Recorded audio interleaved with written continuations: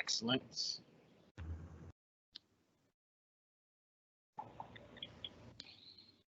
Okay, good evening, everyone. We are on the record. Today is Thursday, the 10th day of September 2020. This is a regular council meeting of the Jersey City Municipal Council. An effort to adhere to social distancing protocols and best practices imposed by the city and state authorities. The City of Jersey City has canceled all public meetings and closed non-essential services as of March 16, 2020 until further notice.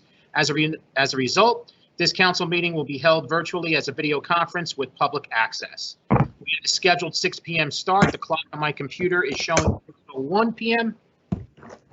May I have a roll call for the commencement of this meeting? Councilperson Ridley. Here. Councilperson Crinzeri. Here. Councilperson Baggiano. Here. Councilperson Saleh. Not here yet, okay. Councilperson Solomon. Here. Councilperson Robinson. Not here yet. Councilperson Labarro. I believe you're muted. Here. Thank you. And Council President Pro Temp Rivera. Here. Okay, we have 1, 2, 3, 4, 5, 6. We have 6 council members in attendance at 6:01 p.m. and we kindly rise for a moment of silence, please. Ramon Regalado. Mr. Lyons, the father of Jerry Lyons, who just recently passed away. And Jerry Lyons' father passed away? yes, and the memory of the 9/11. Killed in 9/11. Mr. Willie Kitchen and Mr. Dodd, 2 of our committee men in Ward A.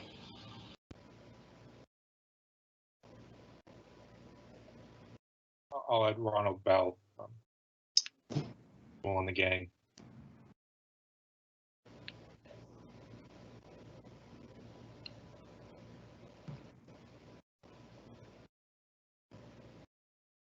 Okay, thank you very much. Kindly remain standing as we salute the flag.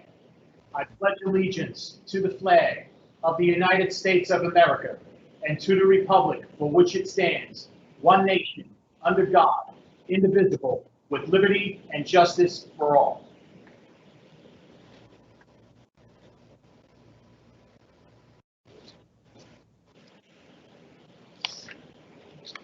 Okay.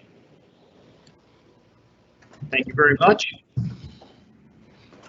On behalf of Council President Waterman and Council President Pro Temp Rivera, in accordance with the New Jersey Public Laws of 1975, Chapter 231, the Open Public Meetings Act, also known as the Sunshine Law, adequate notice of this meeting has been provided by the posting on the bulletin board of the first floor of City Hall, the amended annual notice, which is a schedule of meetings and caucuses of the Municipal Council for the calendar year 2020, and filed in the office of the City Clerk on Wednesday, March 25th, 2020. In addition, at the time of its preparation, the agenda of this meeting was similarly disseminated on Friday, September 4th, 2020 at 1 p.m. to the Municipal Council, Mayor, Business Administrator, Corporation Council, and the local newspapers, and posted on the city's website, so I can certify as to our total compliance with the Sunshine Law. Just a couple of housekeeping notes before we proceed.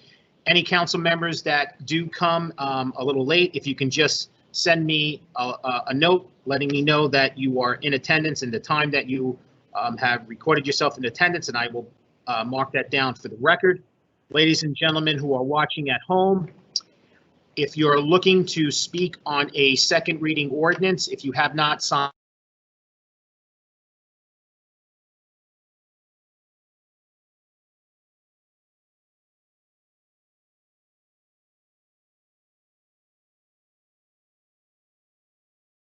a little hiccup there.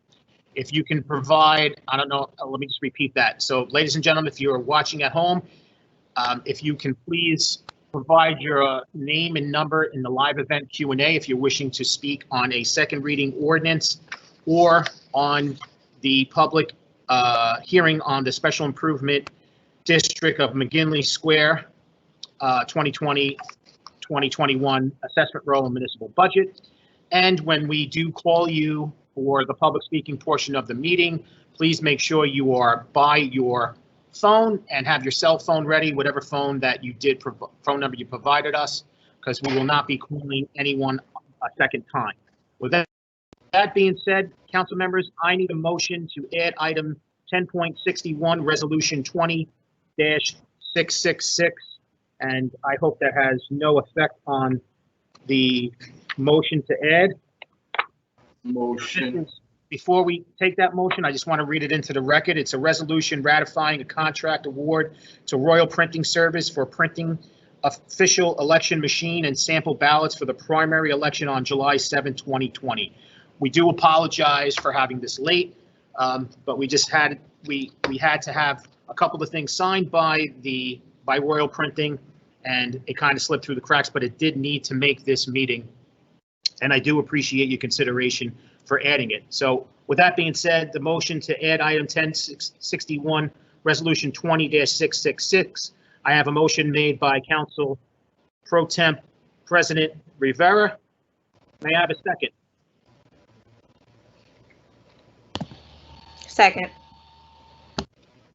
And that second was made by, I'm sorry, Ridley?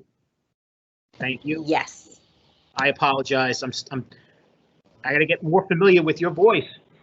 Okay, on the motion to add item 10.61, resolution 20-666, Councilperson Ridley. Aye. Councilperson Prinzary. Aye. Councilperson Baggiano. I think you're muted. Council. You're still muted. Is unmute.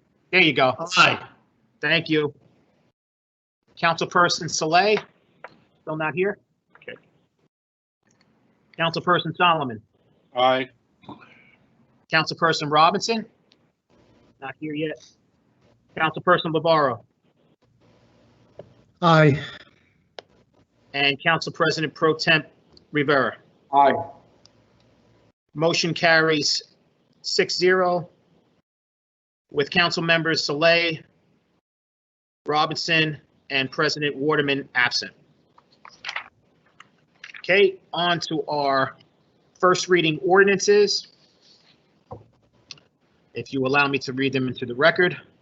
Okay, item 3.1, City Ordinance 20-072, an ordinance of the Municipal Council of the City of Jersey City adopting amendments to the Bright Street redevelopment plan regarding accessory uses in Zone 3 residential infill. Item 3.2, City Ordinance 20-073, an ordinance of the Municipal Council of the City of Jersey City adopting an amendment to the zoning map expanding the restaurant overlay zone to include Marley Avenue in Jersey City. Excuse me. Item 3.3, City Ordinance 20-074, an ordinance amending and supplementing Chapter 3, Administration of Government, Chapter 222, Noise, Chapter 236, Parking Lots and Garages, Chapter 239, Parks, Chapter 242, Peace and Good Order, Chapter 254, Property Maintenance, Chapter 263, Retail and Commercial Premises, Chapter 287, Solid Waste, Chapter 321, Trees, and Chapter 345, Zoning of the Jersey City Municipal Code.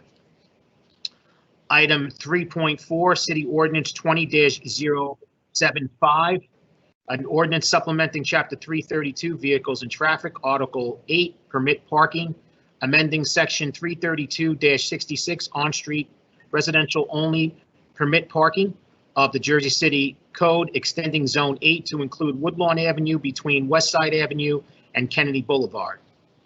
Item 3.5, City Ordinance 20-076, an ordinance supplementing Chapter 332, Vehicles and Traffic, Article 2, Traffic Regulations, amending Section 332-5, One-Way Streets, and Section 332-7, Prohibited Turns at Intersections of the Jersey City Code to convert Washburn Street to a one-way eastbound. Item 3.6, City Ordinance 20-077, an ordinance supplementing Chapter 332, Vehicles and Traffic, Article 8, Permit Parking, Section 332-58, Parking Restrictions in Residential Zones, amending Zone 10 to include Breland Terrace and extend the Garfield Avenue limits. Item 3.7, City Ordinance 20-078, a franchise ordinance granting permission to Cali Harborside Associates LP and its successors and assigns to improve and use approximately 454 square feet of the public right-of-way within 80-foot right-of-way of Washington Street and 78 square feet and 211 square feet portions of the public right-of-way within 60-foot right-of-way of Pearl Street, both adjacent to Lot 1, Block 11607 on the official tax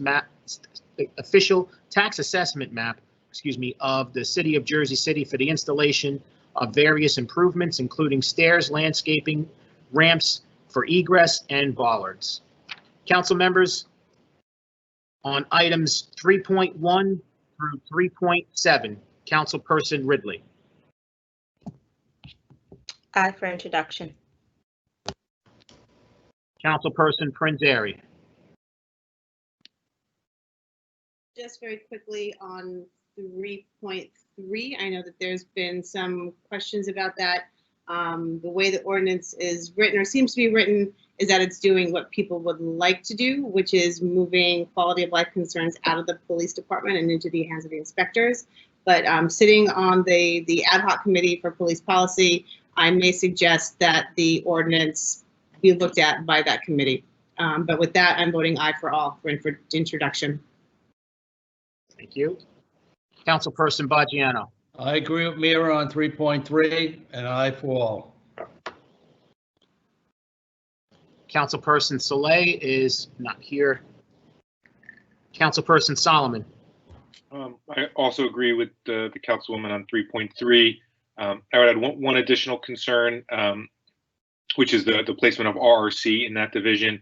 It feels like that the RRC, the vast majority of its work is not connected to the code enforcement functions that are going into that agency. So, as it stands, I wouldn't support it on second reading and would love and welcome conversation, as well as answering a number of questions from the community. I will say, just to be clear on the record, that I do support the idea of some consolidation of these code enforcement offices, and it makes sense to put them under the municipal prosecutor, and I think that will deliver better services for the city. So I vote aye for introduction, but I have my concerns. Would love to see it at the reviewed at the committee. Thank you. Councilperson Robinson is still not here. Okay. Councilperson Navarro. Let me start with 3.7, and then I'll work my way backwards. On 3.7, Brian, you said that there was an abatement that was approved in 1999 and expires in 2022. Is that correct? Yes, that is correct. Okay. Could we get a copy of the PLA and/or PICA if there's a if either of those are part of the document? I assume they are because it was a tax payment, but I don't know exactly what was going on in 1999, so I don't know for sure if there in fact is a PLA or PICA. And the reason for that request, and I'll reiterate that, is that the PICA in particular should apply on post-construction jobs. And so if there's going to be Whole Foods here, then the PICA that would require a good faith effort on the part of Whole Greens to hire local residents for Jersey City. And I believe the number, at least these days, stood at 50% if it was a PICA. So we need to ensure that there's compliance there with Whole Foods as they come in there. And I would add that I would also like to know about the compliance of the property owner with regard to their current abatement, both the financial compliance, and would like to get that report at least a week in advance of the second reading vote. And I'd like to know about their financial compliance with the abatement, but also post-construction compliance with regard to hiring. And I know there's nothing there now per se, but or the previous businesses that were there, the Hopscotch and others, may not have. But we should have been doing some sort of monitoring of that, and if we're not, then I would like to know that as well, that doesn't exist. And then you mentioned that there was Brian, you mentioned that there was a lawsuit in 2018, and the city agreed to settle on a locked annual gross pilot in the amount of $1,021,744 without stage adjustments for the remainder of the term. I'll be frank with you, my memories could be faulty on this, but I don't recall this settlement. Could I get a copy of the settlement agreement and a copy of the resolution and council vote on that settlement as well? Yeah, I'm not sure that we have abatement compliance records going back to 1999. The office was only started in 2013 or 2014, and we'll take a look. But just as a reminder, this ordinance has nothing to do with the abatement, although I understand that it is tied to the property there.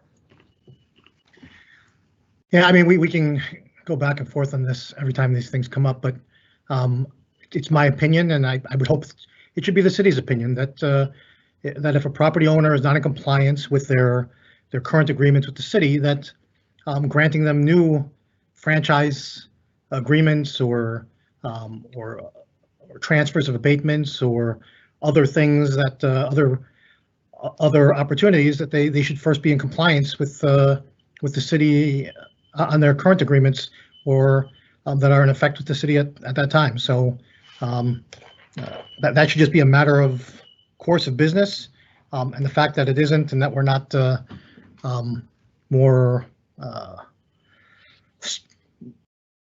ensuring stronger compliance around that stuff is disturbing, to say the least. That being said, I still would like to get the settlement agreement as well. You didn't speak to that. Can you speak to and confirm to me that we'll get a copy of the settlement agreement? Sure. On that. All right. Thank you. Let me just speak on 3.3 very quickly. So I did reach out to pretty much every member of the city council, spoke with most of you, although I did not talk to everyone, but and talked about the idea that of referring this to the advisory committee that was established in June. That would sorry, let me just bring up my notes here. The advisory committee on police review of police policies and procedures as it pertains to discrimination and systemic racism. And so, you know, just as I think has been done with the CCRB and the legislation that I assume will be coming before the city council at the next meeting, you know, while this is not as direct, we currently have police within the Quality of Life Task Force who are involved in these quality of life enforcement activities, and it is within certainly the purview of this committee to be able to ascertain whether or not there is whether the policies and procedures that are being proposed under this new structure, whether the activities that are done there further the goals that we've been talking about since June, since the death and murder of George Floyd, that they're actually furthering the essentially trying to address the systemic racism and any concerns or issues related to police brutality or other biases that may be inherent inside of our judicial system in that regard. I hope, and I just want to, I did reach out to the council president while she was away, and she gave me permission to share this. She did say it's a good policy. If any changes in public safety, the ad hoc committee should review. They can introduce, but should meet with the committee before second reading. And she says, you can quote me. So just want to put that on the record as well. Lastly, I just would say that you know, the ordinance itself, and it's still up there now. Basically, all we have is the language of the ordinance itself, right? We did get the presentation from the prosecutor Hudnut on Chief Municipal Prosecutor Hudnut on Tuesday, the 8th. But basically, all we had was an ordinance with strike-throughs and underlines. And then we received, and then the fact sheet said nothing, literally nothing about what the ordinance itself entails, right? Certainly, I'll say that Chief Prosecutor Hudnut gave a good description of what the changes that were going to be entailed, and it was comprehensive in that sense. But there remains a lot of questions, and there should be a lot of concerns, I think. With regard to like the resident response center, I know that we've downsized on the resident response center in the past, which kind of goes and there's been criticisms of the resident response center in the past, not from me, but from others on the council as well as the administration per se, and making the decision to downsize in the past. And so this kind of runs against kind of what was proposed in the past. But I think there's some value in the idea of consolidating a lot of these enforcement and inspection resources. At the same time, I think it misses the mark with what's been what activists and others have come to the city council about, and that's the idea that that we want to decriminalize some of these activities that end up putting people into a judicial system, into a criminal justice system. The pipeline that's been described by speakers, and the idea that are we in fact effectuating that? And Chief Municipal Prosecutor in his presentation suggested that this was in fact the very impact, but I have concerns of the idea that it's housed under public safety and under the auspices of the Chief Director of Public Safety, Jim Shea. Nothing personal against the director, but if we in fact want to move it out from underneath being a police type function, then it makes sense to not have it under the public safety, under the umbrella of the same department. Additionally, as we've talked about budgets and trying to invest in the community, invest in social services, invest in the things that make a difference, this action, while it doesn't necessarily say create more resources or invest more, it actually puts more. The bottom line is, and the accounting bottom line will show an increase in public safety's budget as a result, which is a contradiction to kind of where folks are trying to suggest that we begin to move the city in that direction. I think a greater commitment to those calls from the community would be to look at that more closely and to say what will really make sense to be able to bridge the gap and to communicate to the community that we're serious about changing the way we approach these matters, and with regard to policing and how we're approaching them. So I don't know that this necessarily accomplishes that. I'm hopeful that maybe a review by the committee will be able to make some proposed amendments, and I will over the next several days put together a series of questions for the director, Chief Municipal Prosecutor, and the administration to consider as well. That being said, I will vote aye for introduction, except on 3.3, which I will vote no, because I'm not satisfied at this point that the information is sufficient to take a vote on this. Thanks a lot. Okay. Jermaine? Oh, okay, so before I move on, let me mark Councilperson Jermaine Robinson present.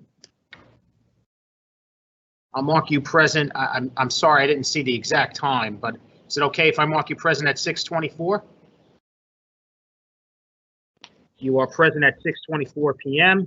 and now we have 7 council members in attendance at 6:24 p.m. With that being said, let me go back to Councilperson Robinson. We're taking your vote on items 3.1 through 3.7 on the first reading ordinances. Aye for introduction. Thank you, sir. And Council President Pro Temp Rivera. Aye for introduction. Okay. So if I can just recap. Items 3.1 through 3.2 are approved 7-0 with Council Members Saleh and Council President Waterman absent. Item 3.3 is approved 6-1, with Councilperson Navarro voting no and Councilperson Saleh and Council President Waterman absent. Item 3.4 to 3.7 are approved 7-0. Council members Saleh and Council President Waterman absent. Okay. On to our public hearing on the special improvement assessment. Public hearing on the 2020-2021 McGinley Square Special Improvement District Assessment Roll and Budget. This is a public hearing, and any member of the public wishing to speak or be heard on this assessment roll and budget, please provide us with your name and phone number in the live event Q&A, and you will be called accordingly.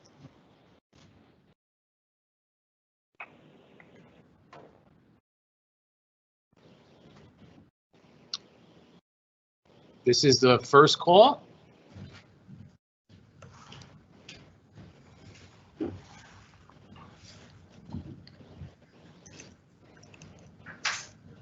Okay, we have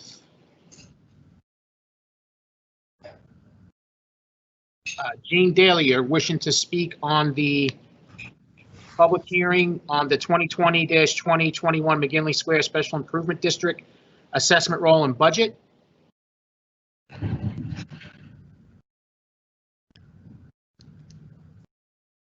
Oh, I'm sorry, I'm misreading that. She's looking to speak on something else. Okay, so last call on the public hearing for the 2020-2021 McGinley Square Special Improvement District Assessment Roll and Budget.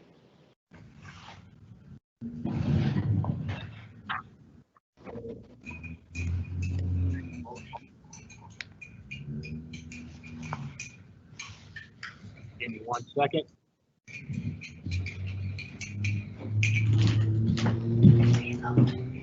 Okay, may I have a motion to close the public hearing on the 2020-2021 McGinley Square Special Improvement Assessment Roll Special Improvement District Assessment Roll and Budget? Motion. Motion made by Councilperson Prinzary. May I have a second? Motion. Seconded by Councilperson Baggiano. On the motion to close the public hearing on the 2020-2021 McGinley Square Special Improvement District Assessment Roll and Budget, Councilperson Ridley. Aye. Councilperson Prinzary. Aye. Councilperson Baggiano. Aye. Councilperson Saleh is still absent. Councilperson Solomon. Aye. Councilperson Robinson. Aye. Councilperson Navarro. Aye. And Council President Pro Tempore Rivera. Aye. Motion carries 7-0 with Council members Saleh and Council President Waterman absent. Do we know if Councilperson Saleh is going to be attending? Did anyone hear from the councilperson? I spoke to him earlier and he said he's not going to be here, or he was going to be. Okay.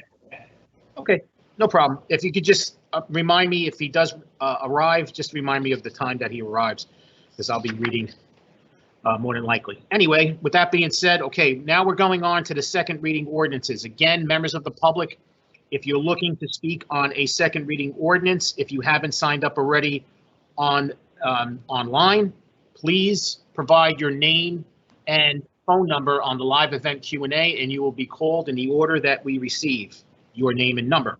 With that being said, I'm going to read the second reading ordinance into the record. Item 4.1, City Ordinance 20-061, an ordinance of the City of Jersey City and the County of Hudson adopting an amendment to the scattered site redevelopment plan to expand the boundaries of the scattered site redevelopment area. This is a public hearing on this ordinance. Any member of the public wishing to be heard, and I believe we have a call to be heard. I believe we have, is it Yvonne Bolser? Yes, it is. Okay, Yvonne, your time is going to start on my countdown in 3, 2, 1, go. Okay, Yvonne Bolser, I basically want to say that I'm against this because I've been attending meetings in the 70s and the 80s and you know, all. And whenever the city had property available, the city did the honorable thing and had auctions in which the public came in and bid on it. And then individual people had the chance to buy a house or property, fix it up, and they pay full taxes. What I have a real problem with is that this administration is taking the property, giving to the redevelopment agency, and they're going to pick a developer, and that's wrong. You're not allowing the little guy to get a bite of the apple to develop a property, and I don't understand why that's wrong. The city, this is how downtown, which was, it looked like Newark downtown after the fires from the riots. Downtown was just that bad. Downtown had auctions, and people came over, and local residents came. City had auctions, and they brought up these brownstones. I know people who bought them up for like $200 or $300. Brownstones that are now worth several $1,000,000 bucks. But it was, they put it in, and they fixed it up, and they lived there. Then some of them later on sold it. But it was individuals doing this, not getting it to the development, who later on wants to get money from the city to fix it up, who later on come to the city and say, we want a tax abatement, things like this. I really think what this administration is doing, and your vote on it, is cutting out the little guy. You know, you say, oh, we need affordable housing. This is how you start with affordable housing, because you have people buying them very cheap, they fix it, they live there, and they pay taxes. And this way, it is totally wrong. I think you should not be doing this. You should go back to public auctions and allow everyone have a chance to do this. That's my only comment. Thank you very much.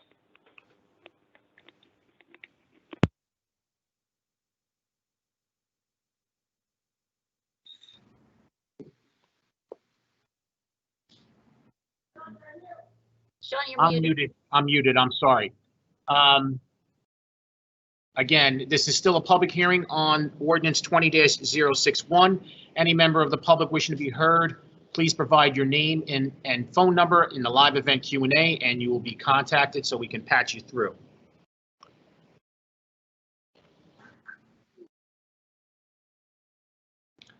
Let's go.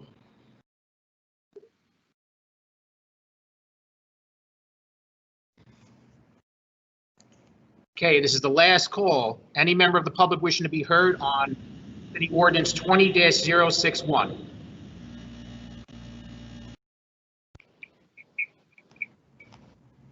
Motion. Okay, Second. I have a motion made by Council President Pro Temp Rivera, seconded by Councilperson Baggiano to close the public hearing on city ordinance 20-061. Councilperson Ridley. Aye. Councilperson Prinzary. Aye. Councilperson Baggiano. No. To close the public hearing. Oh, yeah, I'm sorry. Yes. I'm sorry. Okay. I just got a text. Councilperson Saleh, I see you're here. Thank you. Aye. And I'm going to mark you present at 6:34 p.m.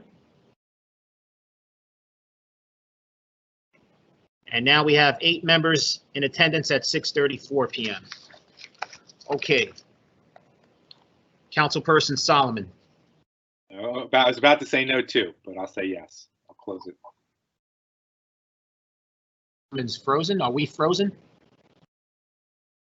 Now we're not. Okay, there you go. Councilperson Solomon, Sorry, I was going to say no too, but I'll change my mind and say yes. Okay. Councilperson Robinson. Yes. Aye. Listen, at least we can laugh a little bit. Councilperson Navarro. You're on mute. I vote aye. Aye. Thank you.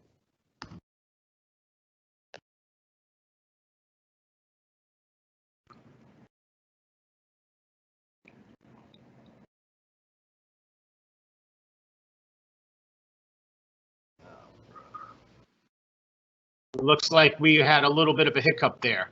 Council President Pro Temp Rivera. I vote aye.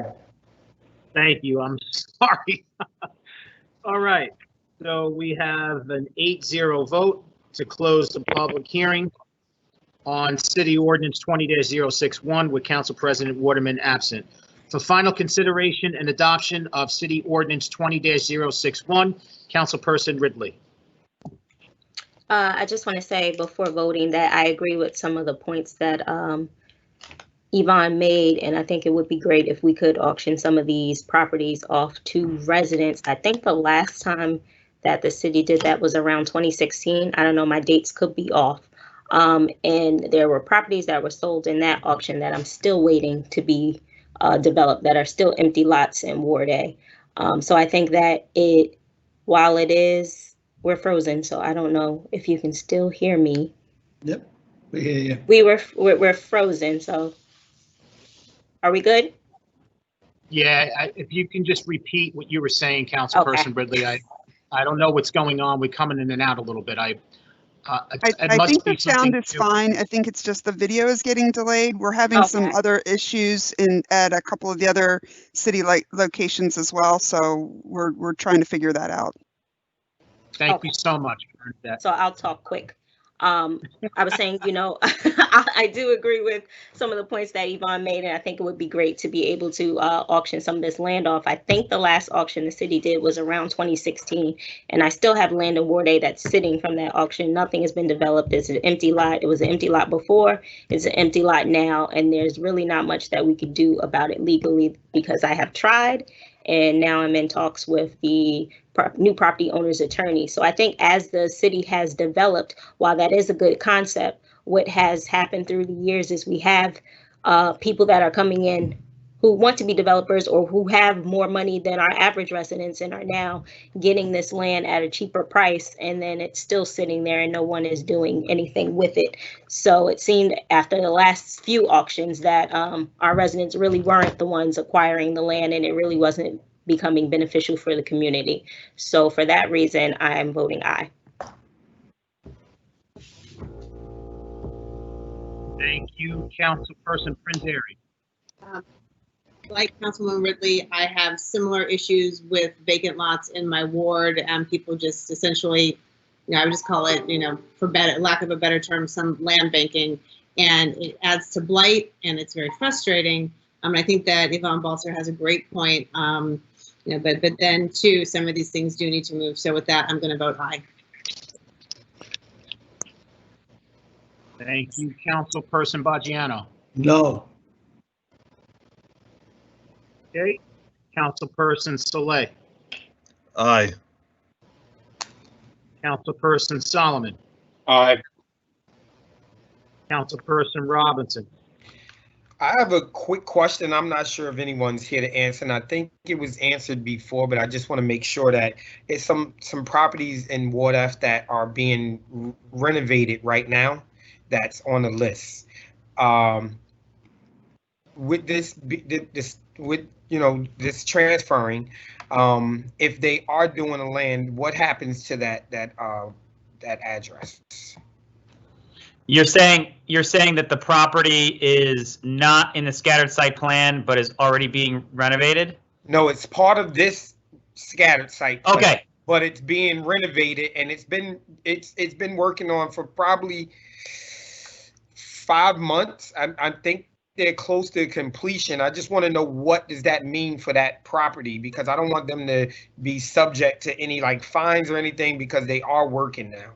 If you could email me or Diana Jeffrey from the JCRA those properties just to make sure. But what likely happened was we put it on the scattered site plan, and it was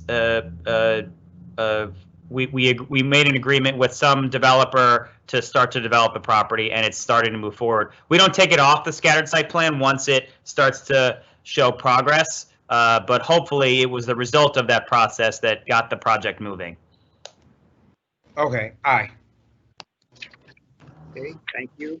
Councilperson LeVaro. So to address what Ms. Balser brought to share with the city council. So with regard to auctioning off properties, it's a good idea and premise, and for the reasons that you state. During the tenure that I was on the Jersey City Redevelopment Agency, these properties got transferred in there, and they're supposed to go over to be able to be acquired and then be able to potentially be redeveloped and sold and redeveloped to qualified redevelopers and so forth. Ultimately, and qualified means that they submit something that indicates that they have the financial capabilities and the like. In my 9 years as council, there's only been a handful that have been auctioned off directly by the city and not gone through this process. Less than a handful, I should say. I can't even remember more than 2 off the top of my head.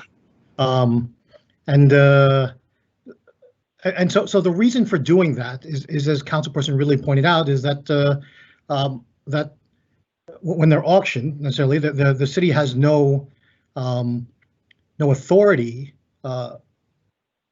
to ensure that property gets developed and is ultimately becomes a useful property, a productive property for the city of Jersey City, meaning it's tax, it has tenants, it's no longer vacant, it's not abandoned, and so forth. And so we don't have the authority. By sending it to the redevelopment agency, those qualified redevelopers have to enter into a redevelopment agreement, which hopefully ties them to some outcomes and saying that they have to ultimately turn that property around. But to your point, more specifically, doing a redevelopment agreement doesn't mean necessarily that we have to preclude or exclude folks who of more modest means than your average developer, or even smaller mid-sized developers. It can mean that we include that to expand that to individuals who may be looking to purchase their first home or something to that effect, and maybe it's a fixer-upper. I don't know exactly. We have to work out the economics and all that stuff. And I think that's a good idea. I think so more so now, because I've also said in the past that I think we should, these properties that land on this scattered site redevelopment, these residential properties in particular, that we should look to deed restrict them as affordable units. And I'm going to reiterate my call for that. And actually, Talita, I think I mentioned this, and my council aide, let's get a meeting with the law department and look to draft that legislation, which we've talked about for a while now, about putting some restrictions on properties that find themselves on this scattered site redevelopment plan, so that we can build up the inventory of affordable housing opportunities. The second part of this ordinance that I want to point out, or the second point I want to make rather, is I'd like to know, and I don't know if we've gotten this information in the past. I don't recall if I asked for it this last time or maybe in the previous iteration. The disposition of the properties that are currently on the scattered site redevelopment plan. Where do they stand now? Of all the properties that have been placed on there, if we could get that information, how many have been moved off over the past, say, 5 years of the properties that are on the list, and what are the status of all of them at this point? I don't think we do, and I will say, when I was on the JCR, JCR didn't do a good job of moving these properties off that list, and I don't think it's happening now. The last point I'll make, and I've talked about this before, and I think it's still worth renewing as well as an examining and seeing what's feasible there, is to look at a opportunity to create workforce housing. I talked about it years ago, or in several years in the past years, as a cop on the block program, but it could expand beyond that. In particular, abandoned properties and vacant lots that are in high crime or high risk areas and neighborhoods, and then being able to put in workforce housing and actually deed restrict the homes so that entry-level police officers could possibly buy a home at a very affordable price, because on their current salaries, they make less than 80% AMI in Jersey City as a family of one. And so we would want to make sure that we find them some affordable housing opportunities and deed restrict it so that those young officers can live in Jersey City and continue to reside here in one of these homes in some of our tougher neighborhoods, and that they'll have a police presence, a police officer who lives in the neighborhood, who knows the neighborhood, and who grows with the neighborhood as well. So I'd like us to examine that and to truly make some real strides in that. I've talked about that for many years, and there was some activity on it, but it never has ever seen real fruition or movement. That being said, I'm going to vote aye for this ordinance. Thank you. Council President Pro Temp Rivera. Council colleagues, being given the trajectory of, we've already had about maybe 5 hiccups, and it doesn't look like, I hope it gets better. It doesn't look like things are going to be getting better with the system here. So I know you guys are passionate about what each of these ordinances and each of the resolutions, but let's try to keep it brief so everybody can get a chance to say something. System goes down and you have to just repeat yourself again, and it's just like it's time consuming and concerning. So I vote aye. Thank you. Okay, City Ordinance 20-061 is approved, adopted 7-1, with Councilperson Baggiano voting no and Council President Waterman absent. Before we move on to the next second reading ordinance, Councilperson Saleh, would you like to cast your vote on first reading ordinances, items 3.1 through 3.7?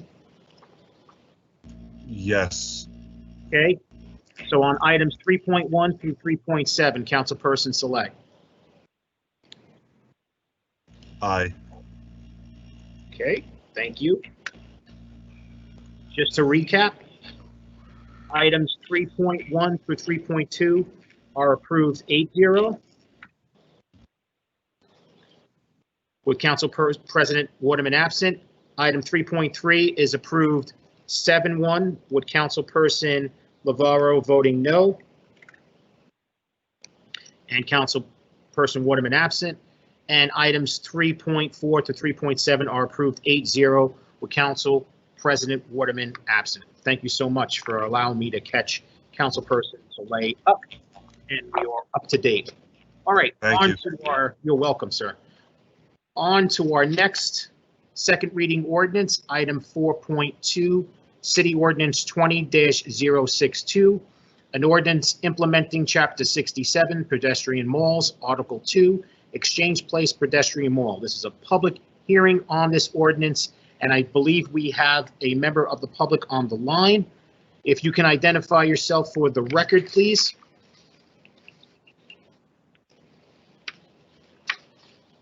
Do we have a public speaker on the line? Hello? Andres, I believe. Hello?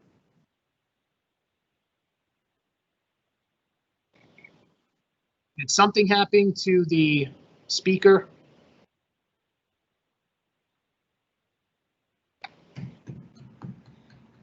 I know we had a speaker on the line. Bear with us, ladies and gentlemen, council members.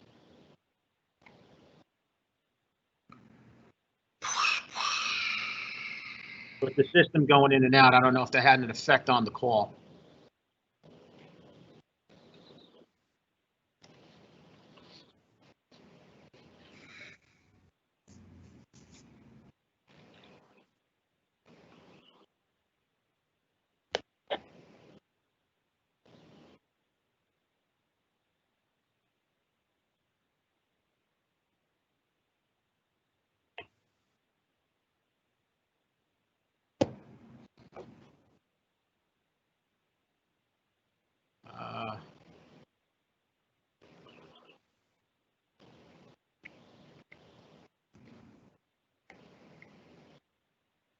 Okay, we're trying to get the caller back on the line, because we try to call them in the order that they signed up or called the office or listed on the live event. Okay, do we have a public speaker on the line? Yes. And your name? Andrzej Burkhardt. Okay, Andre, your time is going to start on my countdown in 3, 2, 1, go. Well, good afternoon, dear members of the Municipal Council of Jersey City. Thank you for the opportunity to speak. I am requesting that you kindly postpone the second reading and final vote on the proposed Ordinance 20-062, Ordinance implementing Chapter 67, Pedestrian Malls, and so on. until the public concerns related to it can be properly formulated, heard by you, and corrections or amendments in the ordinance language negotiated where necessary and agreed upon. My concerns focus mainly on the future fate of the Katyn Memorial, which sits in the center of Exchange Place, and on severe limitations, which are undue in my opinion, and with which many agree, for the public to organize events and observations in its direct proximity. Specific reasons are as follows. One, there seem to be serious improprieties with the process of disclosing the project of Ordinance 20062 to the public, specifically with the timeline of this process, which made it impossible for many interested parties to learn the details and comment on their concerns. The public only learned about this proposal at the time of its first reading on or about August 10th this year. Such ordinance proposals should be disclosed to the public weeks and months in advance. Number two, while the overall idea of a pedestrian mall is good, serious concerns arise from several provisions in the proposed Ordinance 20062, which put the Exchange Place and Katyn Monument under the sole jurisdiction of the EPA SID. Most notably, 2A.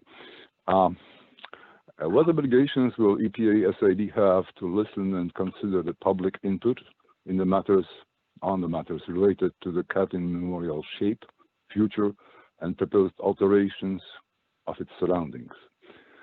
B. In the proposed ordinance, the Exchange Place Alliance Special Improvement District shall maintain a pedestrian mall operating plans, and so forth. Also, elsewhere in the proposed ordinance, we have all items placed in the pedestrian mall are the property of the City of Jersey City and or the Exchange Place Alliance, and the use of these features is at the discretion of the City of Jersey City and or the Exchange Place Alliance. Now, does this in any way, shape, or form allow the EPA SID to move or alter the Katyn Monument? In addition, the and/or phrase raises concerns. Will it be rather and or rather or?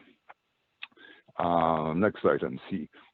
In the proposed ordinance, the language says all ordinances and parts of ordinances inconsistent herewith are thereby repealed. This is perhaps the most troubling of all these provisions. Does it negate the Ordinance 18144, which protects the existence and location of the Katyn Memorial in perpetuity? Your time is up, does sir. It mean the time? Oh, I thought that the time is not limited on the second reading. No, it is, sir. Anyways, You got 3 minutes. Thank you. Okay. Oh, 3 minutes. Okay, wait a second. I would like to have this submitted into official record. How do I do it? Because the link for the city clerk office is not working on your website. The link is not working? Well, we'll have to look at that. And if you wanted to submit if you wanted to submit something to the city council or myself, you can use the live event Q&A and provide me with your email address, and we'll email you directly for you to send us the information. Okay. I have another request. I have big troubles connecting live to the stream. Is there someone that could give me instructions on what to do, how to connect to the live stream? Again, if you can email us, we'll email you back, and then we can get your information, and we'll be able to, and provide us with your telephone number so we can contact you to provide you with some assistance. Yes, very well. But okay? What is the email address? What is the email address I can email you to? If you can provide your email address to us, you can use. You know what? You can do mine. Mine is Sean, SEAN. Okay. Without the U, Sean S. Sean G. S-H-A. No. SEAN. Okay. G at jcnj.org. jcnj.org. Okay, I tried that. Okay. Thank you. You're welcome, sir. All right, we have our next speaker on the line. Please identify yourself for the record.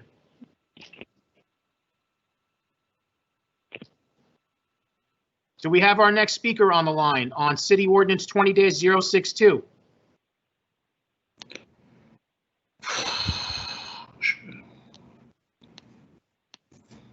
Marius?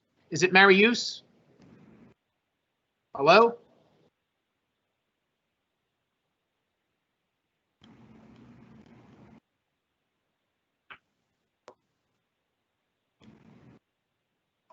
Do we have Marius on the line?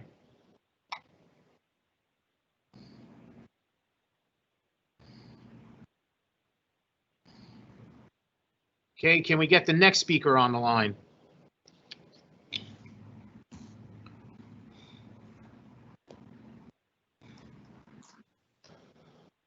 I appreciate your patience, council members and ladies and gentlemen who are watching at home. You do get technical difficulties every now and then. Sean, can you put the ordinance up on the screen? Sure. Amanda, can you provide that for us, please? So once we get the public speaker on the line, Councilperson Baggiano, we're going to have to go back so we can have that the countdown, the 3-minute countdown for everybody to see.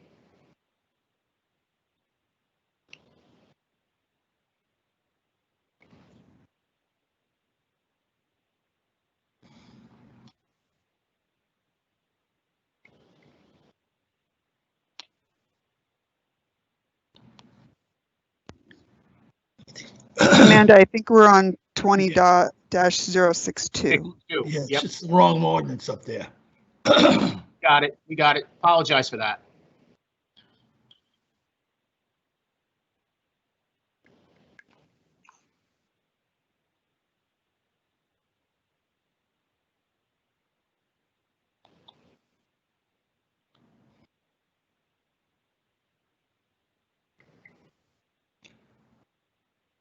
While we're waiting, Solomon's going to present the fact of the, what is it?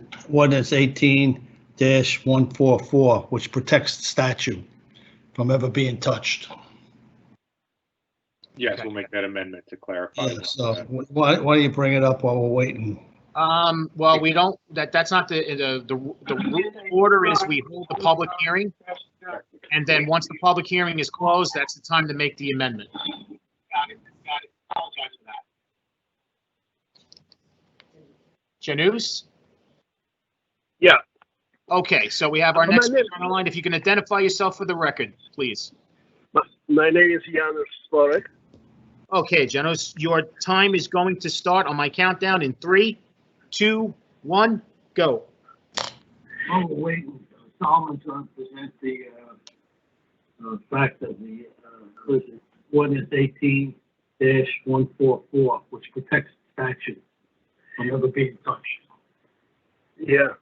Yeah, we'll make that amendment to clarify. Yeah, so why don't you bring it up while we're waiting? Amanda, stop the time. The order is we public hearing. Okay. And once the public hearing is closed, it's time to make the amendment. Janus? Yes, I'm here. I'm Can here. you, if you're by your computer or by a sound where the council meeting is being heard, can you turn that down and move away from it?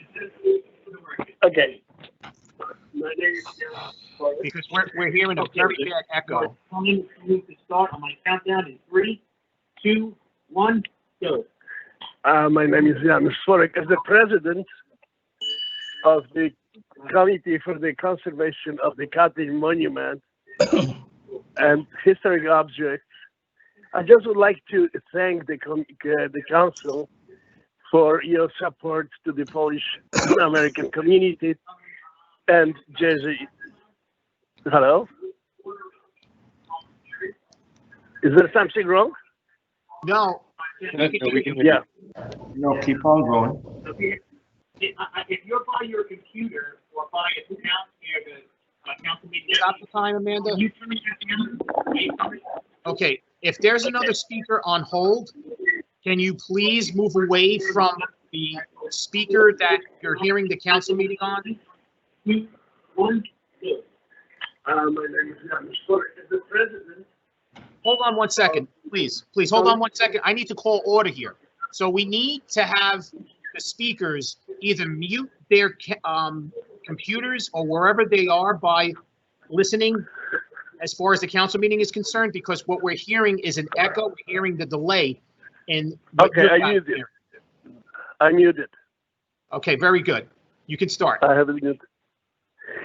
Once more, my name is Janusz Sporek, and as the president of the Committee for the Conservation of the Cutting Monument and Historic Objects, I just would like to thank the council for your support to the Polish American community and Jersey City residents.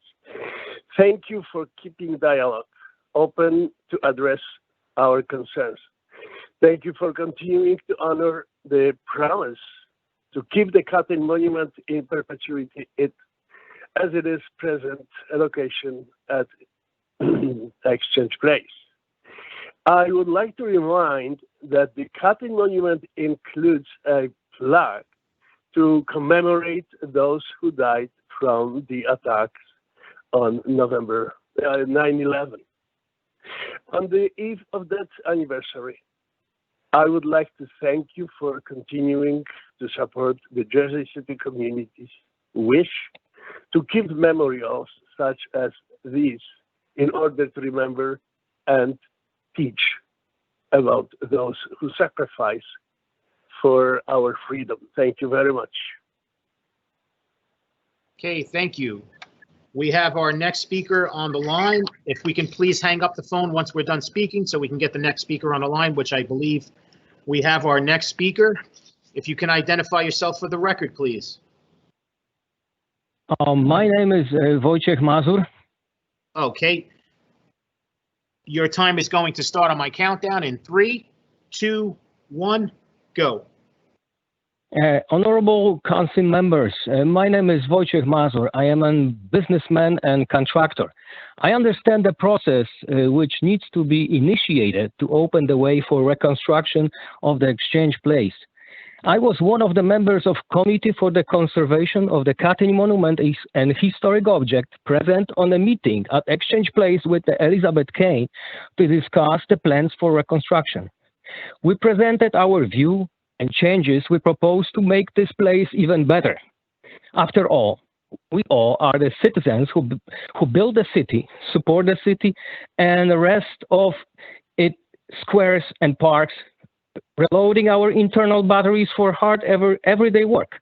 It is important to make the city beautiful and greener because it attracts the visitors, tourists, and create additional revenue. But we all have to be careful and protect already recognized art and beauty of the Jersey City. Cutting Monument on Exchange Place is already on top of the list of the tourist attractions of the Jersey City. Let's make sure it is protected. Let's protect the monument as a symbol of multi-ethnic struggle, which was present at the 2018 when the Polish people unified Latino, African American, Korean, Indians, and others to keep the Cutting Monument in perpetuity. One example of this unity is unprecedented in the last decade, 10,000 signatures under the petition for referendum. In the time of turmoil, we are example of unity. Here on Exchange Place, here by the monument, please adopt the proper language which removes all ordinances with the exception of Ordinance 18-144, which makes sure our monument stays for perpetuity. Thank you very much. Thank you. Okay, this is still a public hearing on ordinance 20-062.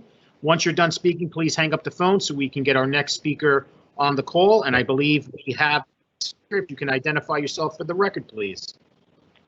Charles Balser. Okay, Charles, your time is going to start on my countdown in 3, 2, 1, go. The Committee for the Conservation of the Cotton Monument and Historic Objects would rather not be here tonight, but for the fact that vigilance is a necessary component of our democracy. There are many battles that have been fought both on foreign soil and here at home to ensure our freedoms and to support all we hold sacred. The Cotton Monument symbolizes the hope and suffering of mankind in its eternal search for freedom from oppression.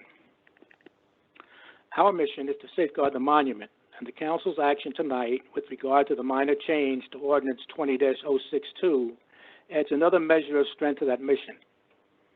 We've come a long way since 2018 when we fought for the monument's perpetuity at its site. During that fight, thousands of people of all persuasions stood by us, as did you, the Council, when it came to a vote, and you all voted affirmatively. For that, we are eternally grateful and shall not forget your standing by us. In the time since, we began a cordial and solid working relationship with the Exchange Place Alliance, who have been very gracious to us in understanding what we're about. We look forward to continuing that relationship as Exchange Place develops toward the future. We are now on the eve of a sacred day in America's history. I recall Council President Waterman congratulating us in 2018, saying that the fight has been won and hopefully it's over. But in truth, it never is. The fight for the right looms above us in all things, and as I said in the beginning, vigilance is a necessary component of our democracy. In these uncertain times, we look to better days ahead, and our hundreds of members, near and far, thank the Council for your support and good wishes. If we have to come back, we will. But remember, it's always good to see you. Thank you, and good night. Stay safe. Thank you. Okay. This is still a public hearing on this ordinance 20-062. If we can hang up the phone and get our next speaker on the line, which I believe we have our next speaker on the line. If you can identify yourself for the record, please. Yes, this is Krystyna Piórkowska, and I'm speaking on the ordinance that is currently under, I'm sorry, can I restart, please? Yes, well, you didn't start yet. I just wanted you to identify yourself for the record. I know, can I restart the identification? That's what I meant. Yes, okay, no problem. So your countdown is going to start now in 3, 2, 1, go. Council members, you have previously received information from me in writing, and you will be receiving it once again. And you should, prior to voting on this ordinance, consider an attempt to understand why this ordinance was forced to come through in the summertime, and why you are considering it and are not laying it over, as Mr. Burkhardt suggested. This ordinance did not need to be considered in August and September. There are any number of questions that need to be reviewed. Why is a 16-foot access path being made? Why is there no clear indication of how the adjudication and decision-making process for determining who can use the Exchange Place stated in the ordinance? Why are the other ethnic groups that reside in Jersey City not informed about this? Is in fact the Exchange Place Alliance going to be responsible for maintaining and conserving the memorial? If so, should they not post a bond for an object that should be considered a historic landmark and therefore unable to be ever touched again? There are a multitude of questions which were never discussed in public because the Exchange Place Alliance never gave the community an opportunity to view this document prior to it being presented to you.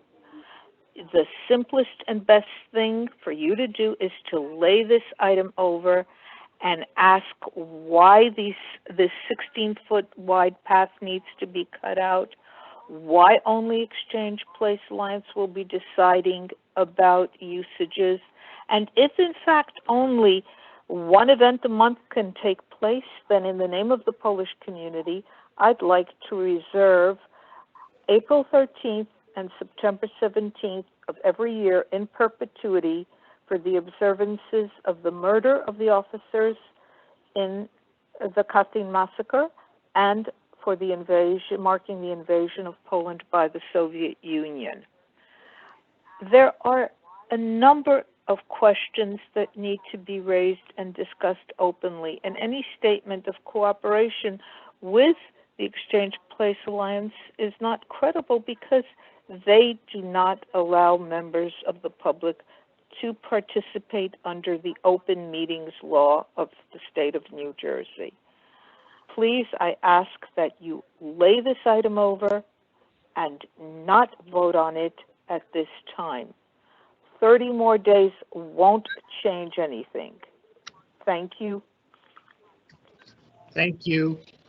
Okay, still a public hearing on ordinance 20-062, please. And if the members of the public speakers can hang up the phone so we can move on to the next speaker.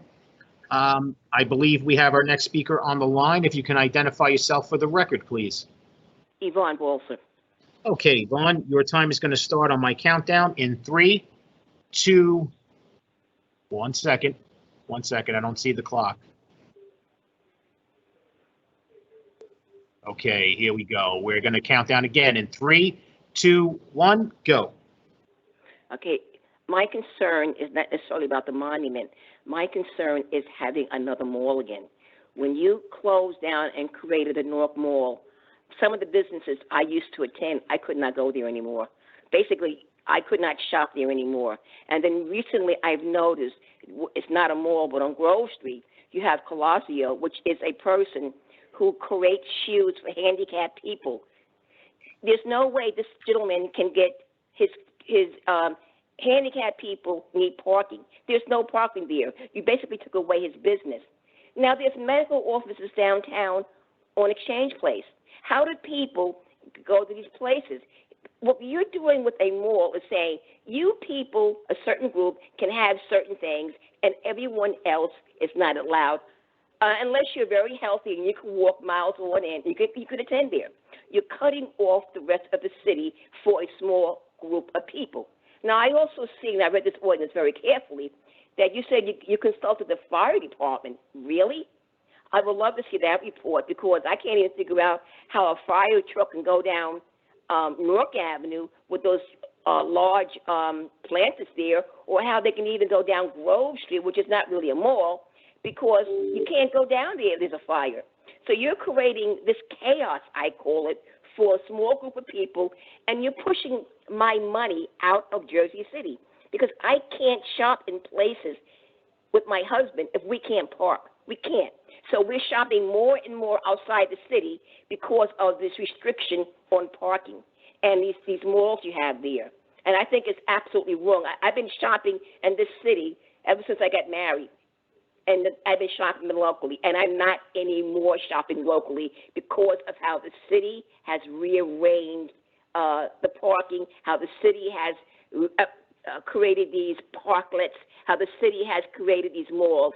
We can't shop in Jersey City anymore. It's difficult, and it's not worth getting a ticket.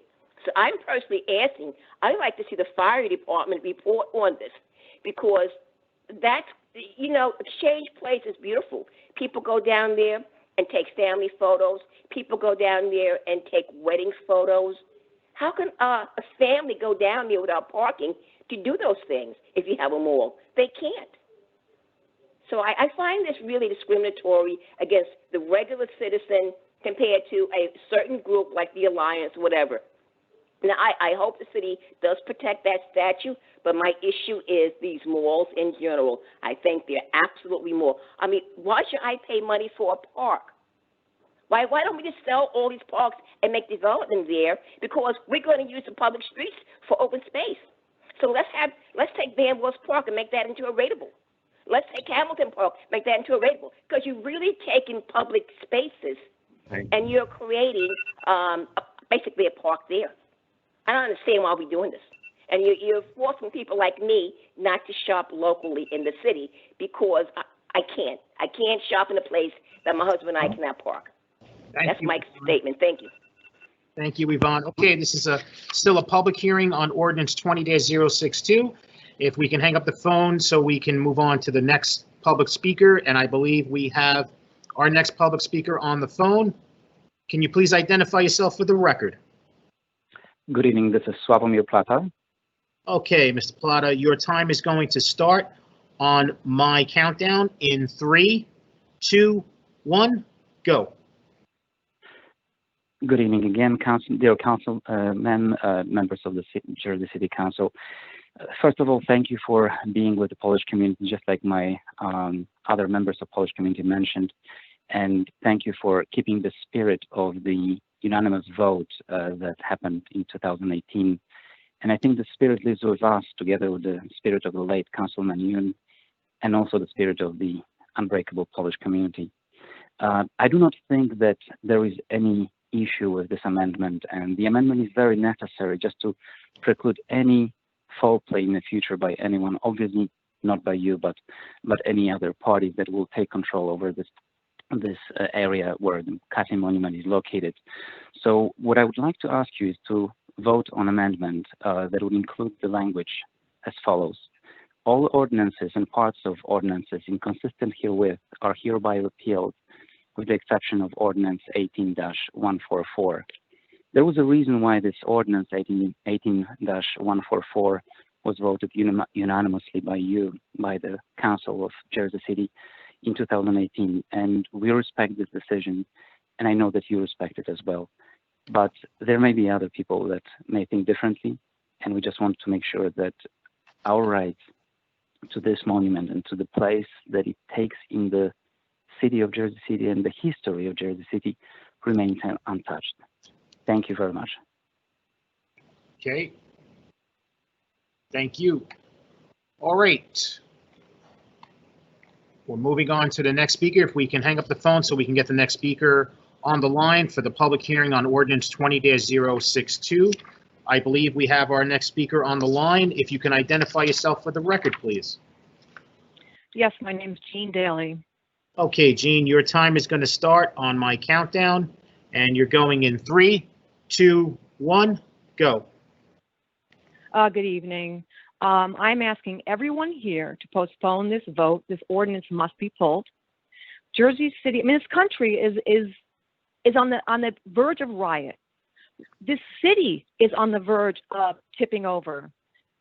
I am so sick of this administration pandering to the people of color, the historically oppressed, the poor, the hardworking poor, pandering to them, yet all they do is cater to mega developers who all donated to Phillip's campaign. This is precisely what this is about.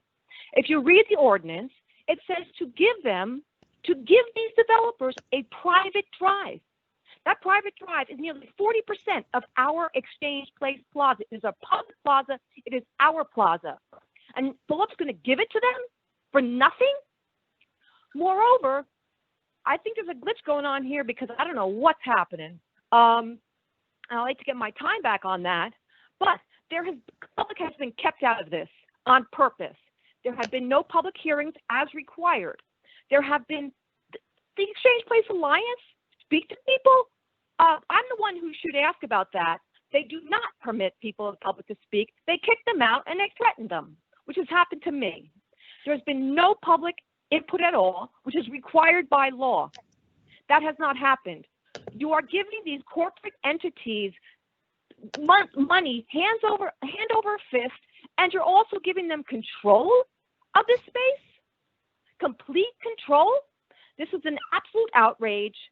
This has to be withdrawn. I don't know what you people are thinking about, but all the cultural affairs events, that was our Center for Cultural Affairs, and it is gone.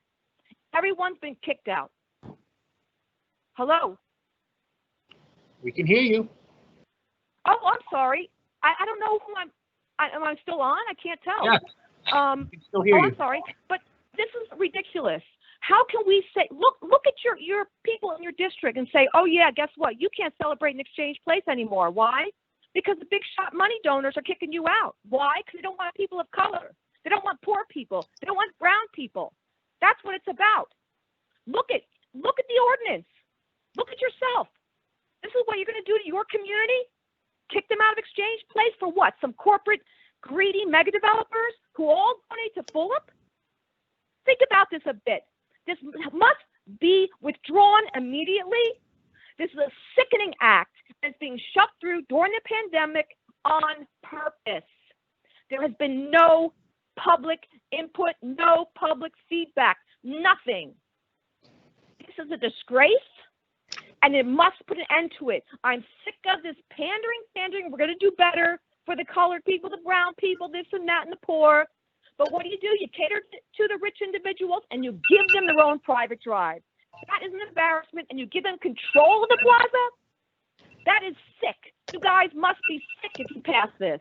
It must be withdrawn. Thank you. Thank you, Janine. Okay, this is still a public hearing on ordinance 20-062. Any member of the public still wishing to be heard, please contact us on the live event Q&A. Provide us your name and number, and we will call you to patch you in to the meeting.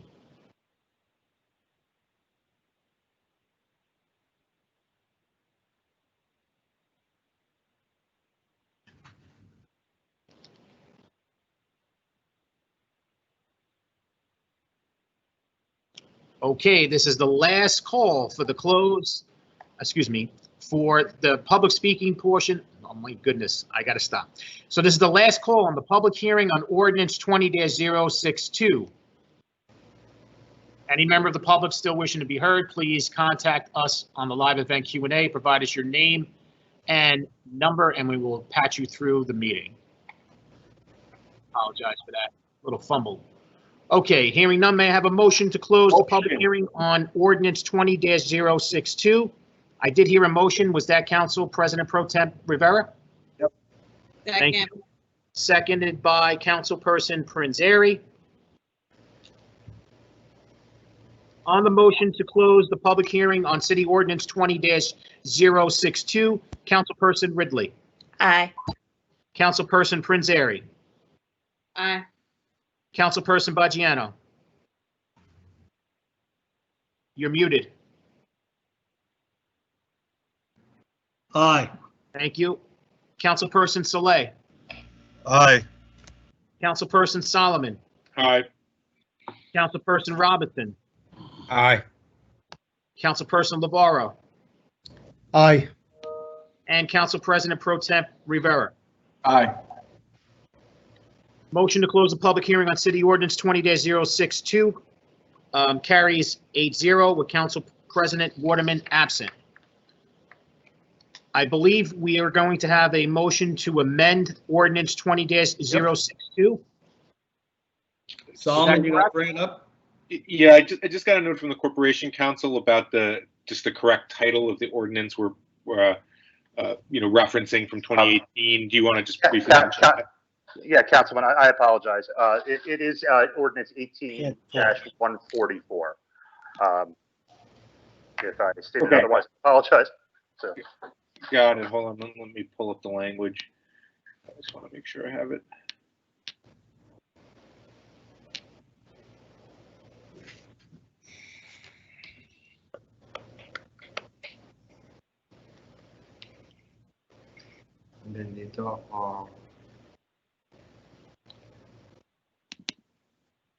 Alrighty, so clerk, do you want me to make the motion here? Yes, please, Councilperson Solomon. Do you want me to read the words or just make the motion first? Why don't we make the motion? Why don't you read it into the record what you're looking to amend, and then we'll make the motion after that. Sure. So the sentence we're looking to amend previously read, all ordinances and parts of ordinances inconsistent herewith are hereby repealed.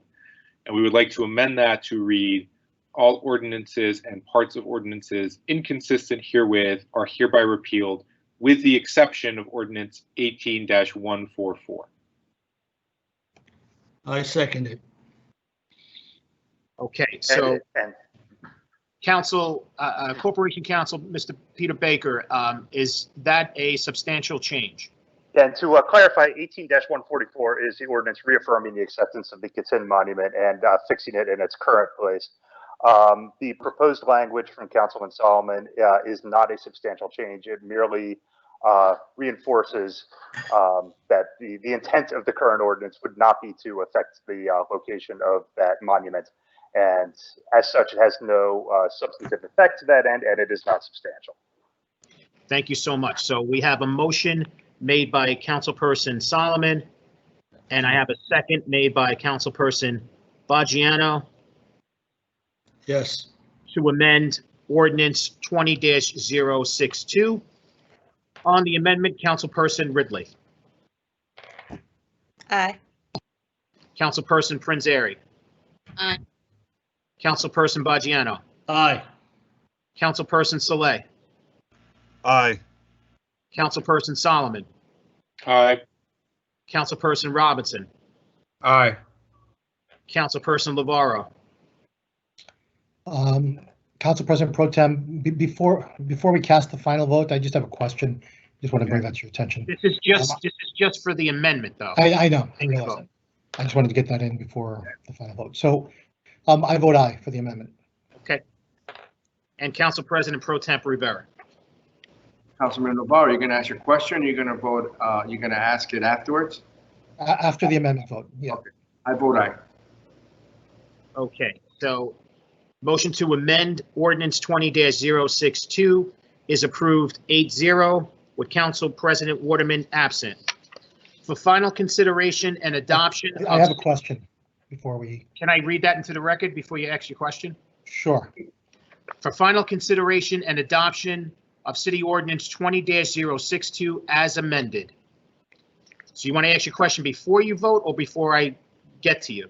Before we vote. Okay. Okay.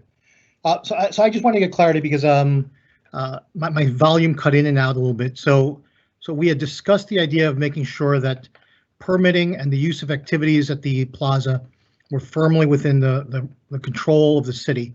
I just want to make sure that could the administration, and in particular, I guess, Corporation Council or anyone else, point to me the language, because one of the speakers seemed to suggest that we were giving up our control, and I don't know if she necessarily referenced, because like I said, my volume was cutting it out, if she referenced any portion of the operating plan or the code itself that may be in question.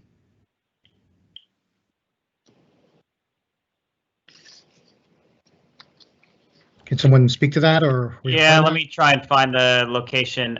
Peter or Nick, if you can find it before me, feel free to chime in. Yeah, I am looking as well. Sorry, I'm Councilman, scrolling. it's paragraph 7 of the operation plan, paragraph 7, subparagraph C.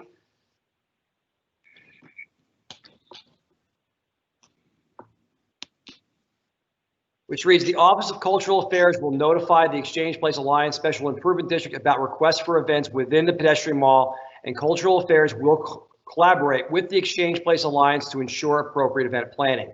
Consistent with First Amendment rights, the Exchange Place Alliance reserves the right to deny its consent for any event from operating within the pedestrian mall at any time and for any reason.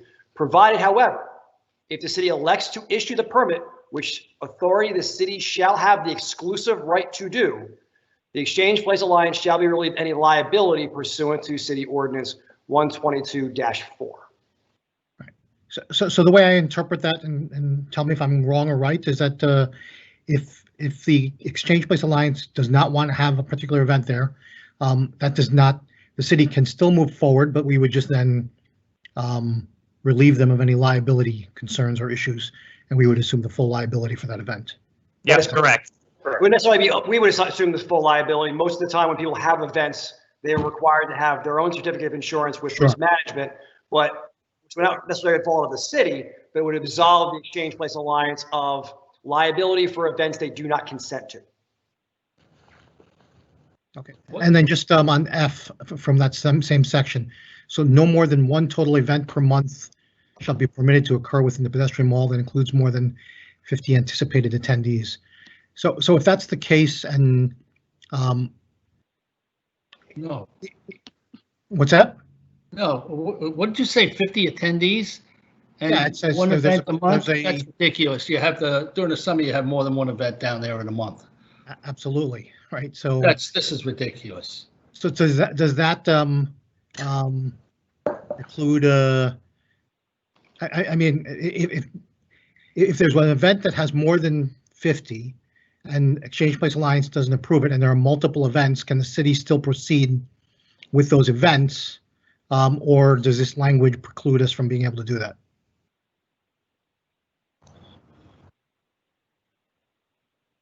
You know, it might actually be worth amending this section as well, if the council is supportive of that. This is language that was pulled directly from the Newark Avenue Pedestrian Mall operating plan, which is a little bit of a different neighborhood and setting.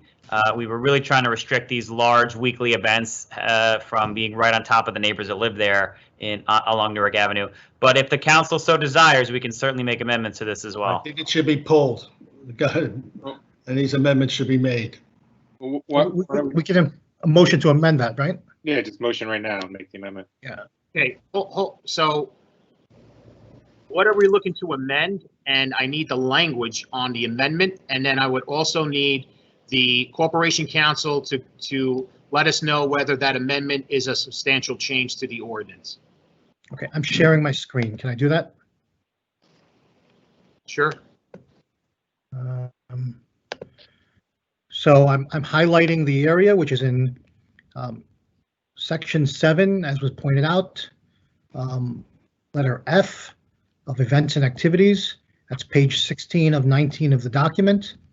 And it says no more than one total event per month shall be permitted to occur within the pedestrian mall that includes more than 50 anticipated attendees. I motion to delete letter 7F. I second that motion. Okay. Hold on one second. So we have a motion to, let's say, further amend.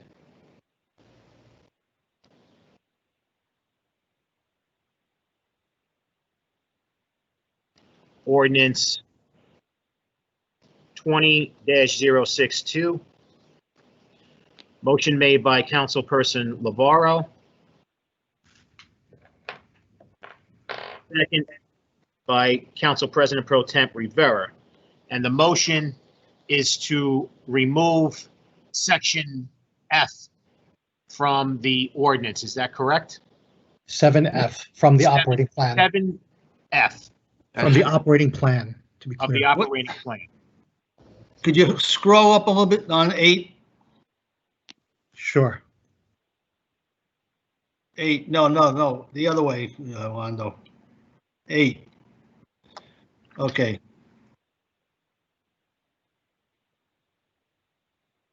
I mean, smoking is prohibited within the exchange place. That's required in any public space. Yeah.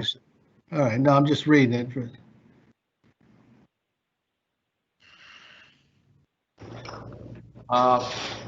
If you can go down with respect to the time, I'm sorry, go up. Instead of 11 p.m., that should be 10 p.m.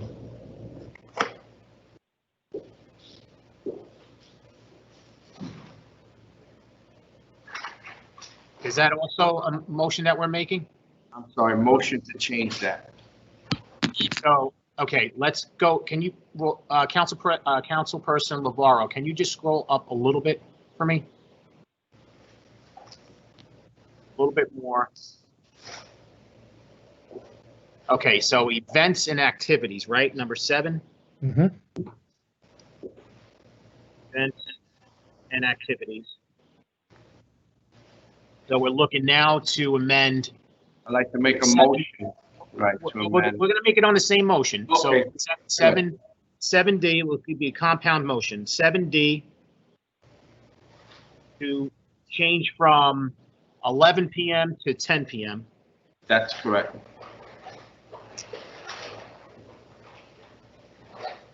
And to remove 7.F entirely.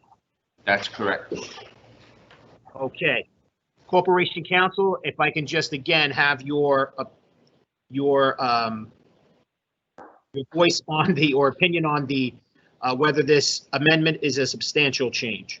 The amendment as presented is not a substantial change. Thank you so much. Okay, so to further amend City Ordinance 20-062, we had an amendment made by, a motion made by, excuse me, by Councilperson Lavaro, and we had it seconded by Council President Pro Temp Rivera.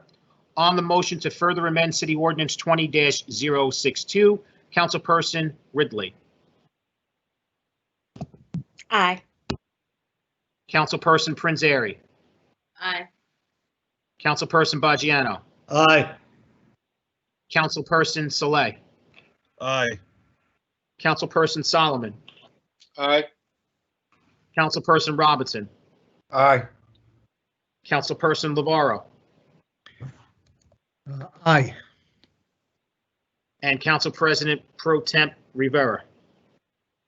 Aye. Motion to further amend City Ordinance 20-062 is approved unanimously with the council members present, 8-0, with Council President Waterman absent. For final consideration and adoption of City Ordinance 20-062 as amended, Solomon. Councilperson Ridley. Aye. Councilperson Prinzary. Aye. Councilperson Baggiano. Aye. Councilperson Saleh. Aye. Councilperson Solomon. Just very briefly, for the public to know, so what this ordinance does is it turns Exchange Place into a pedestrian mall under the laws outlined. The Exchange Place Alliance has shared plans that they are not finalized, but that are substantially complete around the design they'd like to see in the area. We received those back in June and shared them with members of the public then, or even in May, I forget the exact date.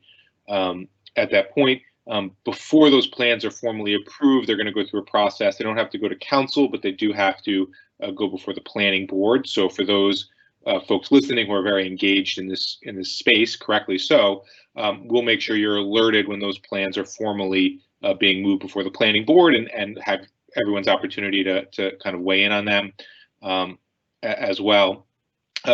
For me, just really the issue that I said even back in 2018 when I voted to keep the statute in place was that the waterfront does need more green space. There's more open space.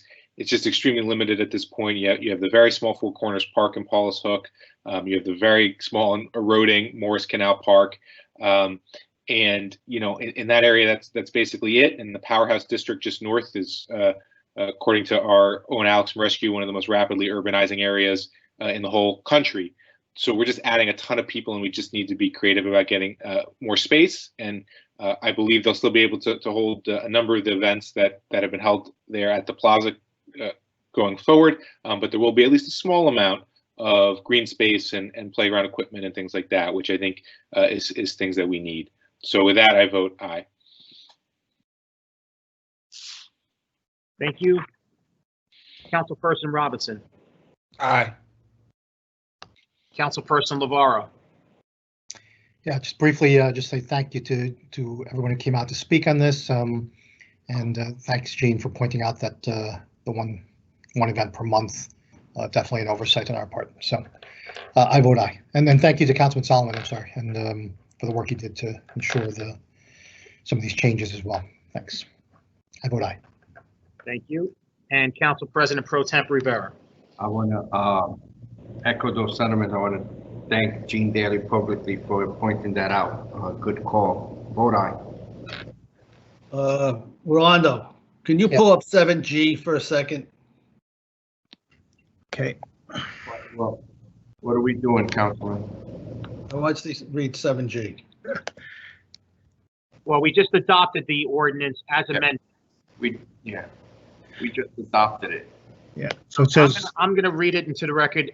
Item City Ordinance 20-062 is finally adopted as amended, 8-0, with Council President Waterman absent. If I can just make a quick comment, Clerk, to my colleagues, we have obviously the power to bring this ordinance back if we so choose and ask to amend the operating plan. So if there are other elements of the operating plan that are concerning, we have the ability to come back. I mean, I reviewed it. I'm comfortable with the changes that were made tonight, but just so we're aware, we can never come back to this. It's not we haven't written the 10 Commandments. Okay. Alrighty. All right, so on to our next second reading ordinance is item 4.3, City Ordinance 20-063, an ordinance amending Chapter 160, Fees and Charges, Section 22, Chapter 332, Vehicles and Traffic, and Chapter 175, food handling establishments. Article 2, mobile food vendors to establish parking fees and regulations for food truck vendors. This is a public hearing on this ordinance. Any member of the public wishing to be heard, please contact us through the live event Q&A and provide us your name and number, and we will patch you through the meeting.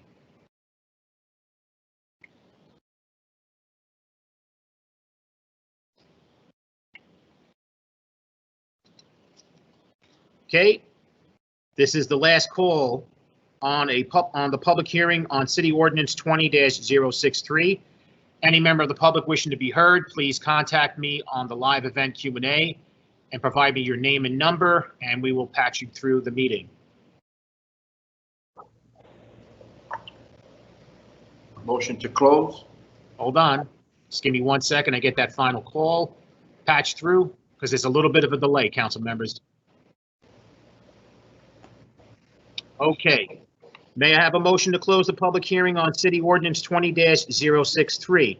We have a motion made by Council President Pro Temp Rivera. May I have a second? Second. Second by Councilperson Saleh. On the motion to close the public hearing on City Ordinance 20-063, Councilperson Ridley. Aye. Councilperson Prinzary. You're muted. Sorry about that. Aye. That's quite all right. Councilperson Baggiano. Aye. Councilperson Saleh. Aye. Councilperson Solomon. Aye. Councilperson Robinson. Aye. Councilperson Navarro. We still have amendments to make, correct? We're closing the public hearing. Correct, yes, yeah, we can do that after. Yep, I vote aye. And Council President Pro Temp Rivera. Aye. Motion to close the public hearing on City Ordinance 20-063 carries 8-0 with Council President Waterman absent. I believe we have a amendment to make on Ordinance 20-063. So if we can have a council member, or if we can have a council member read the amendment into the record. Or Brian, you want to do that? Well, is it possible for me to read them and then a council member make the motion? Make a motion, sure.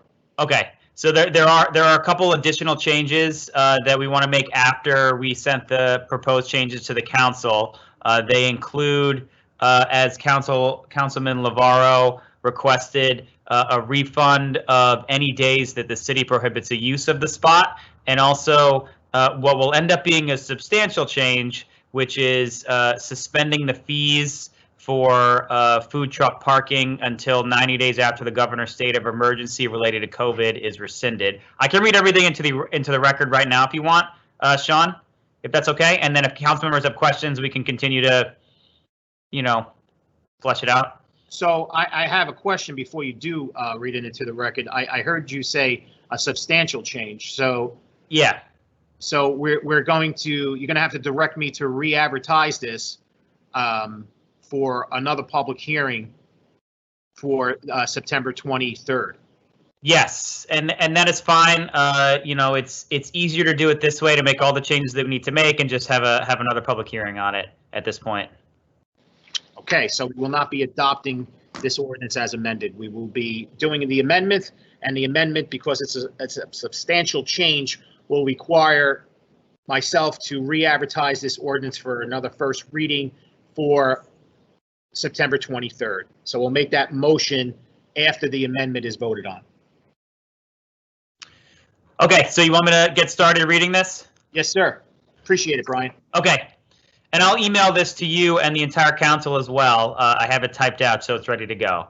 The first change is in addition to section 175-14 at the end of paragraph F, adding a new sentence that shall be, the city will reassign the mobile food vendor parking to, the city will reassign the mobile food vendor to a parking spot located within the same zone. The next amendment is in addition to section 175-14 at the end of paragraph J1, Receptacles must be emptied as often as necessary to prevent spillage of refuse and shall be removed upon changing locations. The next addition to section 175-14 J3, change section 3 to read, vendors are encouraged to use digital menus available online and/or social media to display menus. Vendors are encouraged only to provide physical menus upon request and are responsible for removing any physical menus that are not properly thrown away and/or disrupt the cleanliness of the area. Amending the effective date to be January 1st, 2021. Right now, there is no other effective date other than 20 days after the adoption of the ordinance. The two new changes that we did not discuss at the caucus meeting or in my follow-up email, one of them is in section 175-13, change the last phrase of section D from where it says with no refund on fees to with a refund equal to 1/365th of the annual fee amount per day, the city prohibits the use of the spot. So that is the request to, if the city has to prohibit parking for any particular spot, we will essentially refund the prorated amount for the vendor that is paying for that spot. The last change is in addition to section 175-14, section L, and this is the substantial change. Add another bullet, C, that is, all fees shall be suspended until 90 days after the governor's state of emergency related to COVID-19 is rescinded. Okay, thank you so much, Brian, for reading that into the record for us, and I appreciate you sending that to the council and myself for the record, and also so we can put that on the actual ordinance itself. We can type it in there and have everything underlined and italicized so we can identify all the changes for the members of the public and any person looking to look at that ordinance. So on the motion to amend City Ordinance 20-063, may I have a motion to amend? Motion to amend. I'm sorry, a couple of council members were speaking at the same time. So we need a motion to amend City Ordinance 20-063. So I had a motion made by Councilperson Prinzary. May I have a second? Second. I didn't hear who made the second. Danny. Okay, thank you. Council President Pro Temp Rivera, sorry about that. All right, on the motion to amend City Ordinance 20-063, Councilperson Ridley. Aye. Councilperson Prinzary. Aye. Councilperson Baggiano.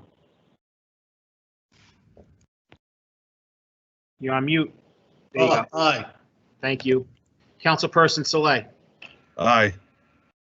Councilperson Solomon. Aye. Councilperson Robinson. Aye. Councilperson Navarro. Aye. And Council President Pro Temp Rivera. Aye. Thank you. Motion carries 8-0 to amend City Ordinance 20-063 with Council President Waterman absent. Because the amendment has a substantial change, I need a motion to direct the city clerk to re-advertise Ordinance 20-063 for a public hearing on September 23rd, 2020. May I have a motion? Motion. Motion made by Council President Pro Temp Rivera. May I have a second? Second. Second by Councilperson Baggiano. On the motion to direct the city clerk to re-advertise City Ordinance 20-063 for a public hearing on September 23rd, 2020, Councilperson Ridley. Aye. Councilperson Prinzary. Aye. Councilperson Baggiano. Aye. Councilperson Saleh. Aye. Councilperson Solomon. Aye. Councilperson Robinson. Aye. Councilperson Navarro. Aye. Council President Pro Temp Rivera. Aye. Motion carries 8-0 with Council President Waterman absent. So this will direct myself to re-advertise the ordinance for a public hearing on September 23rd due to the amendment, which had a substantial change. Okay. Alrighty, moving on to our next second reading ordinance, item 4.4, City Ordinance 20-064, an ordinance amending Chapter 175, Food Handling Establishments, Article 3, Section 21, to waive the licensing or permitting fees for businesses operated occasionally by individuals under 18 years of age. This is a public hearing on this ordinance. Any member of the public wishing to be heard, please contact me through the live event Q&A, and provide me your name and number, and we will patch you through the meeting.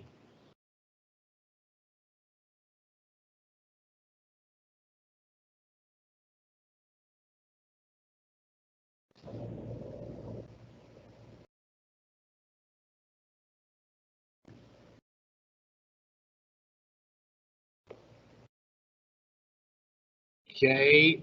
Motion to close. Not yet. Give me 1 second. So this is the last call on the public hearing on City Ordinance 20-064. Any member of the public wishing to be heard, please provide me your name and number through the live event Q&A, and I will patch you through the meeting.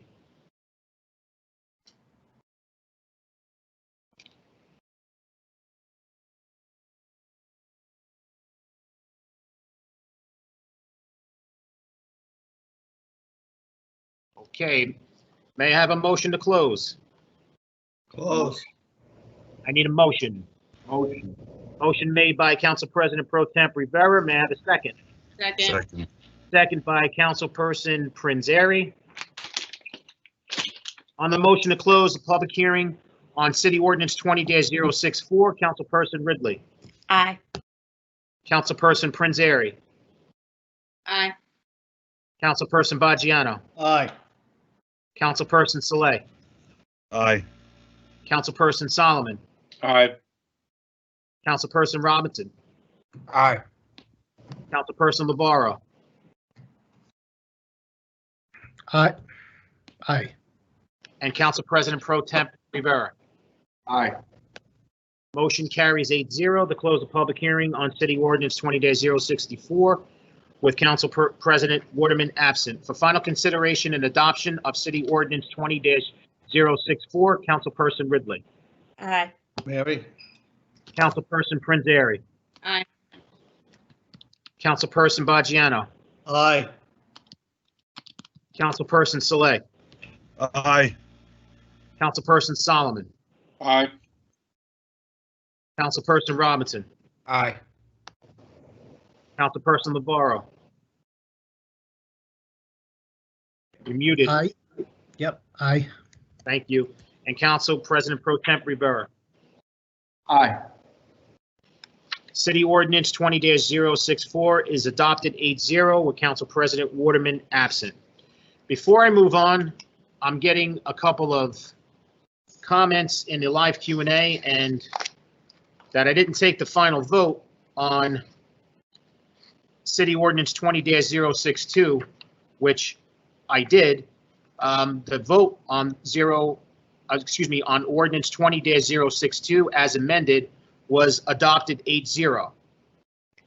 So I'm not sure where the information is coming from, but I did take the final vote as amended on that ordinance. So moving forward, on to our next second reading ordinance, item 4.5, City Ordinance 20-065, an ordinance amending Chapter 3, Administration of Government, Article 6, Department of Administration, reorganizing the Division of Internal Audit within the Department of Administration. This is a public hearing on this ordinance. Any member of the public wishing to be heard, please provide your name and number in the live event Q&A, and we will patch you through the meeting.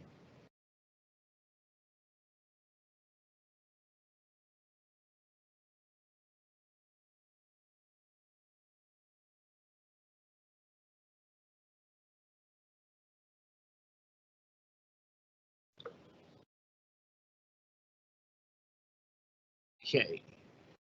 All right, this is the last call for the public hearing on ordinance 20-065.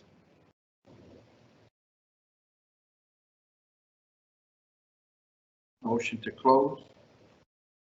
Okay, just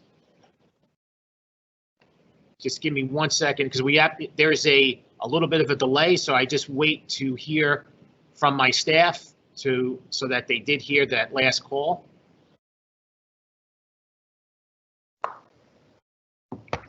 Just want to be fair to everyone, council members. I appreciate your patience.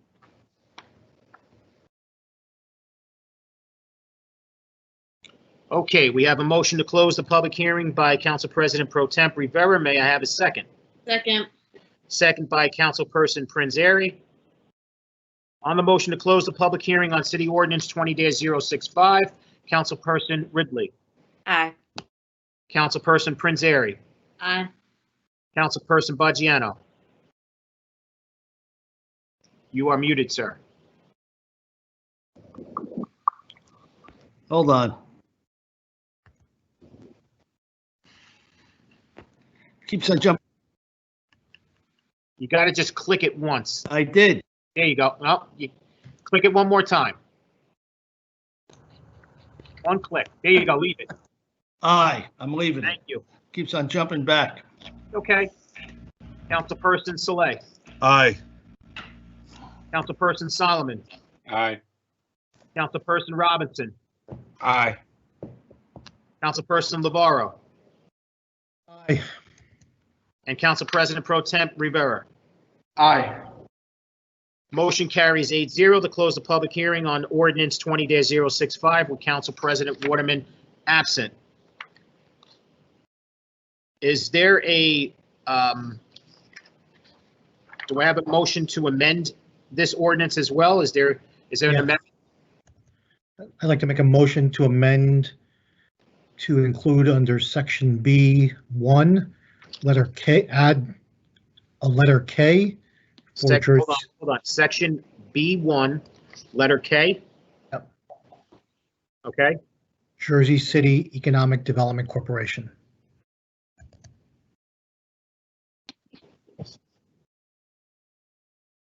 To include, right? Correct. Okay. So we have a motion to amend City Ordinance 20-065 by Councilperson. Should go out. May I have a second?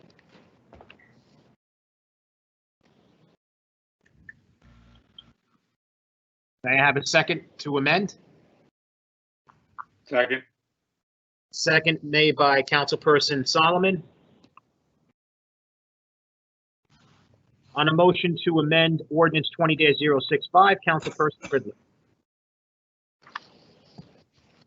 Sean, can you just read that one more time? Where So we're making the amendment? So the amendment is in section B1, item K, to include Jersey City Economic Development Corporation, correct? Correct. Councilperson LeBar, thank you. Okay. All right, aye. Okay. Councilperson Prinzary. Aye. Councilperson Baggiano. Aye. Councilperson Saleh. Aye. Councilperson Solomon. Aye. Councilperson Robinson. Aye. Councilperson Lavarro. Aye. And Council President Pro Temp Rivera. Aye. Motion to amend City Ordinance 20-065 carries with Council President Waterman absent. For final consideration and adoption of City Ordinance 20-065 as amended, Councilperson Ridley. Aye. Councilperson Prinzary. Aye. Councilperson Baggiano. Aye. Councilperson Saleh. Aye. Councilperson Solomon. Aye. Councilperson Robinson. Aye. Councilperson Lavarro. Yeah, so I'll say thank you for the amendments to include the various agencies, but I'm going to vote no at the end because I do think we should keep this language in here related to the head of the division being the chief auditor of the city. If we look at the civil service job description, there are specific requirements for being the chief auditor of a municipality. Those include accounting background and as well as 5 years of experience in doing auditing or other accounting types of functions. And I think those are requisite and necessary skill sets for a position of this nature, to head up a division of internal audit, to look at the finances there and the reports there. Additionally, there was some language there about that's being stricken that describes the authority of the business administrator over the division of internal audit shall extend only to matters of budget, personnel, and purchasing. I take that language that was originally as part of the ordinance I interpret that to mean to seek to provide some autonomy to the auditor who would head up that division to be able to conduct such audits. And I don't think it's necessary to strike that out, and don't know why we'd look to do that as well. So I vote no on this ordinance as it stands. Okay. Council President Pro Temp Rivera. Aye. Okay, City Ordinance 20-065 as amended is adopted 7-1, with Councilperson Navarro voting no and Council President Waterman absent. On to our next second reading ordinance. Item 4.6, City Ordinance 20-066, an ordinance amending Chapter 160 fees and Chapter 332 vehicles and traffic, permitting residents within permit parking zones to purchase visitor parking permits and waiving fees for residents of the Jersey City Housing Authority. This is a public hearing on this ordinance. Excuse me, any member of the public wishing to be heard, please contact me through the live event Q&A and provide me your name and number, and we will patch you through the meeting.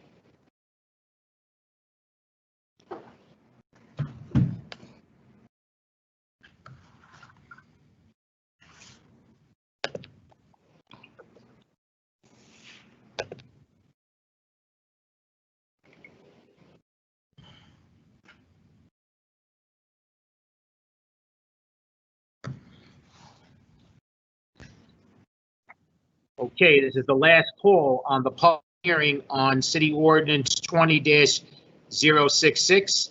Any member of the public wishing to be heard, please provide your name and phone number through the live event Q&A, and we will patch you through the meeting.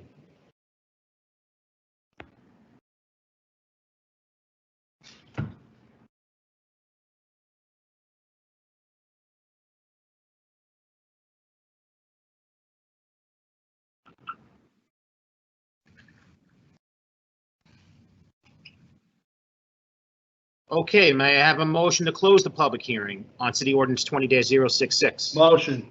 Second. Motion made by Councilperson Baggiano. Seconded by Councilperson Prinzary. On the motion to close the public hearing on City Ordinance 20-066, Councilperson Ridley. Aye. Councilperson Prinzary. Aye. Councilperson Baggiano. Aye. Councilperson Saleh. Aye. Councilperson Solomon. Aye. Councilperson Robinson. Muted. Aye. Thank you. Councilperson Navarro. Aye. And Council President Pro Temp Rivera. Aye.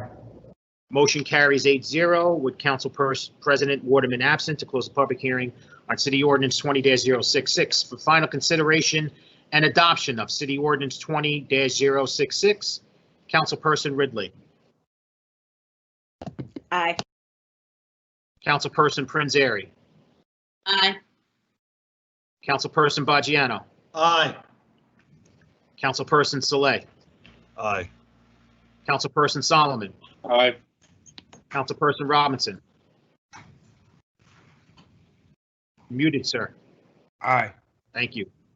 Councilperson Labarro Aye. and Council President Pro Temp Rivera. Aye. City Ordinance 20-066 is adopted 8-0 with Council President Waterman absent. On to our next second reading ordinance.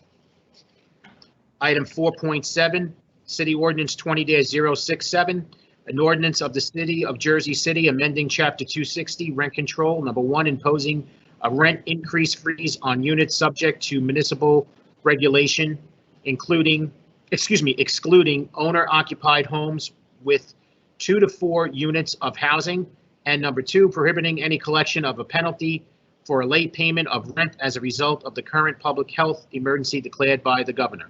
This is a public hearing on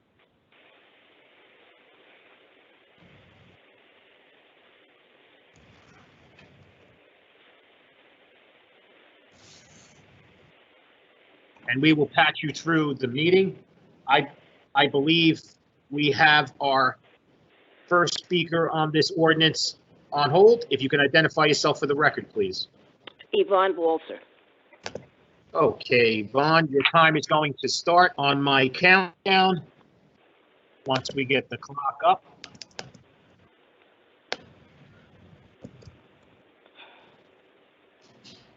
Okay, your time is going to start in 3, 2, 1, go. Okay, Yvonne Walser, I really would like to have an answer to this and not be ignored. I have read this ordinance thoroughly. And is this a permanent ordinance, or is this just temporarily because of the problem we're having with the recession? I would like to know that right now. Is it permanent, or is it something temporarily? Could I have an answer, please? I'd like to have an answer, please. If I can just answer a very simple question, it's temporary to November 1st.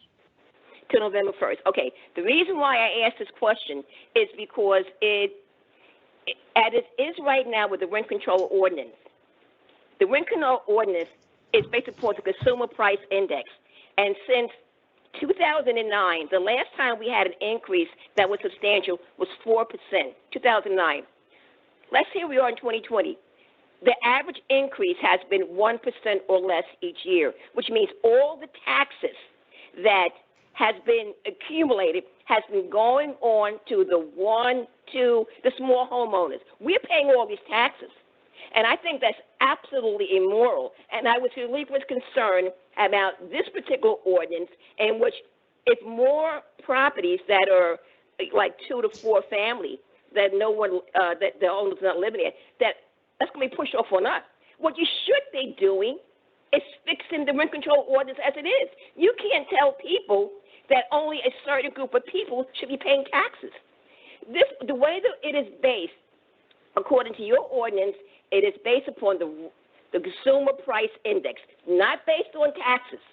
So someone is entitled to make a certain amount of money as a landlord, but they're not passing on taxes. And I know this because I've been to tax court many times with friends, and I have to wait our turn with my friends, and I see rent control properties going down because they can't pass on a tax increase.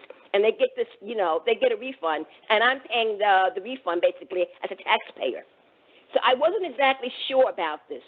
But since we're talking about, rent control in general, I think the city should, other towns allow tax increases. Hoboken allowed tax increases. Union City allowed tax increases. We're all citizens. We all have the same benefits in terms of using services. It should not be that only the small homeowner pays the freight of the taxes. That is immoral. It really is. And you're confiscating people's property.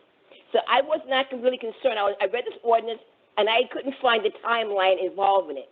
So thank you for telling me it dies in November. But if it's coming back permanently, I'm going to have a bunch of people who are small homeowners calling you and harassing you. But this is totally unfair. The way the taxes are right now, a one-family homeowner or a person in a condo, which is a one-family house, is paying the bulk of the city's taxes, not the 5-family home, not the 10-family unit. They're going to get the consumer price index. Let me tell you something. That used to be on the city's website. Please return that to the website because they used to go back for years. And that's how I used to track it. That's all I have to say. Thank you.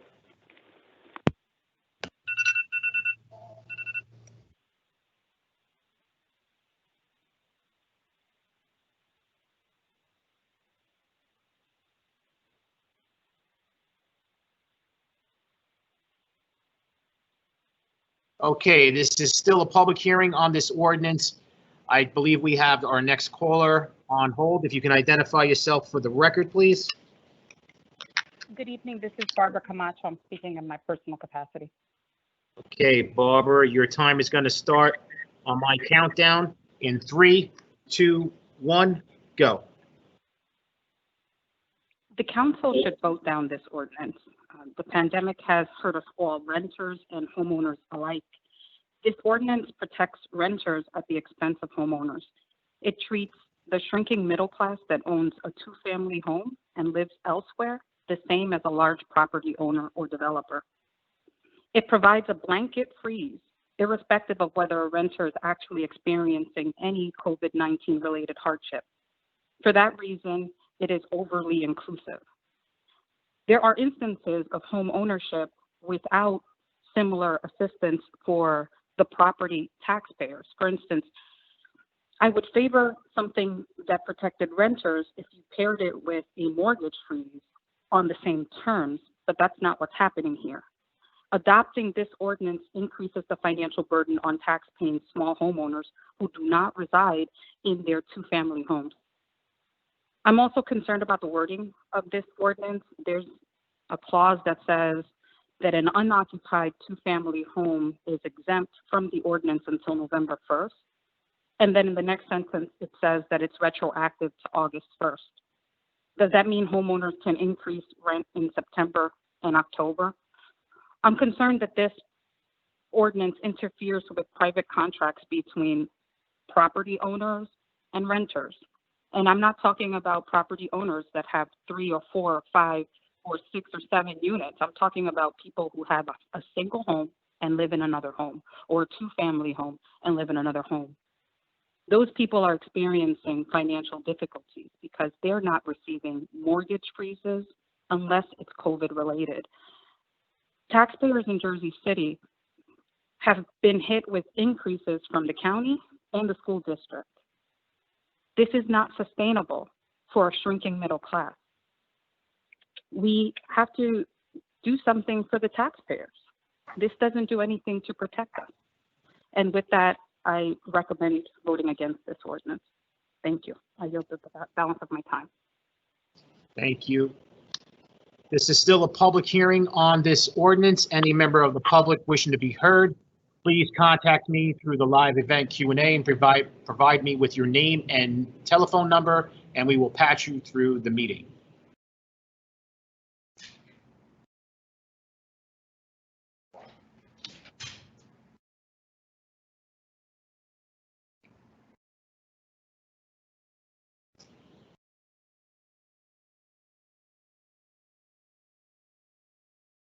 This is the last call for the public hearing on City Ordinance 20-067. Any member of the public wishing to be heard, please contact me through the live event Q&A and provide me your name and number, and we will patch you through the meeting.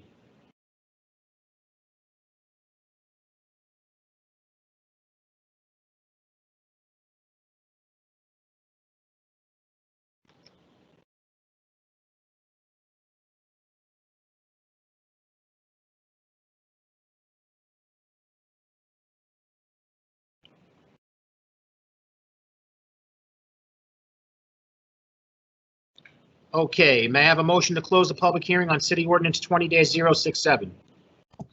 Motion. I'm gonna give that to Councilperson Baggiano. Second. And the second will be given to Council President Pro Temp Rivera. On the motion to close the public hearing on City Ordinance 20-067, Councilperson Ridley. Aye. Councilperson Prinzary. Aye. Councilperson Baggiano. Aye. Councilperson Saleh. Aye. Councilperson Solomon. Aye. Councilperson Robinson. Aye. Councilperson Navarro. Aye. And Council President Pro Temp Rivera. Aye. Motion carries 8-0 to close the public hearing on City Ordinance 20-067 with Council President Waterman absent. For final consideration and adoption of City Ordinance 20-067, Councilperson Ridley. I agree with the speakers, Yvonne and Barbara. I don't think that this is something that would definitely be good for long term. And I do believe that all homeowners are being impacted by this COVID as well, especially our smaller homeowners. But since this is temporary and we're trying to do all that we can to assist during these times, I'm going to vote aye. Councilperson Prinzary. Aye. Councilperson Baggiano. This is till November the 1st, so because of that, I'll say aye. Councilperson Saleh. Aye. Councilperson Solomon. Just a couple very brief points. This only correct temporary to November 1st. I would love for us as a council, and I take this on my responsibility to look at the permanent rent control changes we had done a lot of work on up until up until March before COVID hit, and to look at those going forward instead of the temporary changes, given that we now are 6 months into this crisis and we have a better sense of the impacts. So once this moves forward, I can commit to kind of working on those more permanent changes and discussions and moving forward. I do think it's important to look out for property owners, and I do want to work with the council and administration to look at the interest rates on late payments that we had discussed in August. So hopefully those will come back. And I do hear the folks in the community asking for us to take care of property owners, and have received emails from property owners struggling to pay their property taxes, asking us for help.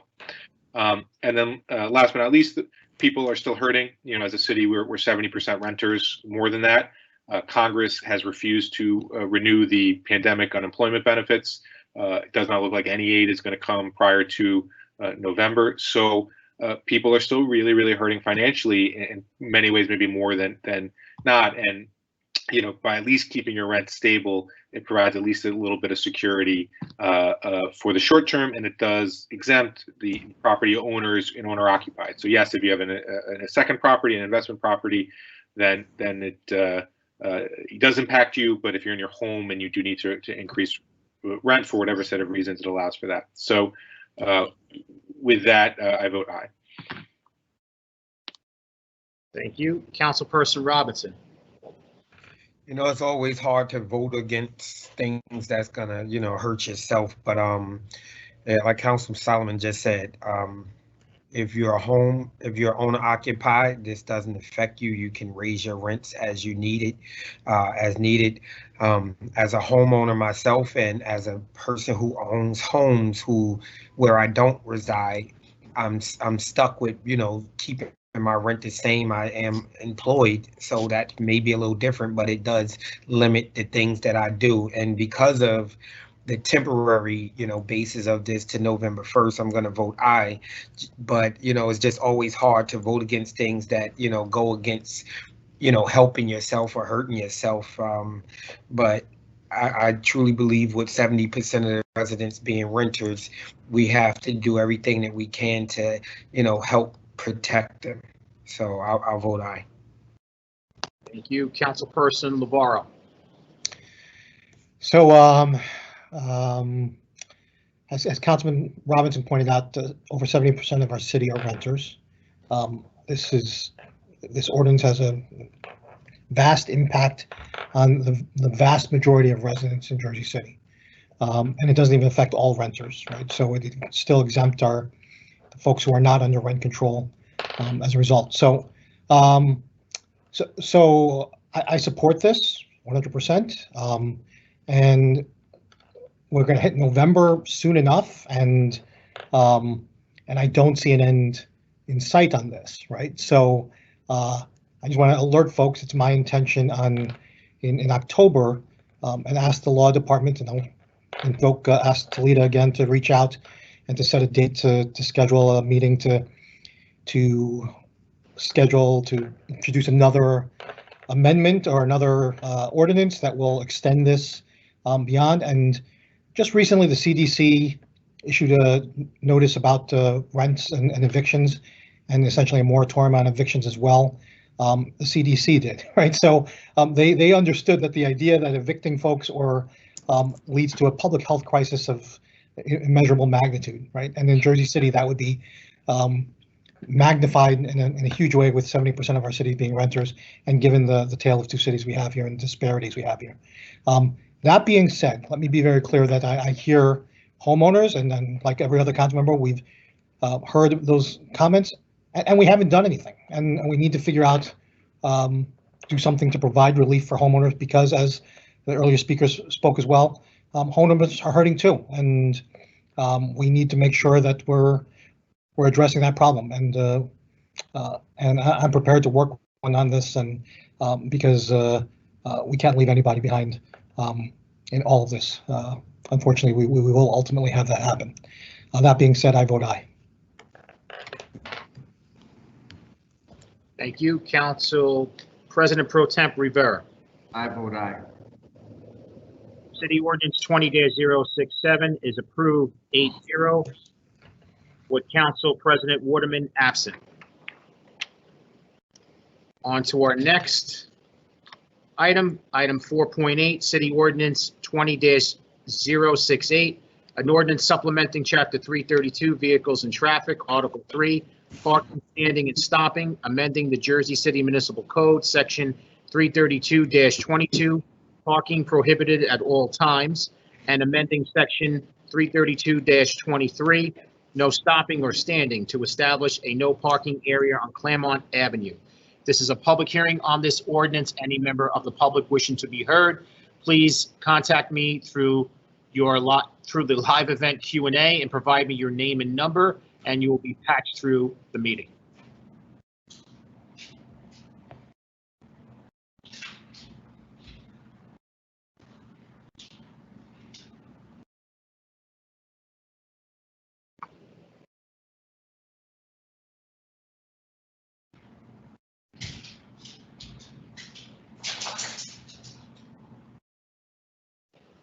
Okay, this is the last call on the public hearing on City Ordinance 20-068. Any member of the public wishing to be heard, please contact me through the live event Q&A and provide me your name and phone number, and we will patch you through the meeting.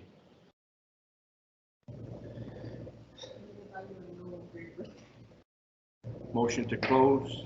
Just let me, I apologize, council members. I'll ask for the motion as soon as I hear back from the staff that they did hear it on their end. Because we have a staff member listening to make sure that the delay is heard when I do that last call. Just so you guys know, okay? Thank you. I apologize. No, it's okay. It's okay. All right, may I have a motion to close the public hearing on City Ordinance 20-068? Motion. Motion made by Council President Pro Temp Rivera. May I have a second? Second. Second by Councilperson Baggiano. On a motion to close the public hearing on City Ordinance 20-068, Councilperson Ridley. Aye. Councilperson Prinzary. Aye. Councilperson Baggiano. Aye. Councilperson Saleh. Aye. Councilperson Solomon. Aye. Councilperson Robinson. Aye.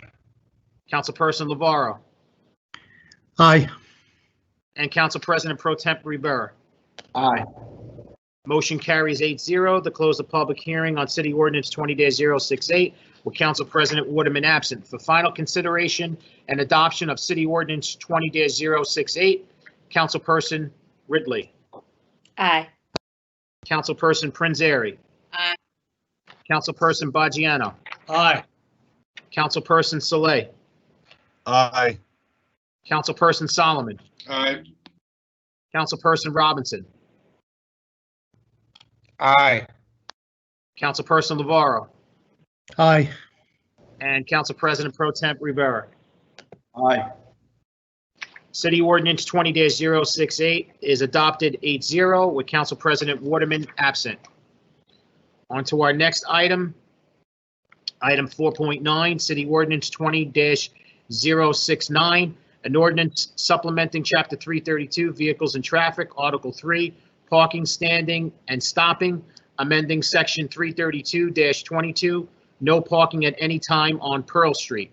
This is a public hearing on this ordinance. Any member of the public wishing to be heard, please contact me through the live event Q&A and provide me your name and telephone number, and we will patch you through the meeting.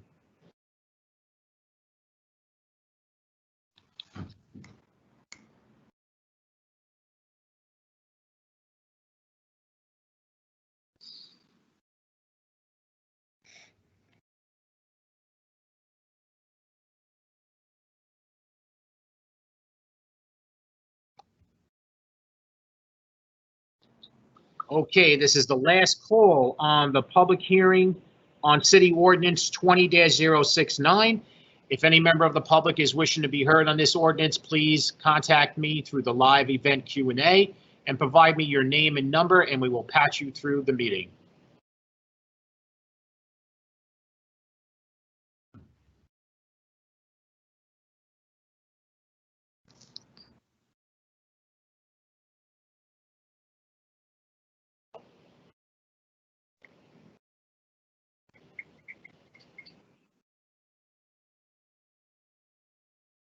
Okay, may I have a motion to close the public hearing on 20-069? Motion. Motion made by Councilperson Prince Airy. May I have a second? Second. Second by Councilperson Ridley. On the motion to close the public hearing on City Ordinance 20-069, Councilperson Ridley. Aye. Councilperson Prince Airy. Aye. Councilperson Baggiano. Aye. Councilperson Saleh. Aye. Councilperson Solomon. Aye. Councilperson Robinson. Aye. Councilperson Navarro. Aye. And Council President Pro Temp Rivera. Aye. Motion carries 8-0 to close the public hearing on City Ordinance 20-069 with Council President Waterman absent. For final consideration and adoption of City Ordinance 20-069, Councilperson Ridley. Aye. Councilperson Prince Airy. Aye. Councilperson Baggiano. Aye.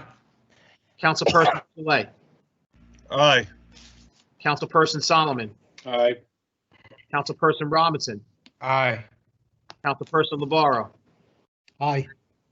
And Council President Pro Temp Rivera. Aye. City Ordinance 20-069 is adopted 8-0 with Council President Waterman absent.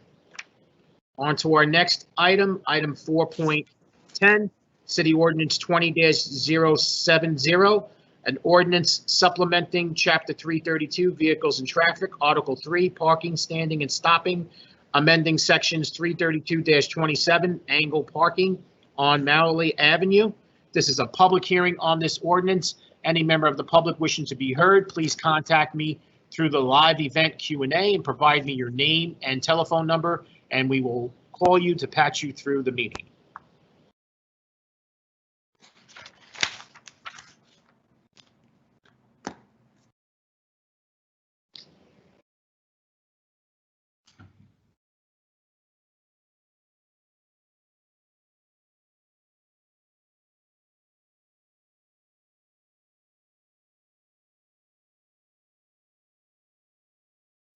Okay, this is the last call on the public hearing on City Ordinance 20-070. This is still a public hearing on this ordinance. Any member of the public still wishing to be heard, please contact me through the live event Q&A and provide me with your name and telephone number, and we will patch you through the meeting.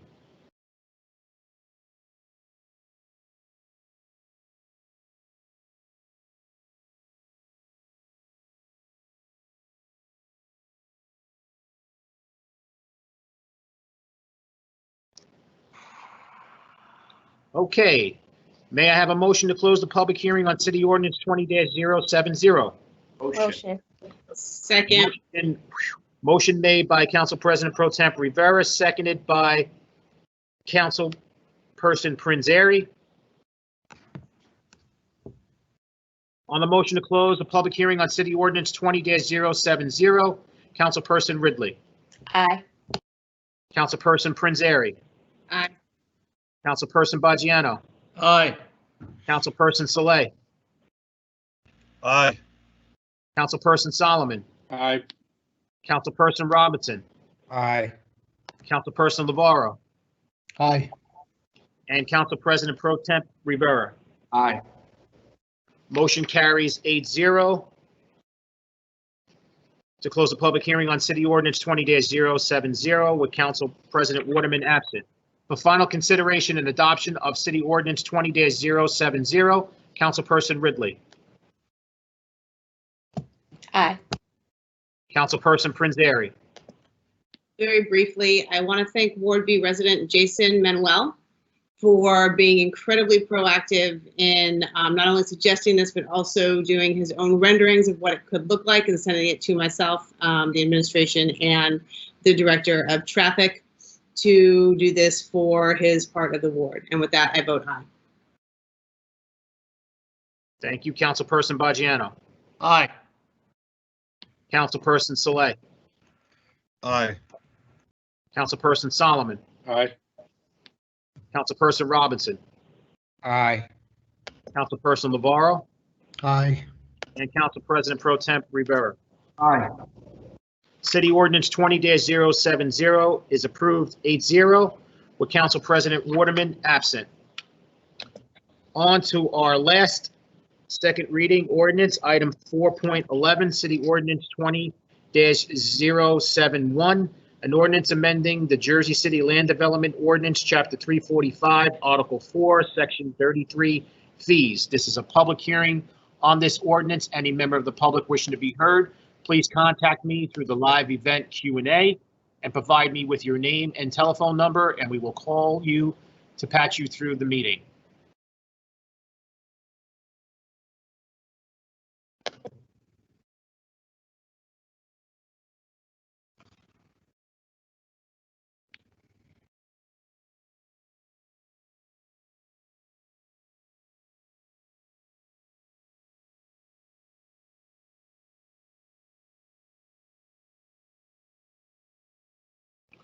Okay, this is the last call for the public hearing on City Ordinance 20-071. This is a public hearing on this ordinance. Any member of the public wishing to be heard, please contact me through the live event Q&A and provide me with your name and telephone number, and we will call you to patch you through the meeting.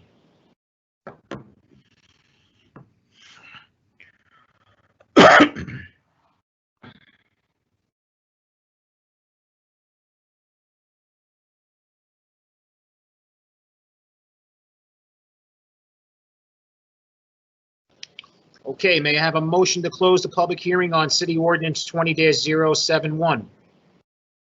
Motion. Motion made by Councilperson Baggiano. May I have a second? May I have a second to close the public hearing? Second. I'm sorry? Second. I'm going to give that second to Council President Pro Temp Rivera. On the motion to close the public hearing on City Ordinance 20-071, Councilperson Ridley. Aye. Councilperson Prinzary. Aye. Councilperson Baggiano. Aye. Councilperson Saleh. Aye. Councilperson Solomon. Aye. Councilperson Robinson. Aye. Councilperson Navarro. Aye. And Council President Pro Temp Rivera. Aye. City Ordinance the motion carries 8-0 to close the public hearing on City Ordinance 20-071 with Council President Waterman absent. For final consideration and adoption of City Ordinance 20-071, Councilperson Ridley. Aye. Councilperson Prinzary. Aye. Councilperson Baggiano. Aye. Councilperson Saleh. Aye. Councilperson Solomon. Aye. Councilperson Robinson. Aye. Councilperson Navarro, Aye. and Council President Pro Temp Rivera. Aye. City Ordinance 20-071 is adopted 8-0, with Council President Waterman absent. Okay, council members, we're going to go on to our public request for a hearing, public speaking portion of the meeting. On your list, there were 40 speakers listed on your agenda. There was one additional speaker added at the very end. We had a voicemail prior to the meeting starting on our phones here in the clerk's office, and we did add that speaker to the list, and she will be called last. She's speaker number 41, Carolyn Katz, just for the record. So we're moving on to our first public speaker, Mark Rizzoli, and he has chosen not to speak. So we're going to move on to the next speaker, 5.2. Monica, are you on the line? Marcia, I'm sorry.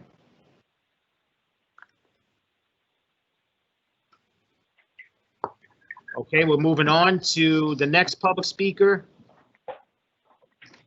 Jackson, Mr. Jackson, are you on the line? Yes. Okay, your time is going to start. If you can, when you identify yourself for the record, please. Yes, my name is Jackson Hill. Thank you. Mr. Hill, your time is going to start on my countdown in 3, 2, 1, go. Hello, my name is Jackson Hill. I'm a resident of Ward B. I think the City Council should pass a strict inclusionary zoning ordinance that should provide high-quality affordable housing for all of New Jersey's, Jersey City's residents, especially those in low-income and very low-income brackets. Downtown Jersey City has already become too expensive for middle and low-income residents, and the rest of the city is going to follow if the City Council doesn't take action. And with all the development that's happening, I ask the council again, who's going to benefit from all this growth? According to Director of Housing and Community Development for Garden State Episcopal, John Restrepo, who presented these facts to the council on July 8th of this year, 60% of the households in the neighborhood of Greenville are below 80% of the average median income. Around 75% of the housing stock in Greenville is low-density rental property. If the average property value of a home in Jersey City is now about $500,000 and rising, where will the 60% of Greenville go when their landlords inevitably raise the rent beyond what they can afford? What effect is that going to have on those residents? And who benefits from the growth in Jersey City when those low and very low income residents are forced out of their homes with no place to go? The rules of this ordinance need to be strict and effective with no loopholes and incentives for developers. Of course, Jersey City needs high quality schools and recreation centers and parks for our youth and families. But what's the point of giving developers the option to build these schools and rec centers if no one can afford to live in the neighborhoods anymore? Or the housing that exists is low quality and the families are crowded into expensive small apartments. This ordinance should require all new developments to set aside affordable units in their buildings. It should incentivize high quality affordable homes for families to own, like the idea that Councilman Navarro just mentioned about deed restricting abandoned properties, for instance. It should require affordable housing in every part of the city, especially wealthier neighborhoods like downtown, so that low-income families aren't restricted and forced into one area of the city. The huge response recently from the public regarding divesting in the police and reinvesting in communities is directly related to this, I believe. If Jersey City wants safer, healthier, happier communities, then building beautiful, affordable housing is a great step in that direction. Why not focus on improving housing opportunities, investing in schools and underserved communities, rebuilding infrastructure, providing employment opportunities for folks in these communities? Investing in these communities is going to go a long way towards making them safer and reducing crime, and the city can start with strict inclusionary zoning rules. I hope the City Council will realize that a strict inclusionary zoning ordinance is exactly what Jersey City needs right now. You know, with a pandemic, a crippled economy that's going to wreak havoc on residents' ability to find housing, especially right now. So please pass a strong affordable housing ordinance, and thank you very much for your time. Thank you. Okay, our next speaker, I believe, is on hold. If you can identify yourself for the record, please. Hi, my name's Elena Thompson. Okay, Elena, your time is going to start on my countdown in 3, 2, 1, go. Good evening, council members. Thank you for the opportunity to speak. Again, my name is Elena Thompson. I'm a member of Solidarity Jersey City and a Ward E resident. Well, the mayor and many of you have moved on from the budget conversation, which is really a discussion of our values and priorities as a city. I'm speaking tonight to let you know that the people of Jersey City have not moved on from this conversation. The budget is still on our agenda, whether it's on yours or not. On Tuesday, the JCPD shot a young person in our city. Even according to the police themselves, they were conducting surveillance when they saw a young person put a gun in his pocket and run away from them. Despite putting the gun away, despite running away from, not towards the police, a JCPD officer fired 3 shots at this young person. By the grace of God, the officer didn't kill him. Rather than taking the time to speak with the young man who was shot, rather than meeting with non-police witnesses who saw what happened, rather than reflecting on the need for law enforcement to be accountable to their community, Mayor Fulop reflexively defended the officer who shot this young man, saying that, quote, the police officer was doing good police work, end quote. Let's be clear. A police officer who fires 3 shots in a busy neighborhood in an attempt to maim or kill a young man who is running away from the officer is not doing a good job. How then could Mayor Fulop so confidently conclude before any investigation had been conducted that this officer was doing good work? Because Mayor Fulop doesn't care about what actually happened. He doesn't care about the kid who was shot by the police.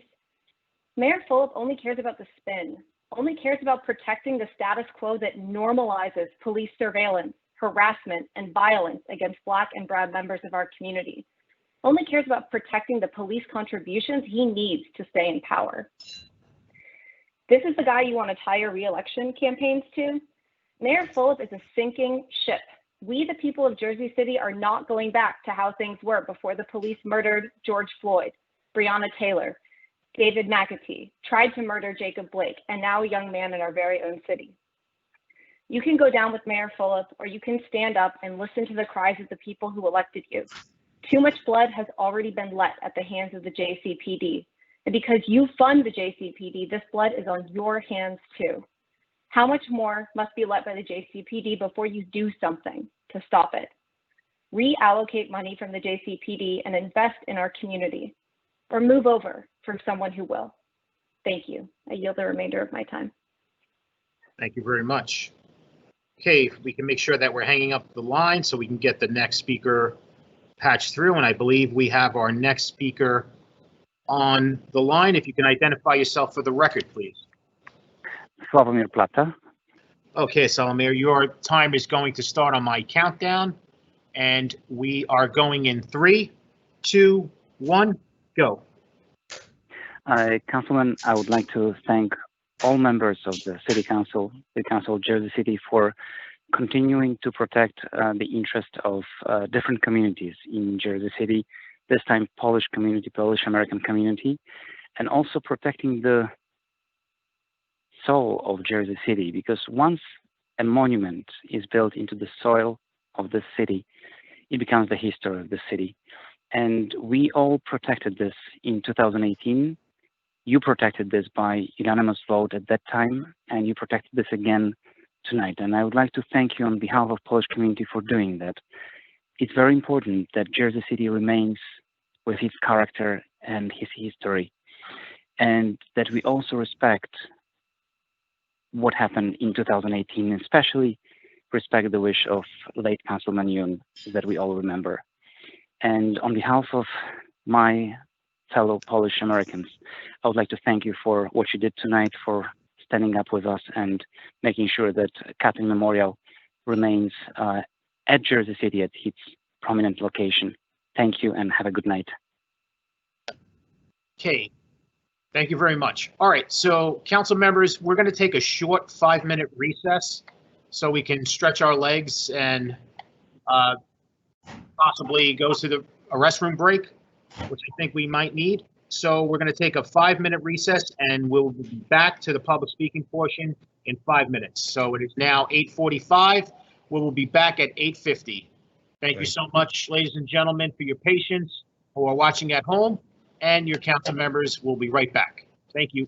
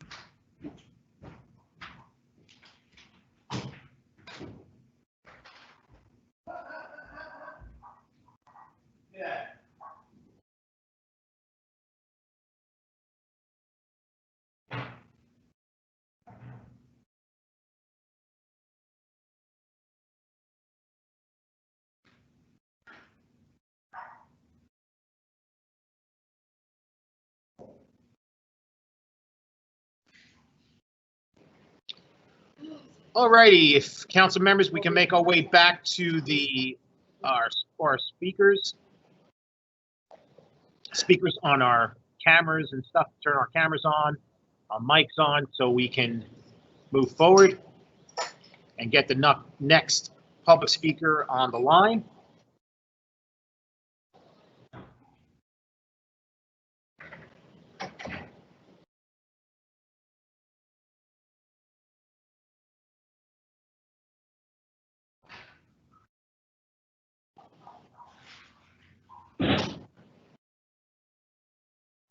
Sorry about that.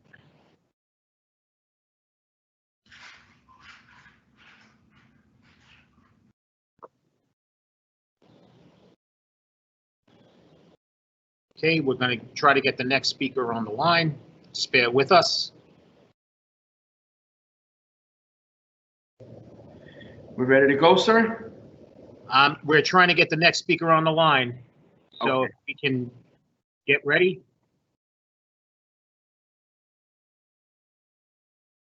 I appreciate it, Council President Pro Temp.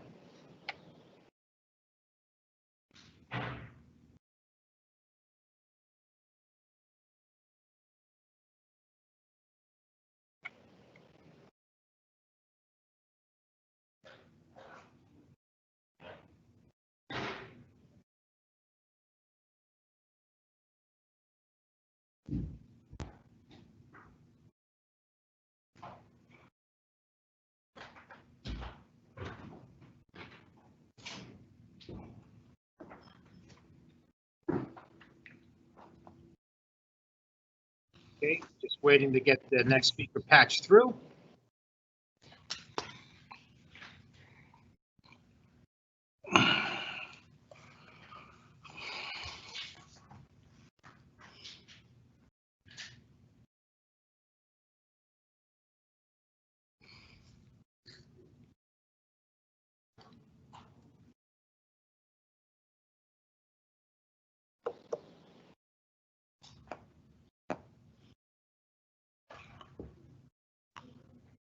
Okay.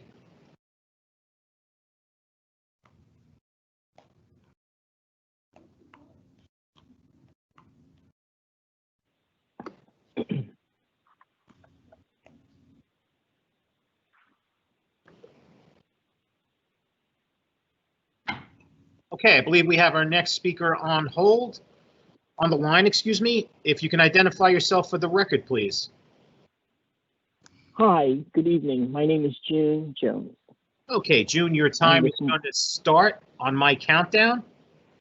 You are going to go in 3, 2, 1, go.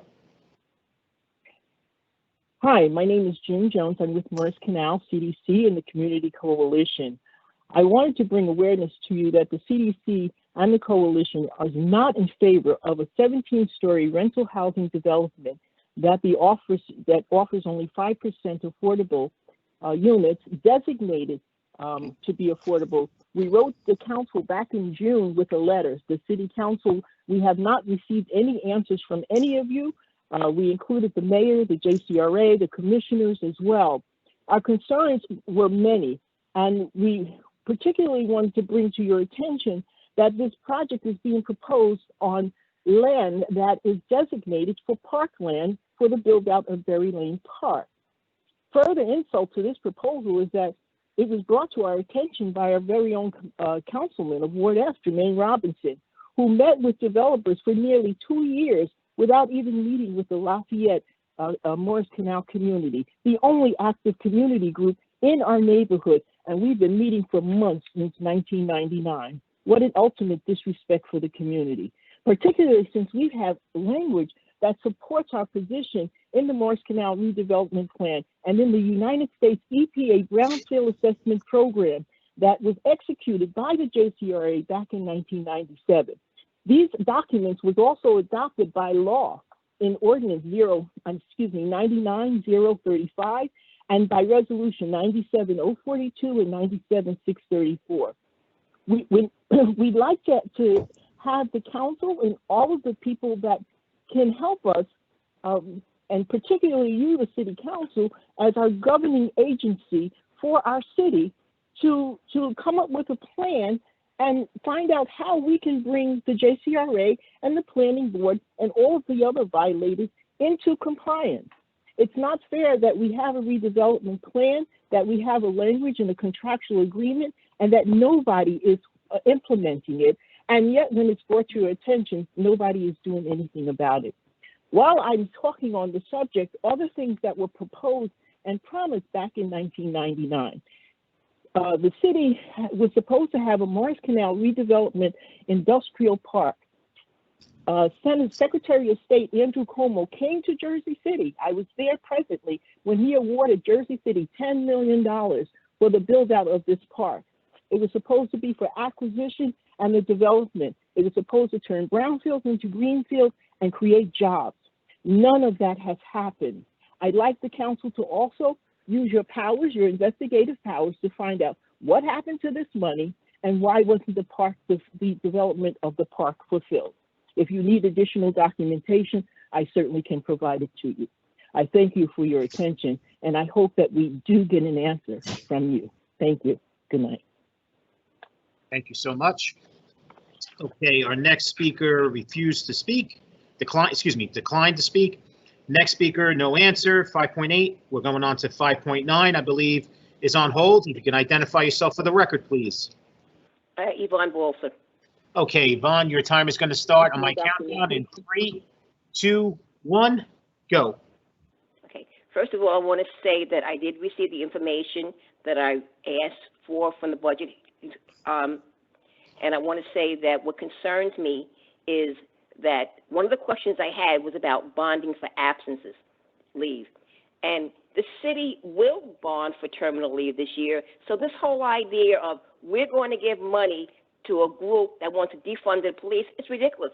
We have to bond for money. Any money you give away, it's an additional bond money. This is all like smoke and mirrors.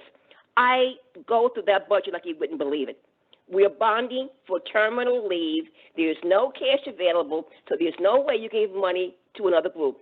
And by the way, on the county taxes, we pay for social services. So the idea that I should use my tax dollars to hire social workers when I am paying for social workers on the county level, it's ridiculous. I'm not going to pay for taxes twice so you can satisfy a group who wants to defund the police. It's ridiculous.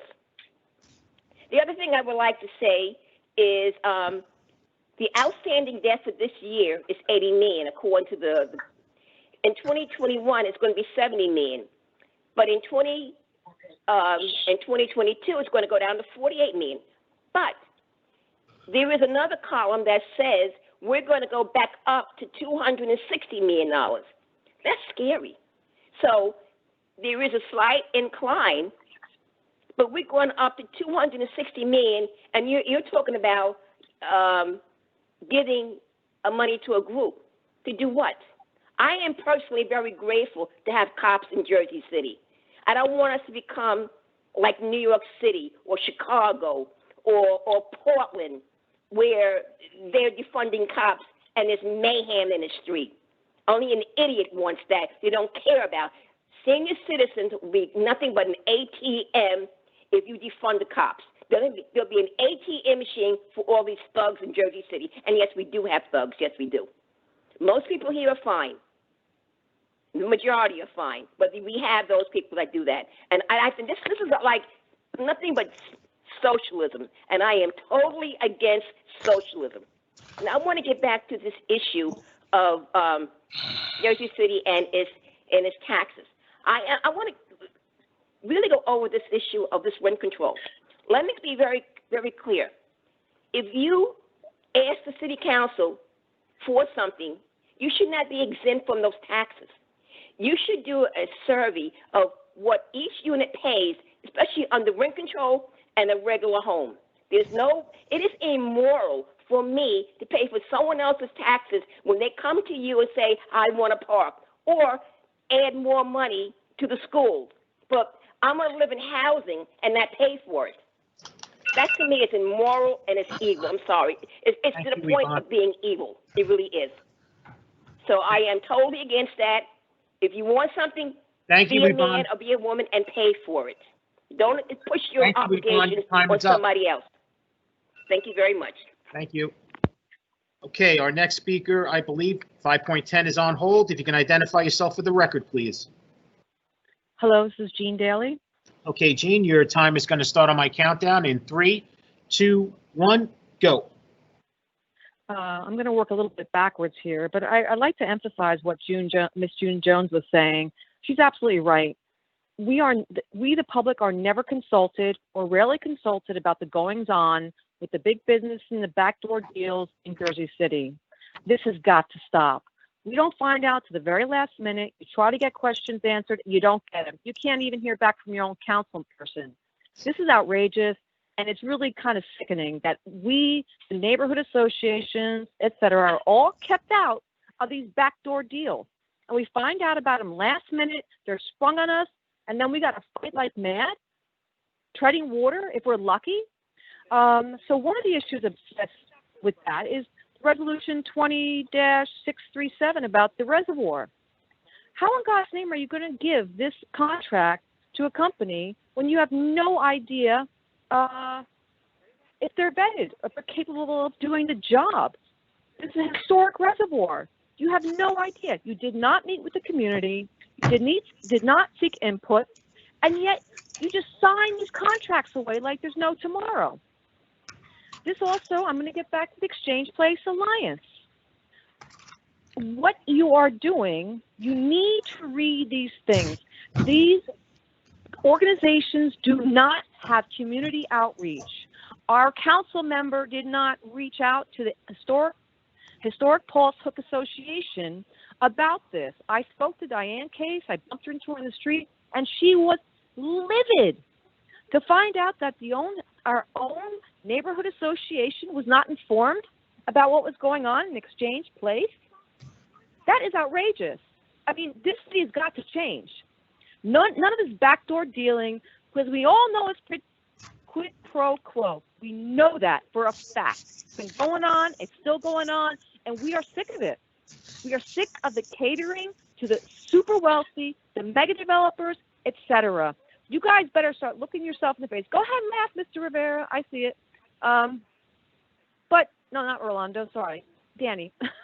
But the point being is this: enough. We are sick of you. We are sick of this double talk. We are sick of you who are not providing us the proper information. And you guys all got to go. Or the most Did of you anyone have hear to at this go. point? This is outrageous. Anything? Anyone? I'm sorry, I can't hear. Am I being cut in? Anybody here? I'm lost. I'm here. Who's here? Hello?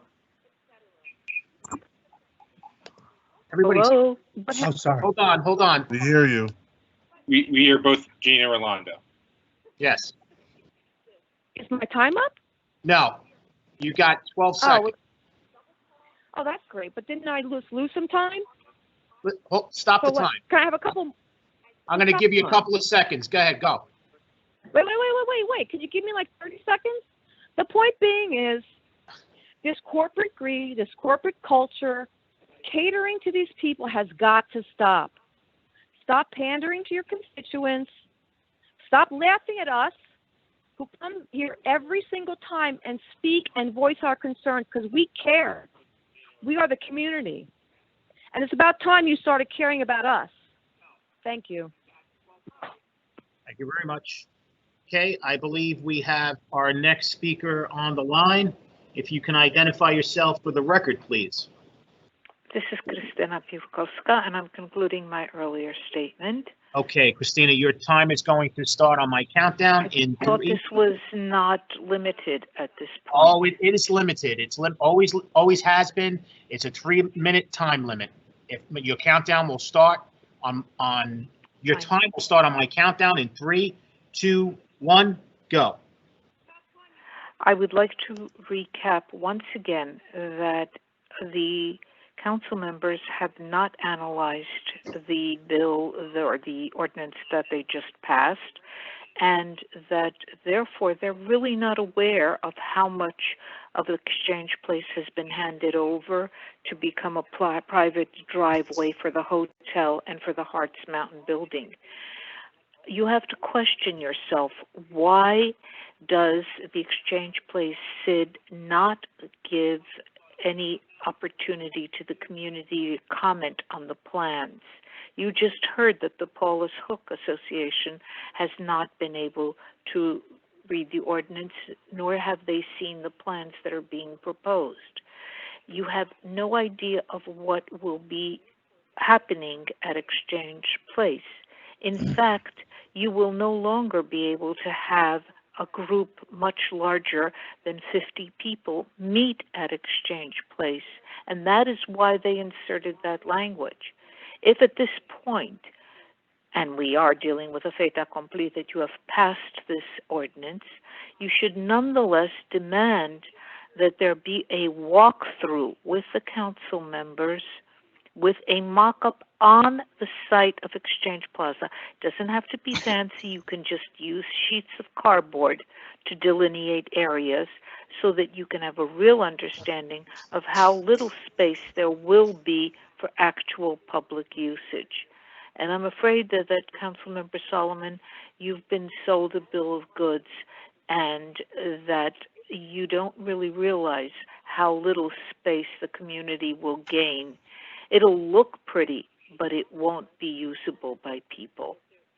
I once again want to raise the issue of the conservator who should be analyzing the condition of the Cutting Memorial, and a question of why there has not been any discussion with the artist who created the memorial, who knows what the understructures were which support it and how much can be removed from the memorial without endangering it. The plans are so imprecise that on part of the plans they show the granite hips that abut the memorial being removed, yet Elizabeth Kane claims that they're not going to be removed. And if plans are so inaccurate, it would require an on-site review and inspection by the council members to determine what is actually going to occur. Otherwise, there will occur a major problem, and then suddenly there'll be an issue of how do we handle this matter. Thank you for your time. Thank you. If we can hang up the phone for our next speaker, and I believe we have our next speaker on hold. If you can identify yourself for the record, please.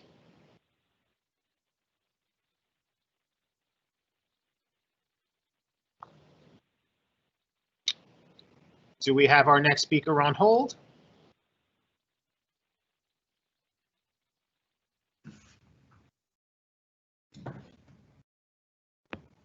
Hello? Okay, we're waiting to get the next speaker on hold. I apologize. Okay, so speaker 5.12, declined to comment. Speaker 513, declined to comment. And we're going on to speaker 514. We're trying to get Gina on the phone. Jenna? Yep. Oh, you're here? Okay, very good. Jenna, if you can identify yourself for the record, please. Sure. Jenna Barkis-Lichtenstein, Ward E. Thank you so much. Your time is going to start on my countdown in 3, 2, 1, go. Hi, my name is Jenna Barkis-Lichtenstein. As I said, I live in Ward E. I'm a member of Solidarity Jersey City and also DSA. And I want to second Elena Thompson's earlier comment that the budget and our values as a city remain top of mind for me. I think we all agree that we want to live in a city that is safe and clean, a city that's quiet at night, and a city where nobody has to beg for money or sleep in the streets. But I want to talk specifically about Ordinance 20-074. I support the consolidation of the quality of life unit, but I think we need to house this group outside the Department of Public Safety. I worry about describing these concerns as matters of enforcement, and I worry even more about giving ultimate responsibility for these concerns to Director Shea and the Department of Public Safety. We've been asking for months for the director and his department to have less sway over public life and our city's funding, not more. The thing is that treating quality of life issues as matters of enforcement just means more tickets and more fines. We're already facing record unemployment, and unpaid tickets and fines mean more warrants and ultimately more arrests. I am particularly concerned that the tickets and fines won't be applied equitably. We have only to look at Ferguson, Missouri, where a Department of Justice investigation found in 2015 that every branch of Ferguson government targeted Black residents disproportionately with fines and tickets. We have only to look across the river. By the New York Police Department's own accounting, social distancing enforcement has disproportionately targeted Black and Brown residents. Rather than responding to quality of life challenges with policing and enforcement, we need to try something different. So I want to ask you, quality of life for who?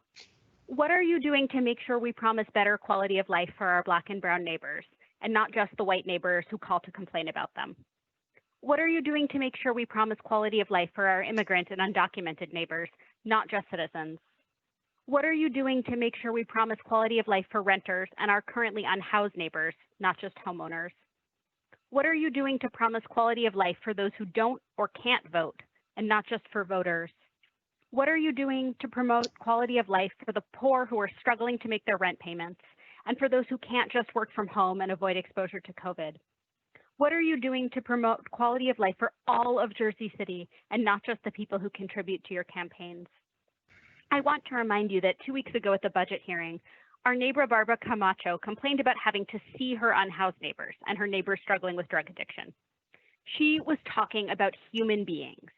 Those are people like you and me who are having a hard time. But she wasn't concerned about their quality of life. She was only concerned about their effect on her quality of life. Let me be very clear. I want Barbara to have a good quality of life. I want Barbara to live in a safe city. But I want the same thing for the unhoused people she steps over, for the people whose very existence is criminalized. In a world of unequal enforcement of nearly all laws, and a world where quality of life is so often a synonym for gentrification and displacement, that's my question. Thank you. Thank you. Okay, we can hang up the phone for the next caller to be patched through. I greatly appreciate it. So our next speaker, I believe, is on hold, 5.15. Can you identify yourself for the record, please? Hi, my name is Amy Torres. Okay, Amy, Can you your hear me? time is going to start on my countdown in 3, 2, 1, go. Hi, my name is Amy Torres. I'm a resident of Ward E. I'm also a member of the Hudson County Progressive Alliance and Solidarity Jersey City. My comments are also regarding ordinance number 20074, and I want to talk about how fines, ticketing, and enforcement further contribute to the carceral and immigration deportation pipeline. I first want to preface my comments by acknowledging two seemingly compatible but actually contradictory statements. One is that Jersey City often boasts about our city's diversity. For the last 4 years, Jersey City is claimed to be a sanctuary city, which is a self-assigned moniker that refers to municipalities that enact public policies that counteract and divert people away from the federal Trump administration's deportation machine. That's one. Two is that we have a municipal prosecutor who claims to guide his decisions based on his prior public defender career. But for both of the above statements to remain true, this ordinance should never have been introduced and brought to the agenda for first reading as is. In my day job, I'm the Director of Policy and Advocacy at the nation's largest social services organization for Asian Americans and Pacific Islanders. AAPIs are the fastest growing racial group in the nation. They're one of the fastest growing here in New Jersey. And I bring this up because AAPIs are eligible to naturalize and become citizens at a higher rate than other immigrant groups. But language access and wealth disparities mean that low income parts of this community are more likely to be subject to gotcha fines and code enforcement that further drive them into poverty and make them glaring targets for ICE. This isn't just true for AAPIs, but it's true for all communities of color, where Giuliani-style broken windows enforcement disproportionately impacts these communities through both overt violence. And I remind both the prosecutor and members of this council that quality of life enforcement, non-armed enforcement, is what killed Eric Garner and George Floyd. Those were not armed interactions. It used a chokehold and a knee to the throat. And two, through the structural violence of systemic poverty by being driven out of people's homes or their livelihoods. And one only needs to Google the name of our municipal prosecutor and the words families left homeless or small business price gouging to find recent and local relevant examples of that. Unmet fines, unmet tickets, these result in more arrests result in further incarceration. And because I saw a number of you tune into last month's New Jersey Together call, you know that in New Jersey, being Black and being brown and being in jail is a COVID-19 death sentence. Our communities do deserve a higher quality of life, but that quality of life comes with further investment, not with enforcement. A city budget deficit cannot be built on the backs of the working poor who are already subjected to overly punitive policies. If any of you wish to claim that this is anything but a naked attempt to fill budget deficits on the back of our neighbors who are already the most marginalized, rather than those who have taken advantage of investment loopholes, you will find that you have another thing coming to you this November or in 2021. This absolutely should be moved to the ad hoc committee for further public critique and participation. It should under no circumstances be added to the public safety division. And I recognize I'm out of time, so thank you again for the opportunity to comment. Thank you. I believe our next speaker is on hold. If you can identify yourself for the record, please. My name is Sarah Burrows. Okay, Sarah, your time is going to start on my countdown, and we're going in 3, 2, 1, go. All right, good evening, council members, and thank you for this time to speak. I am resident of Ward C and the current secretary of the board for Jersey City Reservoir Preservation Alliance and its incoming president. Tonight, I'm speaking for the Alliance. As we have worked towards the goal of preservation and public access to Reservoir 3 since our founding in 2005, one would expect us to be ecstatic that work on the fencing and trails is going for a vote in Resolution 20-637, but we are asking for a postponement tonight. At the caucus, it was claimed that this particular project has been underway for 4 years. This is untrue. It was not until our advocacy in summer and fall of 2018 that the current administration began working with us towards rehabilitation of Reservoir 3, and it was not until fall 2019 that the grant funding projects in question tonight were awarded. It is also untrue that we have been meeting weekly and receiving satisfactory details regarding the anticipated work and plans for the reservoir. We have only been invited to 2 last-minute calls since fall 2019 and have felt largely unacknowledged. We have tried for months to work proactively with the city to ensure that the project moves swiftly, smoothly, and without the need for reactive advocacy, such as we have been forced to make this week. Only since today have the majority of the recent documents we requested been made available on open data, meaning that we have spent our efforts up till now working with inaccurate and outdated documents. Due to the time and skill it takes to understand these documents, we are asking for postponement of the vote of this resolution so that we, City Council, and the public may inspect them and have them explained by the professionals involved in a public feedback session. Our hope is that this is merely confusion caused by the lack of transparency, and an up-to-date plan will prove satisfactory, but in which case that will cause a delay to be extremely minimal. If there are aspects of the plan that could and should be changed following public feedback, though, would it not be beneficial to all parties involved? In either case, to award a contract tonight is premature. We are demanding the following before our City Council representatives vote on Resolution 20-637. 1, the remaining relevant documents be uploaded to open data. This includes not only Phase 1, but any existing plans for future phases. 2, provide 1 or more public presentations with advance notice and opportunity for feedback of the archaeological assessment conclusions, the environmental assessment results and recommendations, and the design by the architects of the pedestrian trail and perimeter fence installation. Only then should this resolution be put to a vote. Anything else is irresponsible and puts the site at risk as well as taxpayer dollars. And we thank you for your time and are open to speaking with you further if you wish. I yield my remaining time. Thank you very much. If we can hang up the phone when we're done speaking so we can get the next speaker patched through. And I believe, we have the next speaker on hold. If you can identify yourself for the record, please. Yes, my name is Miriam Zane. Okay, Miriam, your time is going to start on my countdown in 3, 2, 1, go. Hi, council members. My name is Miriam Zane. I'm a resident of Ward D and a member of Solidarity Jersey City. I'm speaking tonight to continue to call on the council to defund the JCPD by 50% and also to urge the council to vote to refer Ordinance 20-074 to the Ad Hoc Police Advisory Committee. First, I'll say a couple words on the Quality of Life Task Force. As a general matter, quality of life policing is just another form of broken windows policing, as my fellow colleagues said before me. And there's ample evidence that it does nothing to prevent crime and further embeds racial profiling into policing. A 2016 investigation report of NYPD's quality of life enforcement showed that based on the issuance of more than 1.8 million quality of life summons and 650,000 misdemeanor arrests, investigators found no correlation between the rate of misdemeanor summons and arrests and that of felony crimes. Quality of life policing can also lead to increased detention and deportations for immigrants, especially undocumented immigrants in our sanctuary city. In my eyes, the appeal of a quality of life task force is to make rapidly gentrifying neighborhoods feel safe. The assumption being that non-criminal acts such as loitering, panhandling, and littering make their communities less safe. But the question is, does Philip just want to make people feel safe, or does he actually want to make life safer for the brown and black communities that will be subject to enforcement? By pipelining non-criminal activities into a criminal enforcement system, it is clear that Philip's only concern is with making white residents feel safer. The proposed consolidation of quality of life enforcement cannot be housed within and supervised by the Department of Public Safety. Mayor Phillips' attempt to brand the task force as an answer to the community's calls for a community-based solution to policing is arrogant and disrespectful to the organizers and activists that have done the work envisioning what the future of policing ought to look like. The public has absolutely no idea what enforcement regimes will look like with the task force under the Division of Public Safety.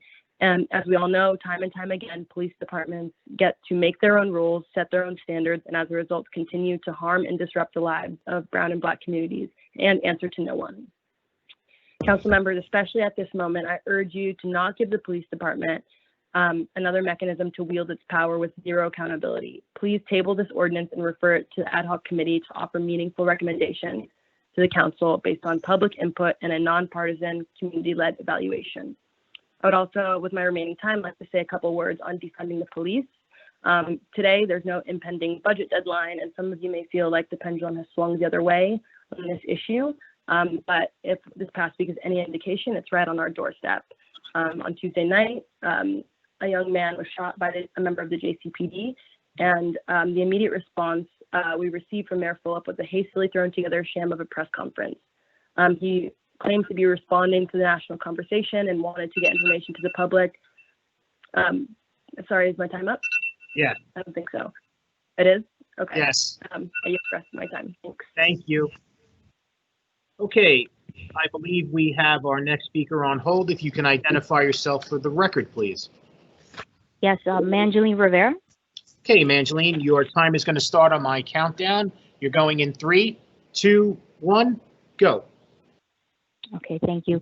Council members, I just want to say thank you for the opportunity to speak. I am a member of the Morris Canal community, the coalition. I'm taking this time to comment on how I oppose designated parkland, specifically the Berry Park land being designated for development, when the Morris Canal redevelopment plan has already designated that property on 417 Municipal Avenue as designated parkland. I oppose any ordinance, any proposition of developing that land unless we get a clear idea of whether an ordinance has already taken place to redesignate that parkland as something else. I don't think that it will be a benefit to the community. And I really hope that as a council, you really take into consideration the community, the Morris Canal community, the Ward F community, when that proposal does come before you. Again, my name is Mangeline Rivera. I'm a resident of Municipal Avenue, Morris Canal community, Ward F community, and I oppose anything that takes away designated parkland under the redevelopment plan. I concede the rest of my time, and I thank you for taking this opportunity to listen to me. Thank you very much. If we could please hang up the phone when we're done speaking so we can get the next speaker patched through. And I believe we have our next speaker on hold. If you can identify yourself for the record, please. Yes, Cynthia Hadjianis. Okay, Cynthia, your time is going to start on my countdown in 3, 2, 1, go. Hi, good evening, council members. My name's Cynthia Hadjianis. I'm a resident of Ward D, and I am the president of the Jersey City Reservoir Preservation Alliance, but tonight I'm just speaking on my own behalf, not on behalf of the Reservoir Alliance. You already heard from Sarah Burrows, who's going to be succeeding me fairly soon as president. But what I would like to say is that the group is not asking for that much. We'd like a couple of weeks to have the resolution tabled for a couple of weeks, and during that interim period, we'd like to see a public presentation, which we've never had, the public's never had, so that people can really understand what the plans are. I think there's a lot of confusion right now because we haven't been given complete information. There are also some questions having to do with like state regulations that I'm not sure are totally clear. The State Historic Preservation Office was supposed to issue a project authorization for the project. I think they issued something by email, but it predated the most updated version of the plans and the archaeological assessment. So the email that I reviewed that was provided to me by the city's Historic Preservation Office said that if anything changes, they need to go back to the State Historic Preservation Office. I don't know whether that's happened. Maybe it has.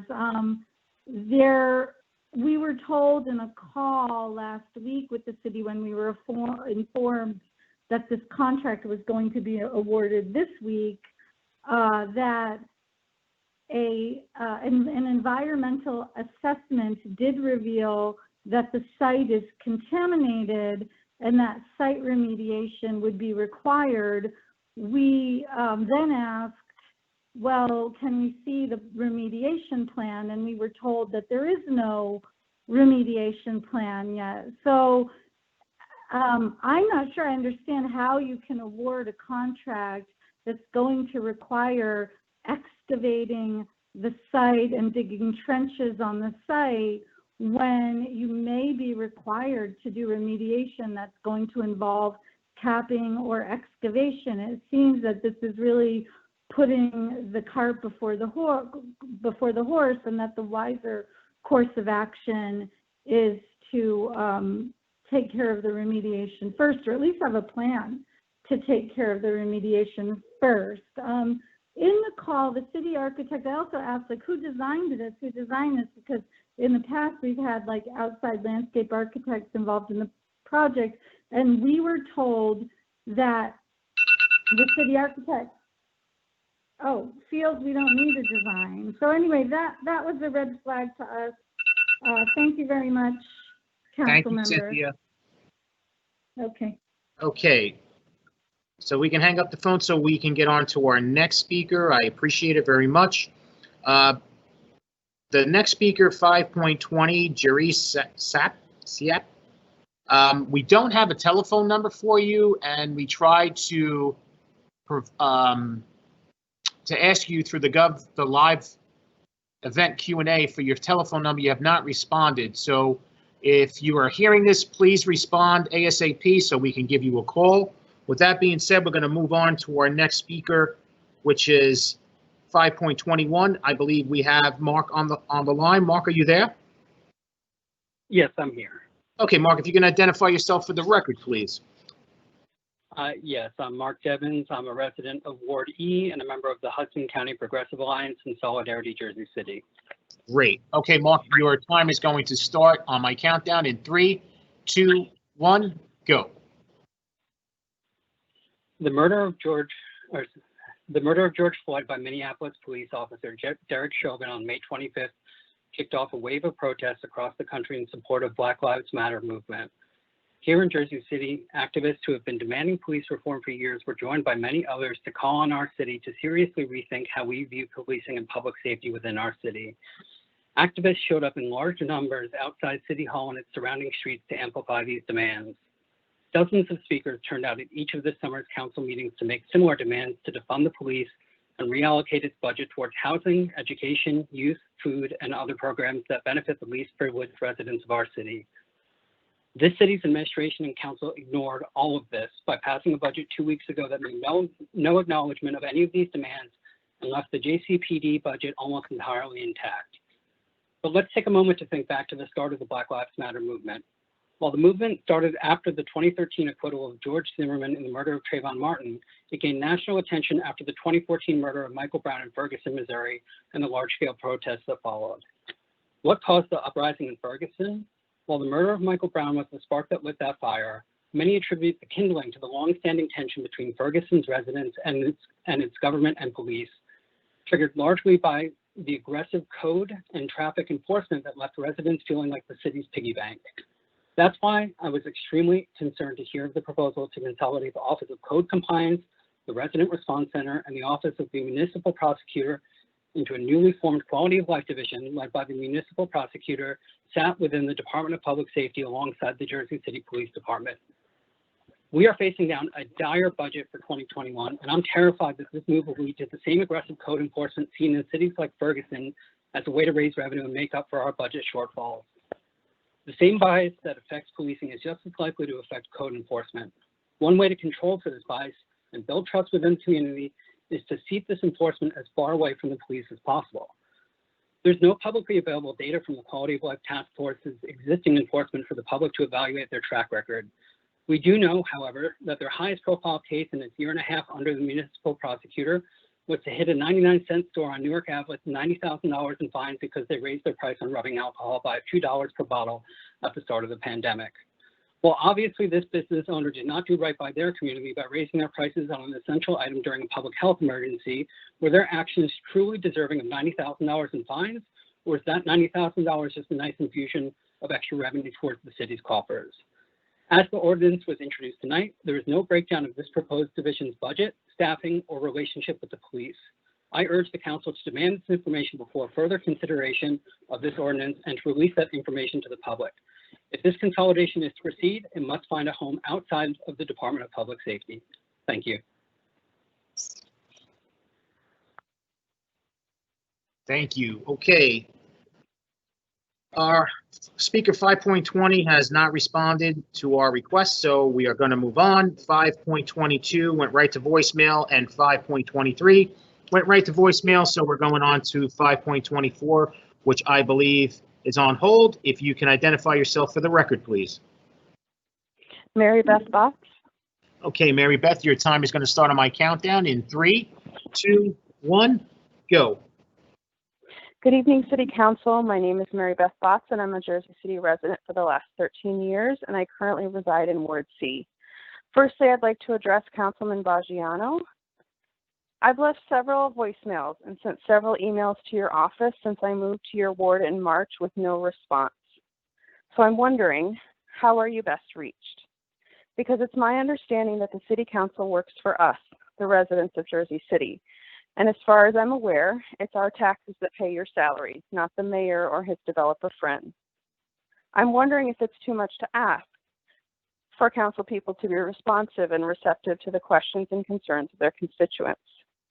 We'd like to know openly and clearly by your actions that you work for us.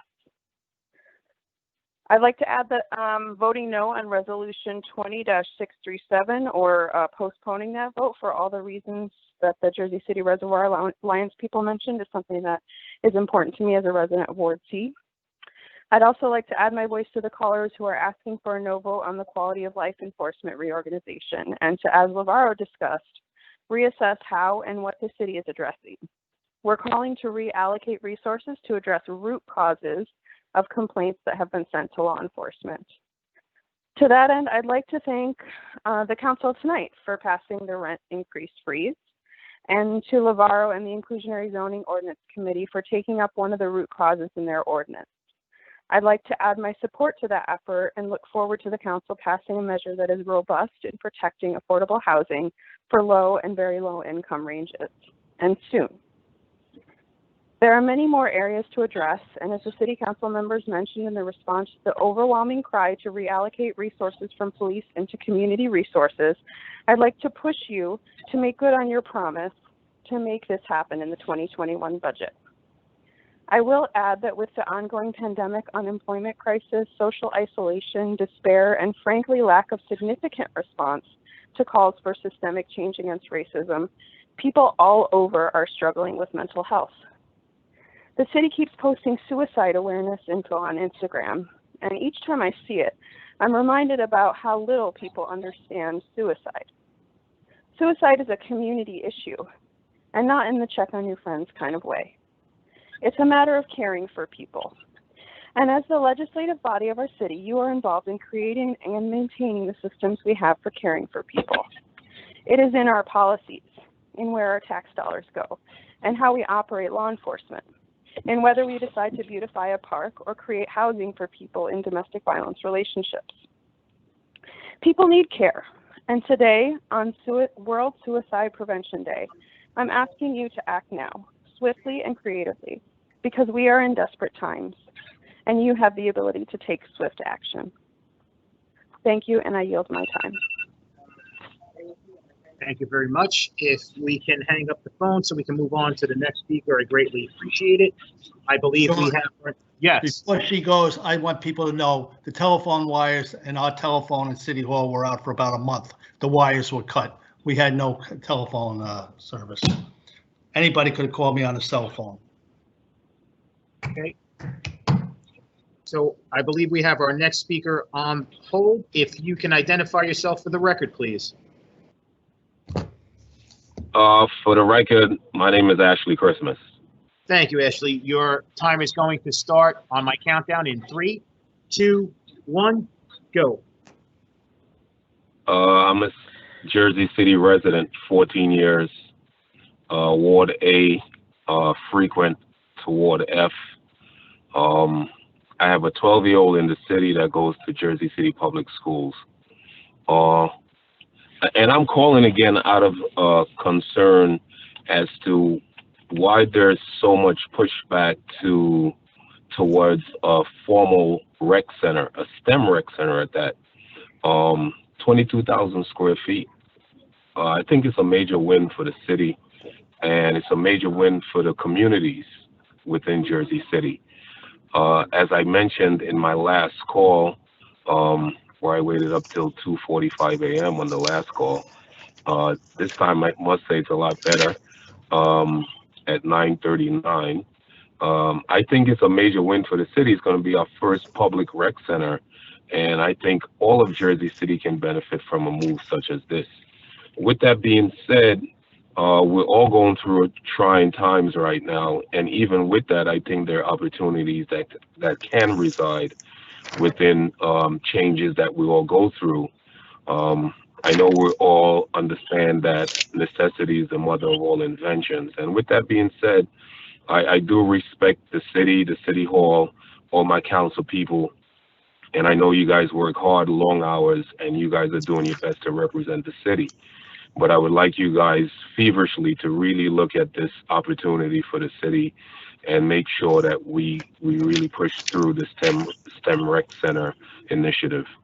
Other than that, you guys have a great night, safe evenings to you and your families, and hopefully the next time we speak is going to be to approve the STEM Rec Center for Jersey City. Thank you. Okay. Thank you. If we can end the call so we can move on to the next speaker, and I believe we have our next speaker 5.26 on the line. If you can identify yourself for the record, please. Good evening, council members. Thank you for giving me the opportunity to speak. My name is Jack Kopczynski. I'm a long-time. Yes. If you can hold on for 1 second, I'm just going to give you a countdown to start your time. Okay, Jack, your time is going to start in 3, 2, 1, go. So, good evening, Councilman. Thank you for giving me the opportunity to speak tonight. My name is Jack Kopczynski. I'm a long-time Jersey City resident and a petitioner of the 2018 referendum that saved the Kathleen statue. I would like to take a few minutes of your time to express my and the Polish American community concerns regarding the cutting statue. First and foremost, I would like to thank all councilmen for helping the Polish American community to protect the cutting monument. 3, 2, 1, go. Jack, stop the time, Amanda, please. Jack, are you by your computer where you're listening to the meeting? Yes, but it's muted. It is muted. Okay.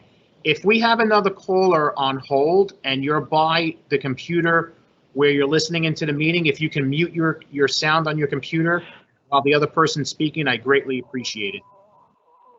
Okay, you know what? I can just completely close that window with the meeting. Hopefully it should help. Okay. All right, Jack, well, you can continue in 3, 2, 1, go. All right. First and foremost, I'd like to thank all the councilmen for helping the Polish American community to protect the Katyn monument. It is an important part of our historical heritage and the identity of our city and our community. The reason I'm speaking today is because I was concerned about the potential loss of ownership of the Katyn statue by the city. However, reading the new ordinance carefully, it appears that the ownership of the Katyn monument will be retained by the city, and only the development and the event management will be outsourced. Nevertheless, there's still concerns regarding 50-person maximum for the gathering and once a month only restrictions. I'm glad to see that these restrictions were removed from the language today. There are also concerns about restricting the physical place around the monument in the current development plans. Concerns about the structural integrity of the statue, and finally, concerns about the human remnants embedded in the monument from the Katyn Forest and Smolensk. Given these concerns, I think it's critical the participation of the local Jersey City and the Polish American community in all decision-making regarding the development plans of the exchange place and the statue.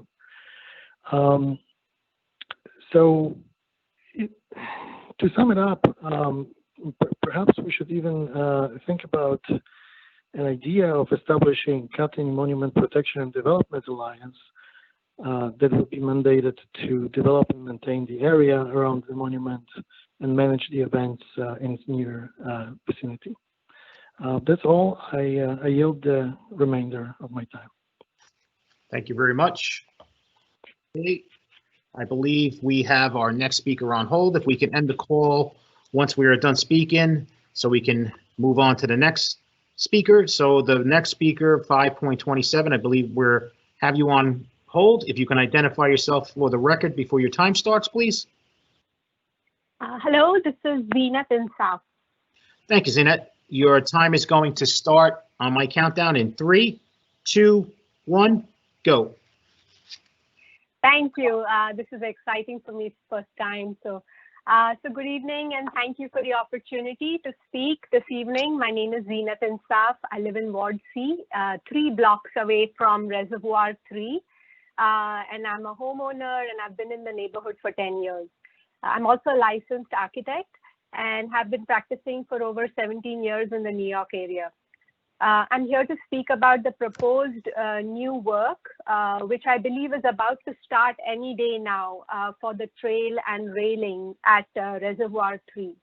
So firstly, I'd like to say we were only given a day or so to review the information once we found out that it had been posted on Data Center and to provide our comments. And just to give you an idea, there are about 15 to 20 document sets there. I believe a whole bunch of documents were posted just this evening.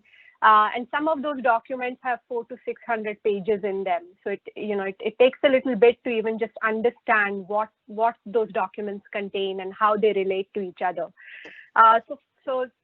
Just central point is let's not try and rush into any of the new work, even though the contract's been awarded and it's about to start. And if possible, request to have a public presentation of the new work and especially the archaeological findings of the site. I looked through the documents on data center, and I really appreciate all the various studies and due diligence that was done by the city. The archaeological study, the environmental assessments, all the drawings, the historical maps, everything. So I tried to go through all of that this past weekend after we heard that it was posted to try and understand the scope and design. And my first impression is that there's lots of documents, there's information missing, there's discrepancy between plans and sections, the plans don't match, there aren't too many details, there's just no information, no current information on landscape or, the existing trees, what's being preserved, all of that. So bottom line, I don't think we're ready to start construction. Now, there are two extremely unique aspects of the reservoir that should be preserved. One, its unique wilderness-like quality. We want to keep it looking like a nature preserve. And secondly, we want to ensure that the new work preserves the city's archaeological significance. There's very little information of how the new work coincides to any of the archaeological findings. So a little bit about the nature reserve. There are a few very interesting hiking trails. I hope some of you have been there. It has a forest-like feel. It secludes you, from the city. And the new work is proposing hundreds of light fixtures, benches, 2 to 3 feet deep trenching all around for electrical, etc. The concern is that the organic nature of the park will be lost. And also there is a historical paving. I'm sorry, your time is up. Okay. Your time is up. I'm sorry. Thank you. You're very welcome. Have a great night. Okay. The next two speakers have declined to comment, so we're moving on to 5.30. See if we can get the next speaker on the call. Just bear with us.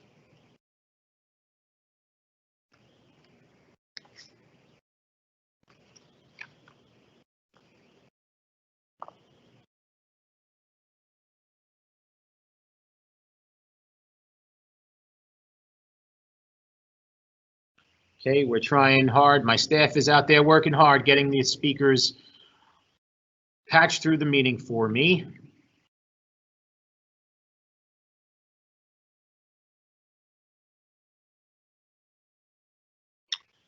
Okay, speaker 30 does not want to speak. Speaker 31 does not want to speak. So we're moving on to speaker 32.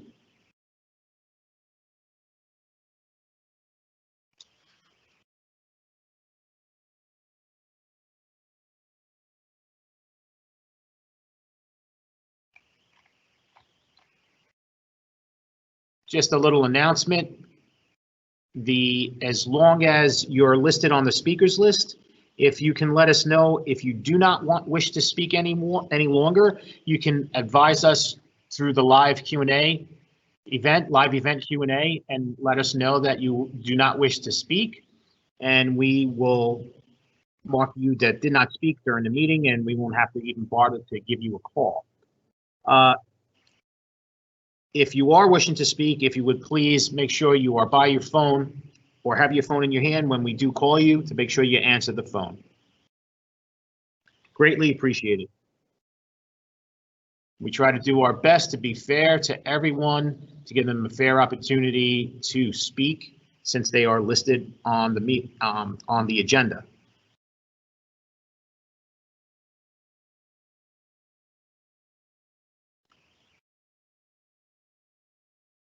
And I do appreciate the council members' patience.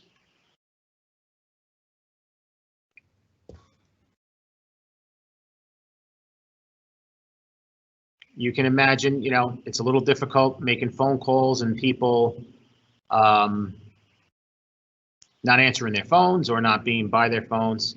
It is a little time consuming as well. So we're trying our best to get. Okay, I believe we have our next speaker on the line. If you can identify yourself for the record, please. Victoria Alaneski. Say that again, please. I'm sorry. Victoria? Victoria, Victoria. Thank you. And the last, I got you, Victoria. Thank you so much. I apologize. I just didn't hear your first name. Okay, your time is going to start on my countdown in 3, 2, 1, go. well, I'd like to thank everyone who's there this evening because it shows how many people are really concerned about the statue remaining where it is and not being taken away. It is good for not only the Polish people, but the people who suffered for over in the New York area when we had the,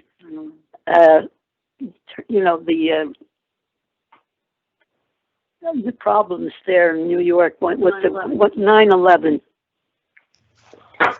So I just wanted to say thank you very much for all who could be there.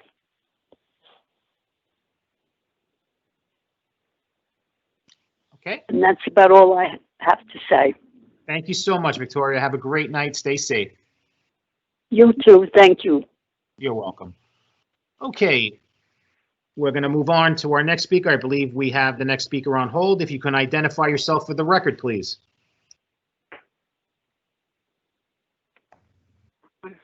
Do we have the next speaker on hold? Is it Suzanne?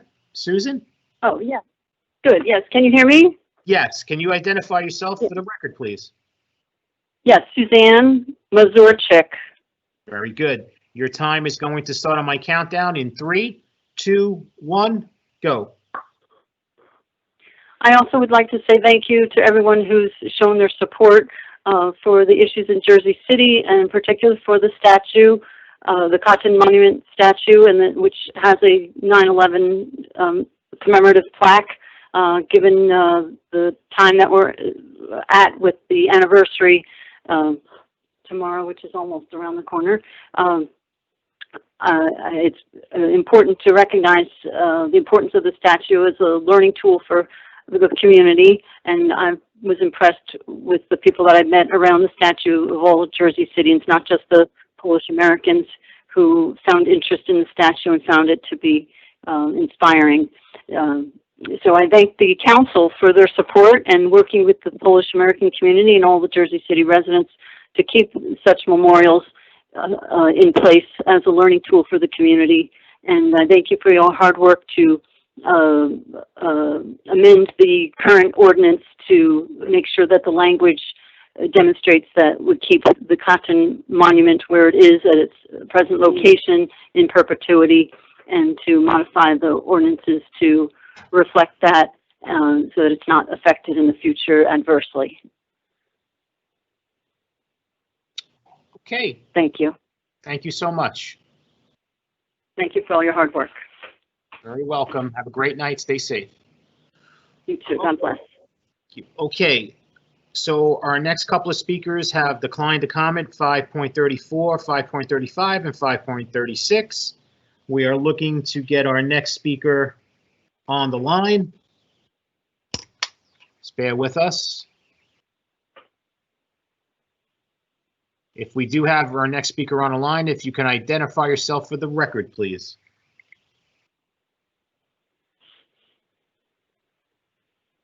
Hello?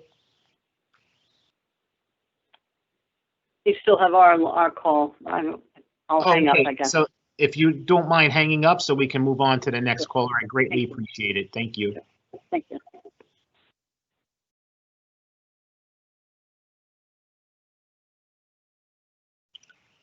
Thank you so much. Okay, we're moving on to the next speaker.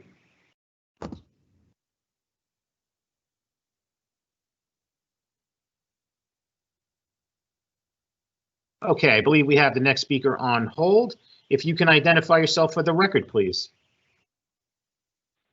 My name is Adrian Gaindo. I'm a resident of Ward B. Okay, Adrian, your time is going to start on my countdown in 3, 2, 1, go. Good evening, council members. I'm calling to ask that you hold the JCPD accountable by having them release the body camera footage regarding the Salem Lafayette Court incident. As a resident who lives close by to where the incident occurred, I believe that the community members deserve to see why such a use of force was necessary. Having watched the press conference 2 nights ago, and bearing in mind that the council did approve that the budget remain intact for public safety, it would be in your best interest to justify their budget by demanding them to be held accountable for an encounter that more than likely didn't warrant a weapon to be fired. As it pertains to public safety, I'm asking that the council vote against Ordinance 20-074, having read what this ordinance may entail regarding the proposed quality of life enforcement. We don't need non-criminal activities such as littering, loitering, noise, amongst other activities to be relegated to a criminal enforcement division. Again, we need investments in our communities to alleviate the socioeconomic burdens that many of us had to endure and even before it. Lastly, I want to point out that the demand for a civilian complaint review board is needed now more than ever and can be demonstrated by the use of force and aggression the JCPD used in the Neptune Avenue incident and the Salem Lafayette Court incident. Again, to justify the funding of nearly $200 million to public safety, this should demonstrate a level of accountability that the JCPD has avoided and will continue to avoid if we don't have a civilian complaint review board with subpoena power to legally require officers to appear in court, to have investigative jurisdiction on suspected officers, to be appointed by the people, and to have the power to hold officers accountable who are found guilty, and lastly, to be civically appointed by the people. In conclusion, the demand here is that the council members vote against Ordinance 20-074 and focus on the accountability of the JCPD. Thank you for your time, and I yield the rest of my time. Thank you very much. Okay, if we can end the call so we can move on to the next speaker, I greatly appreciate it. Okay, I believe we have our next speaker on hold. If you can identify yourself for the record, please. Yes, good evening. It's Bruce Alston. How are you? Okay, Bruce, how are you, sir? Your time is going to start on my countdown in 3, 2, 1, go. Yes, I'm calling in tonight to basically talk about an issue that I think is really dividing the south side of the city.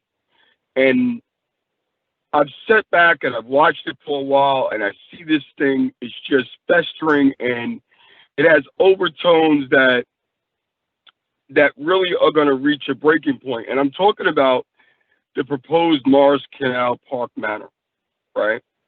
And I think Rich Vogiano probably can answer this question better than anyone.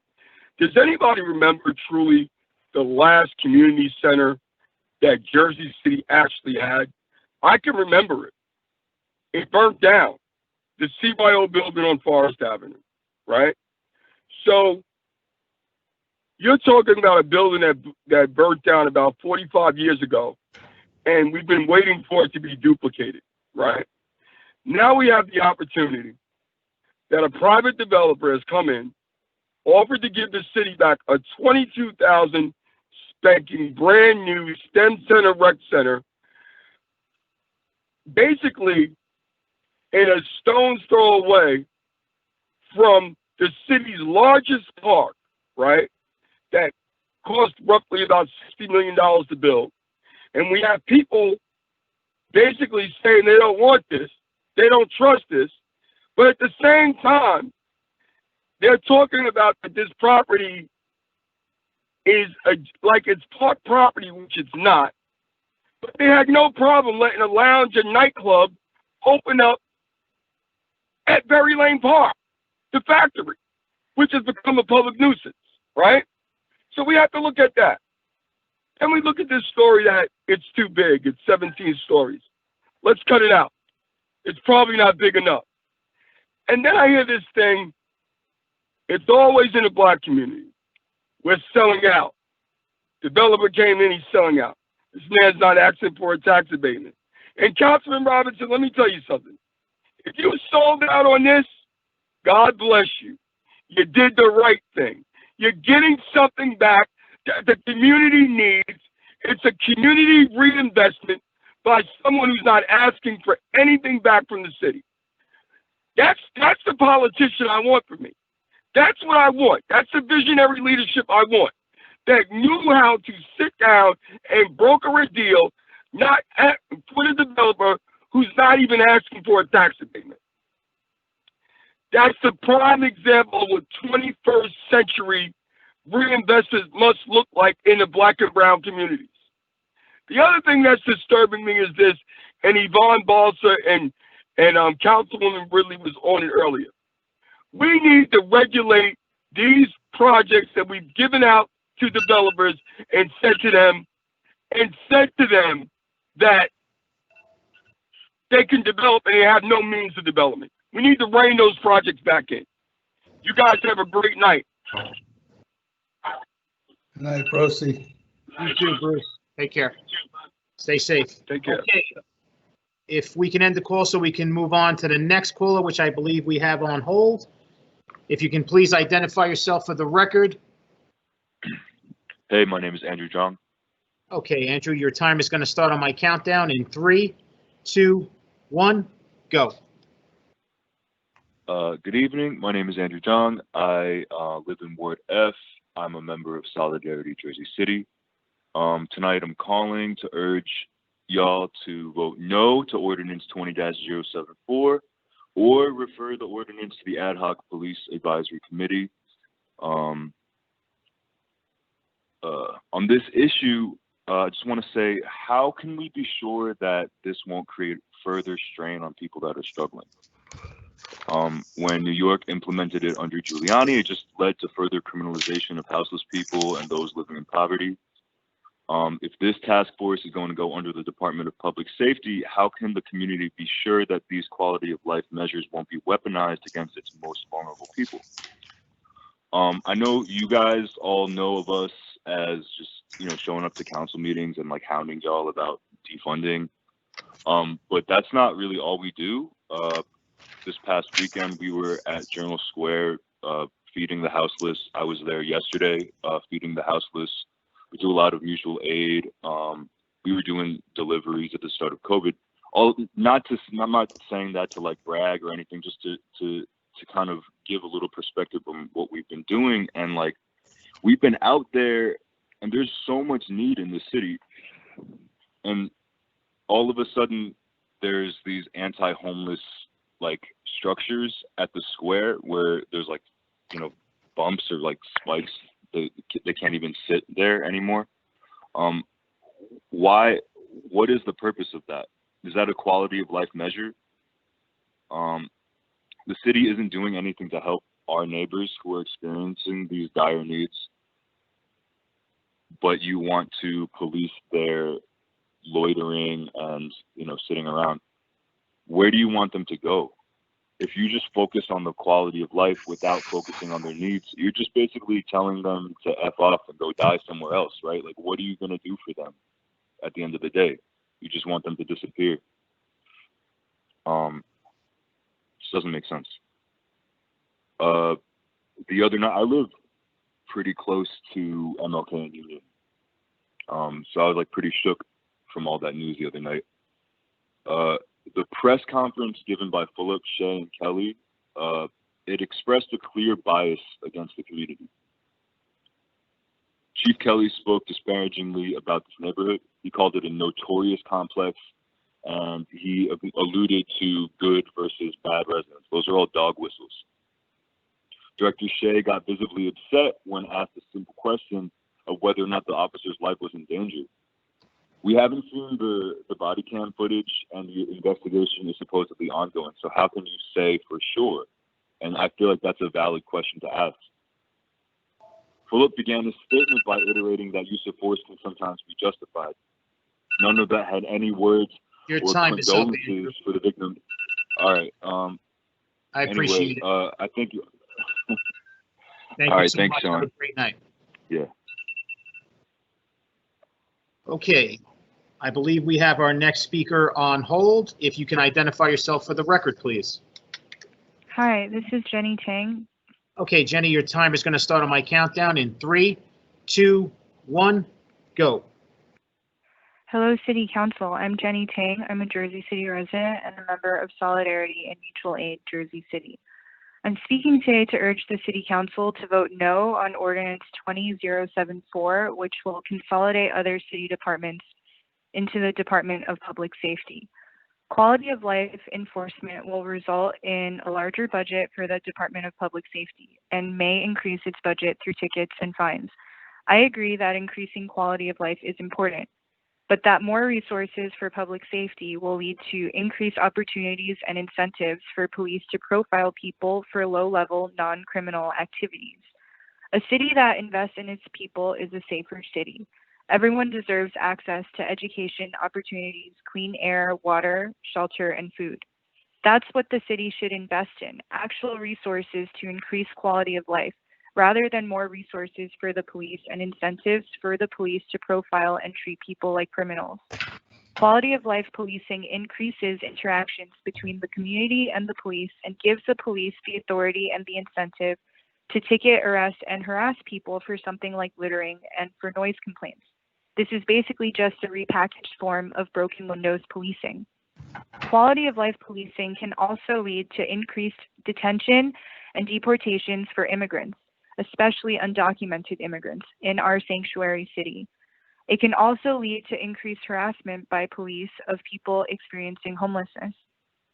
It's only a matter of time that police enforcing quality of life violations will kill, injure, or displace even more Black and brown people in this country and in our city.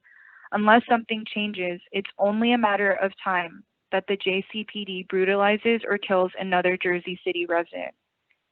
Communities with more resources are safer communities. Quality of life should not be defined or aggressively supervised by armed police who routinely make communities feel less safe and contribute to cycles of poverty. In order to actually increase the quality of life of all of its residents, Jersey City needs to invest in its communities and give everyone the resources that they need to thrive. I'm calling on the City Council to vote no on Quality of Life Enforcement Ordinance 20074 or to table it.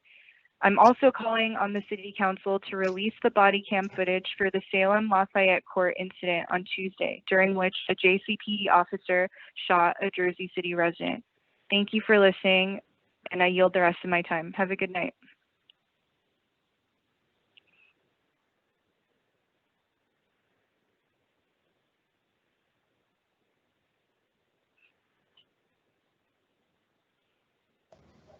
Sean, you're muted. Thank you so How much. do I get Amanda. unmuted? I am so sorry. I believe we have our next speaker on hold. If you can identify yourself for the record, please. My name is John B. Froling, and I live at 901 Summit Avenue, Jersey City, New Jersey. Thanks, John. Your time is going to start on my countdown in 3, 2, 1, go. Hi, good evening, ladies and gentlemen. I live at, as I said, Summit Avenue, which is 1 block from the reservoir, and I'm taking the pleasure of speaking to you about the reservoir project. I grew up in Princeton, New Jersey. I lived in Montclair, Glen Ridge, Washington, D.C., some wonderful towns. Jersey City is by far the nicest place I've ever lived for lots of reasons. And the reservoir that I'm talking about is one of the most unique things available to any city, certainly none that I have had the pleasure of working and living in. I ask you to consider the involvement of the neighborhood. And we have the neighbors that I'm talking for and with want more study to be made on this proposition, the resolution that you're considering tonight. I was active in the Paulus Hook resolution. I'm presently a consultant to Berry Lane Park, to the Morris Canal CDC, and I was in the canal crossing, so I'm active in civic matters, and I have been since I moved here in 1991. The best cities in our country are those that listen to the neighborhood. And what the city is planning to do in terms of improving the park is a wonderful thing. This is a great asset.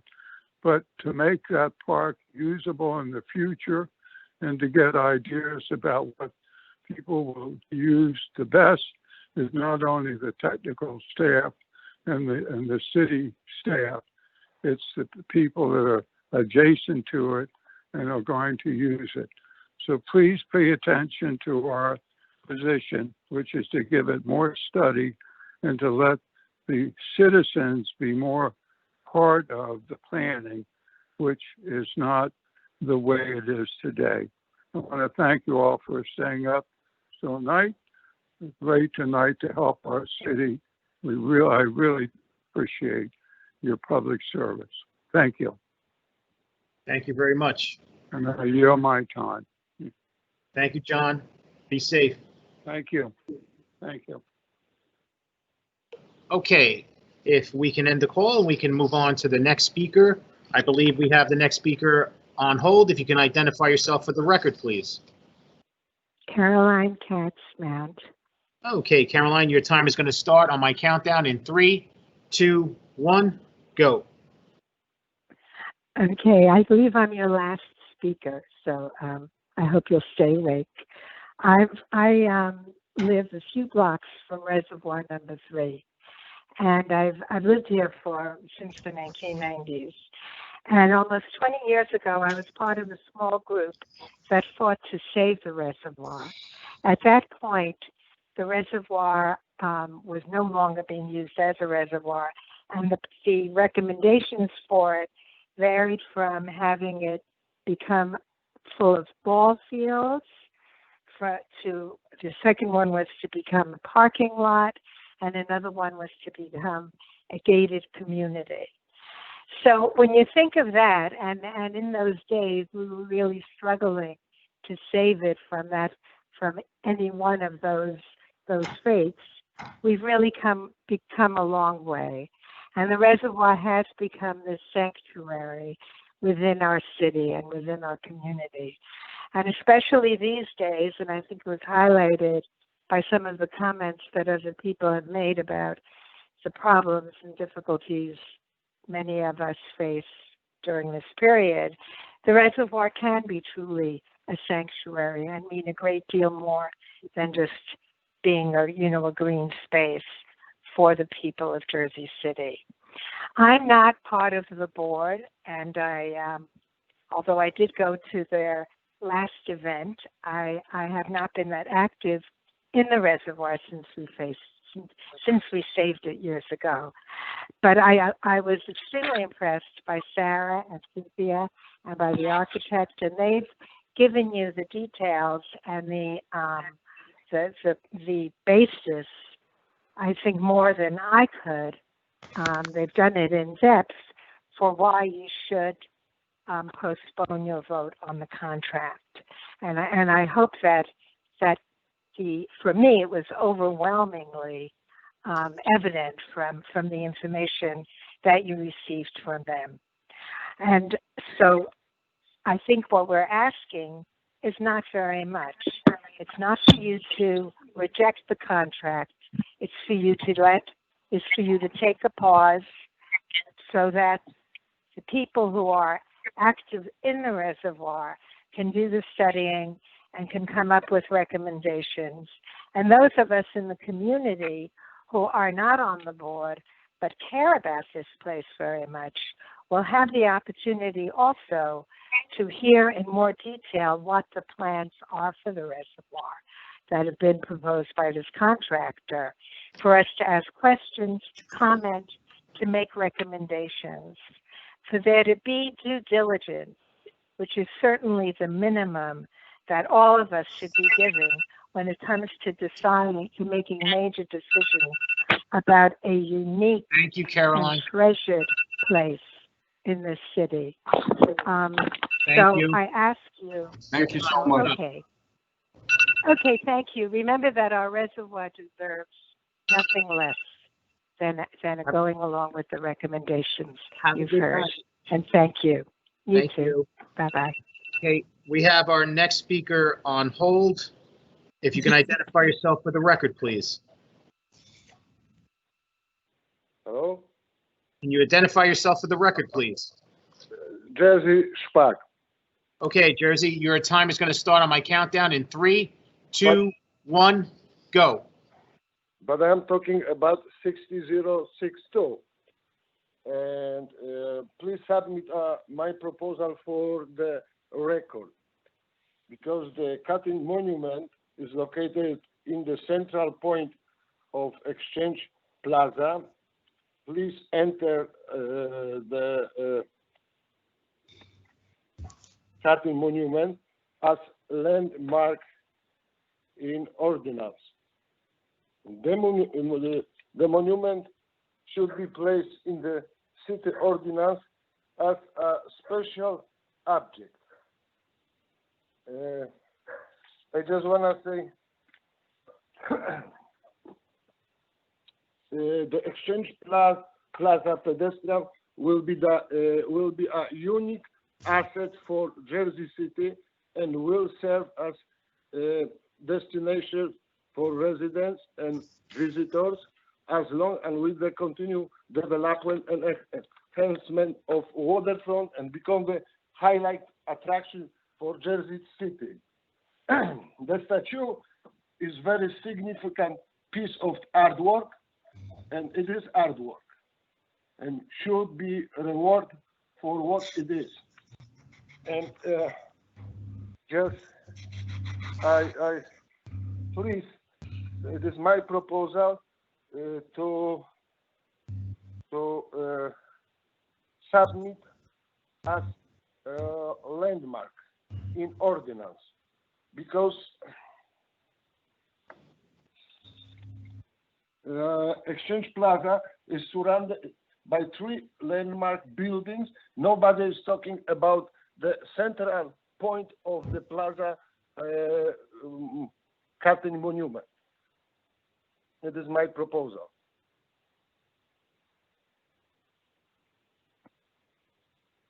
Okay, I know that the ordinance is over and it's probably too late, but I like to put everything in the record. Okay. Thank you very much. Okay, good night. Have a good night. Stay safe. Good night. All righty. That will conclude our public speaking portion of the meeting. We're moving on. Petitions and communications. 1 second, Sean, before you go, Council Pro Tem, can I have 1 minute, please? Yeah, go ahead. I'd like to share my screen right here. I hope you guys can see it. I just want to let you guys know that, Ward F residents should not be deliberately misinformed with flyers like this. The land that they're talking about is not park land. It is a privately owned piece of land. And I just want to let all the developers know, if you're listening, if you know somebody who's listening, if you're going to develop here in Ward F, then I'm going to be demanding that you have a strong strong community investment program when you come. This project right here will offer affordable housing. It will offer affordable commercial space, and it will offer Jersey City's first recreation facility, which would be deeded back to the city and the land itself. So I'm just saying, we shouldn't have to be subject to, having flyers that misrepresent what's going on here in our community, because that is privately owned land. Thank you, Council President. Okay. So on to our petitions and communications, items 6.1 through 6.31. Any questions or comments? Hearing none. Items 7.1 through 7.2. Any questions or comments, Officer Communications? Okay. Report of Directors 8.1 through 8.7. Any questions or comments? Hearing none. We're moving on to our claims and addendum number 1. So on the claims and addendum number 1, Councilperson Ridley. Aye. Councilperson Prinzary. Aye. Councilperson Baggiano. Aye. Councilperson Saleh. Aye. Councilperson Solomon. Aye. Councilperson Robinson. Aye. Councilperson Navarro. Aye. And Council President Pro Temp Rivera. Aye. Claims and addendum number 1 are approved 8-0 with Council President Waterman absent. On to our resolutions, and I'll be taking a vote on items numbers 10-1 through 10.14. So that's items 10-1 through items 10-1 through 10.14. Councilperson Ridley. Aye. Councilperson Prinzary. Aye for all. Councilperson Baggiano. Aye. Councilperson Saleh. Aye. Councilperson Solomon. Aye. Councilperson Robinson. Aye. Councilperson Navarro. Aye. And Council President Pro Temp Rivera. Aye. Items 10.1 through 10.14 are approved 8-0 with Council President Waterman absent. On to items 10.15 through 10.25. Councilperson Ridley. Aye. Councilperson Prinzary. Aye for all. Councilperson Baggiano. Aye. Councilperson Saleh. Aye. Councilperson Solomon. Aye. Councilperson Robinson. Aye. Councilperson Navarro. Through where are we voting? We're voting from items 10.15 through 10.25. Sorry, just give me a second. Sure. I vote aye. Okay. And Council President Pro Temp Rivera. Aye. Items 10.15 through 10.25 are approved 8-0. Council President Waterman absent. On to items 10.26 through 10.35. That's resolutions 20-631 through 20-640. Councilperson Ridley. Aye. Thank you. Councilperson Prinzary. I just have if I may, just a quick question about 1032. And I don't know if there's somebody that can answer this. One of the questions was raised about the contamination and whether or not awarding this contract would put the city in a position to not be able to have the contract finish the project. So I just want to get a little bit of clarity around that and whether or not the remediation is done by a separate entity that would then come in and do the work so then the contractor could finish the safety improvements. Sure. The safety improvements listed here do not conflict with the progress of the environmental investigation and remediation. The two projects are in parallel. They're ongoing in parallel. Additional testing is, of course, going to be done before that full plan is finalized. But these safety improvements can continue without disruption. And I also, we've done a lot of work. Just want to reiterate that we've done a lot of work to reach out to the community and keep people involved over the last many, many years. I know Councilman Baggiano, Councilman Yun, and a lot of members of the team have been on many walkthroughs, have had many meetings with the group up there to make sure we're doing the right thing. These safety improvements were at the request of the community. We've made a lot of information available to them. We'll have a public meeting and do additional outreach as quickly as possible as well after this. Thank you. So, aye for all. Thank you. Councilperson Baggiano. Yeah, I just want to say something real quick. For the last 6 years, I've been trying to get Brian Weller and everybody to do something with this reservoir because there's dangerous conditions up there. The fencing, the wall, a lot of issues. We need trails. I guarantee the people of Ward C and D that this reservoir will be done correctly. It's going to be a great job, and it's about time. And thank God nobody climbing the fences, going into the reservoir at night and stuff like that, and it's been dangerous. And Michael Young and I had 3 walking tours through there with many of the people, and hopefully, and I guarantee everybody, the Alliance and everybody will work closely with the Alliance. I'm sure Brian will, the mayor and everybody else, to make sure that this becomes the jewel of the Heights area. And your vote? Aye. Thank you. Councilperson Soleil. I'm gonna one-up you there, Councilman Boggiano. I think that the reservoir is the gem of Jersey City, and I really appreciate all the hard work and all the advocacy from all the groups over the last few years that have pushed for these improvements. And then we put the grant applications out, and then they actually sat down with the city to review those grant applications, and the groups had to submit letters of support for these exact improvements. And these improvements, these are just safety improvements, basic things to make this reservoir ADA compliant, to put in benches, to put in lights. I've spoken to residents about this. I live a block away from this reservoir as well. I live on the border of Ward C and Ward D on Manhattan Ave.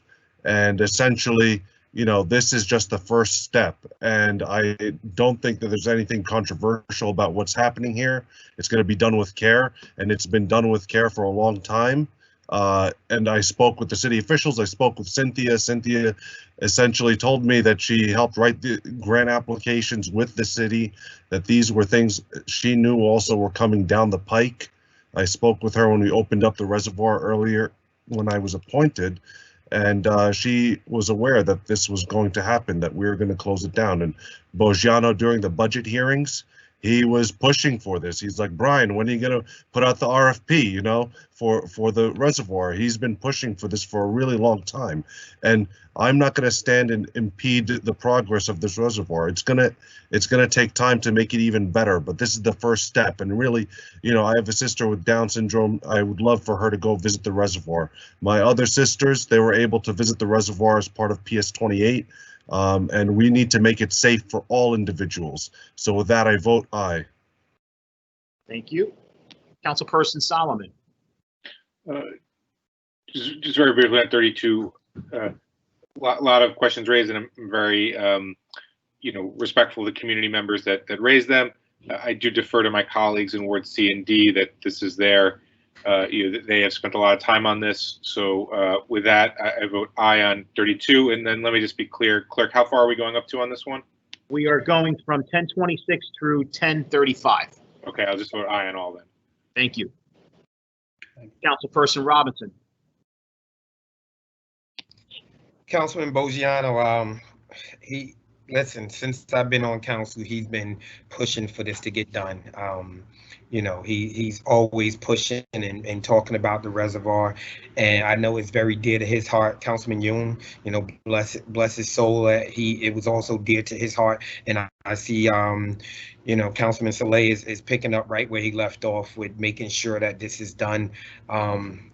I just want to make sure that you guys are good with it, and if you're good with it, I'm great with it. So, Councilman Boggiano, thank you for your continued service and your advocacy for getting this done. I know it's because of you and Councilman Yoon that really kept this thing going over the years. I vote aye. Thank you. Councilperson Navarro. So on 1032, as everyone's acknowledged, Councilman Boggiano has been relentless in talking about the safety issues on the reservoir, and so I can testify and attest to that. That he's been a broken record on that, in bringing that up in every meeting and in meetings where it wasn't this topic of the subject of conversation. He still brought it up and made sure that it was front and center in that regard. It's probably too late. The votes are counted, so I was going to suggest or throw out the idea of possibly amending the contract in some way to just incorporate the fencing, which I know Councilman Boggiano has been a strong advocate for, and making sure that there was fencing because of the risk that it poses. And in fairness, I've said to the advocates as well that I think Councilman Boggiano is absolutely right on that. That there is some sort of risk there, and he's been relentless again, as I said, in trying to advocate for that to address the safety concerns there. That being said, and while I understand that the councilman is in full support of this for Ward C, I'm reminded of another project in Ward C, the Lowe's Theater, where advocates, stewards of a historic asset like the reservoir also oppose kind of what was being proposed, despite what was being suggested. And Councilman Boggiano did step up for them in that regard as well. I find it hard to think that the community is completely in favor when the stewards and the people who have been at the forefront of the reservoir for years and years and years and doing the volunteer work and so forth have spoken out fairly definitively that that they would like some more time to be able to meet and have a discussion about this and understand the plans better and so forth. I think they probably should be afforded that. I know that they worked on this reservoir just early this year, working with the city on trying to open up access to it. And we've had our conversations around that. These are the folks who've opened it up for access for schools and the public to be able to utilize the space and to have educational opportunities and things of that nature. So to me, their credibility on this is without is unquestionable, and so I'm going to stand with the community on this, and I'm going to vote no on 1032 and aye on all the rest. Okay, thank you. Council President Pro Temp Rivera. So on 1032, I definitely want to thank my council colleague, Rich Boggiano. How I wish to God that Michael Youn was here. You know, fortunately he's not.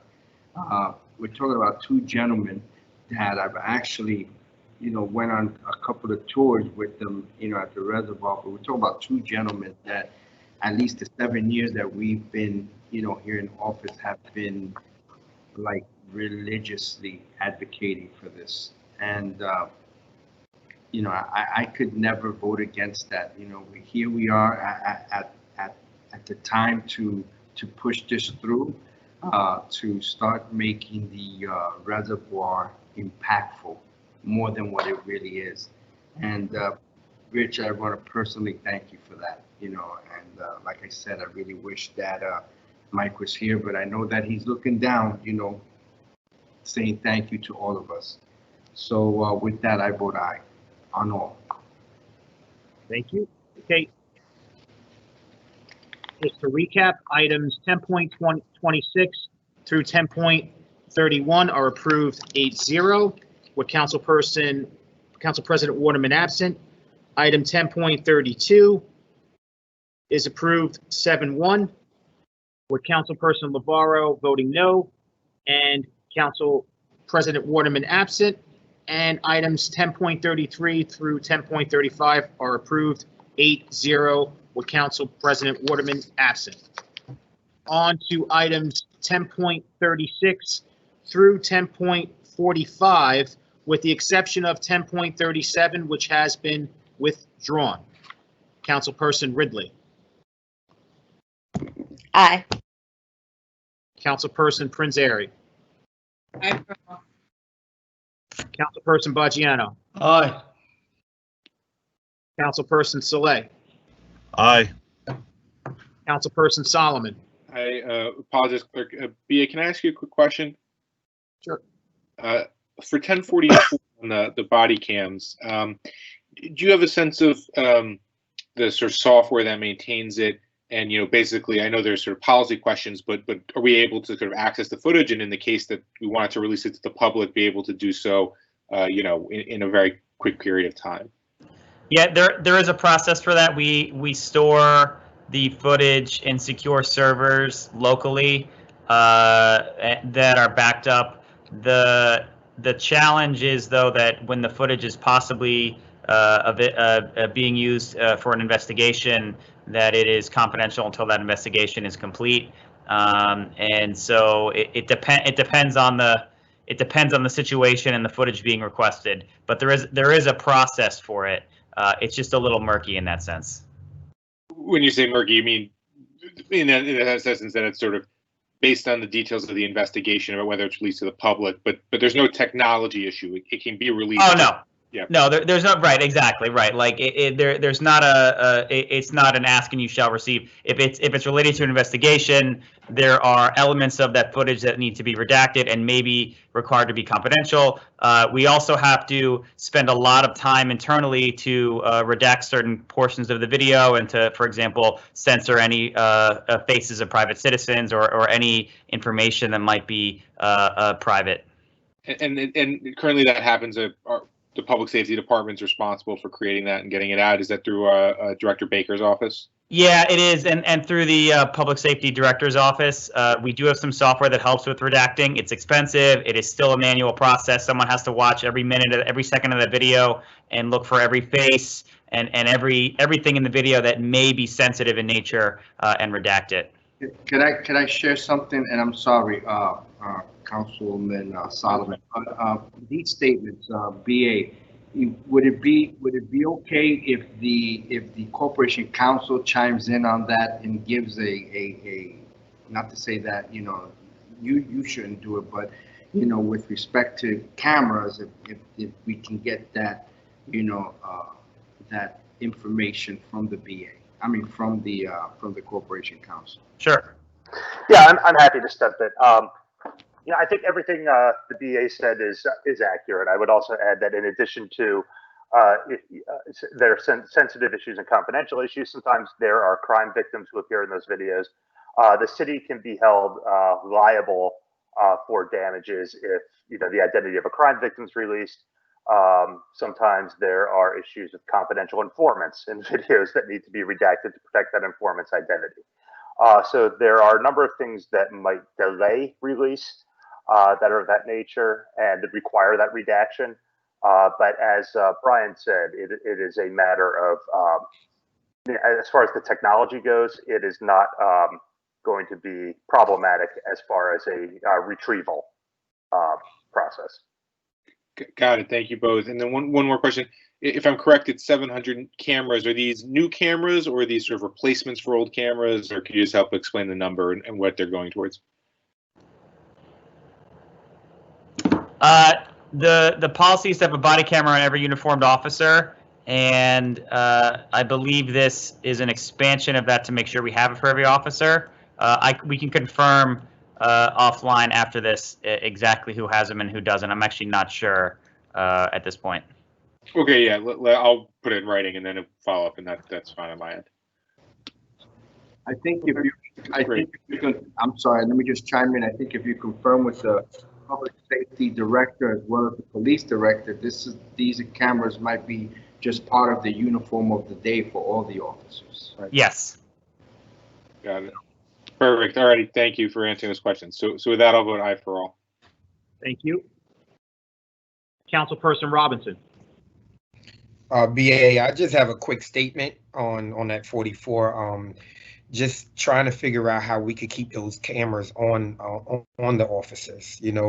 When we watched the Boswick tapes, almost every camera fell off. So I know we're looking for more cameras, but we need to figure out how to keep those cameras, connected to our officers, without losing them, because we lost a lot of footage over there. I vote aye for all. Thank you. Councilperson Labarro. I'll just piggyback on some of the questions that were already asked about 1044, is it? Actually, before I do that, just a remark from 10, which I didn't comment earlier, 1026 to 1028 and 1030 to 1032 and 1034 to 1036. None of them had the pay-to-play documentation. These are related to parks. I'm not changing my vote in that regard, but would like to have that furnished and provided for all of those contracts. So going back to 1044, how long is the footage stored? Can you answer that? And we didn't talk much about this in caucus, so putting you on the spot a little bit. Yeah, we'll try to share the specifics of the policy around the body cameras to the entire council. The storage policy is for 90 days. 90 days, okay. And then, this is, pardon me, Council, and those are pursuant to guidelines that are promulgated by the State Attorney General's office. Okay, could I get a copy of those guidelines? And then I just want to know if that's like a minimum or if that's a maximum or whatever the case might be. Yep, sure. And then my second thing is, and Councilman Solomon already kind of alluded to it, but the existing cameras, were they all purchased like this? I vaguely recall them being like really much more affordable somehow. I don't recall exactly like, and I think it's a worthwhile investment. So I'm not harping on the dollar amount per se on this, but I don't believe it was the same type of technology, I guess. And so, was there something that prompted a change in how in sort of body camera technology? Yeah, this is actually our third different vendor for body cameras. Yeah. The first vendor we went with was the lowest bidder. We did a cooperative purchasing RFP with Patterson and Newark. We found a low bid vendor. The technology from that vendor turned out to be not suitable for us or for any of the cities. We tested it, it just didn't work, but it was cheaper. And I guess, you pay for what you get sort of thing. We also piloted some software. We were working with Google to see if we can make cell phones work as body cameras. The technology was really interesting, and the app-based approach was really innovative, but the hardware was the limitation there. Even though it was a much cheaper approach, it was harder to keep the cell phone on the officer. The battery life wasn't the same, and we couldn't really get it to work that well. So now we're here with Coban, which is a standard across the industry, and even though they're not the cheapest by dollars and cents across the board, we're not spending all this extra money trying to find new products and close gaps and that sort of thing. So the technology, the hardware, the software has been working seamlessly up to this point. Okay, if I could get just an inventory of a report of some sort on our body cameras, how many we have or had, and how many have been lost or damaged and so forth and whatnot. And then just on 1045, can you just explain that one a little bit? I meant to ask that one as well between the caucus and here, but I don't quite understand what's going on. We're relocating 2 trailers. Sorry, just have one clarification on the body camera footage storage policy. It's actually 100 days. The state minimum is 90 days, and we're doing 100 days. As to the trailers, so we have a training facility in Jersey City. We don't own the facility, and we're losing access to that facility. So we have to move it to a different location.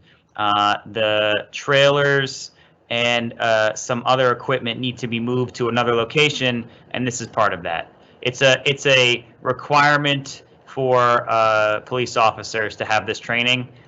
We do also have other police units that train at our facility to help offset some of the costs as well. But either way, we need this to make sure that our police officers are certified and everything they need. Okay, and final question on 10.40. Perhaps the Corporation Counsel or yourself can respond to this. It's so we didn't discuss this in caucus, and should have raised these questions. But the MOU, after my office doing some review on this, determined that that we're kind of deferring to the state Department of Environmental Protection and turning over the authority to them with regard to that we're deferring to them on whatever standards of decontamination and so forth around that. Is this different from something in the past, or my concern here is that I know we've had conversations with the PPG. This is near the Berry Lane site, correct? It's the PPG, it's all the PPG sites, the largest of which is near Berry Lane, site 114. Right. And so my understanding is that in the past we've had issues with regard to the level of cleanup that they'll do, and that they're not prepared. They've not been prepared at times to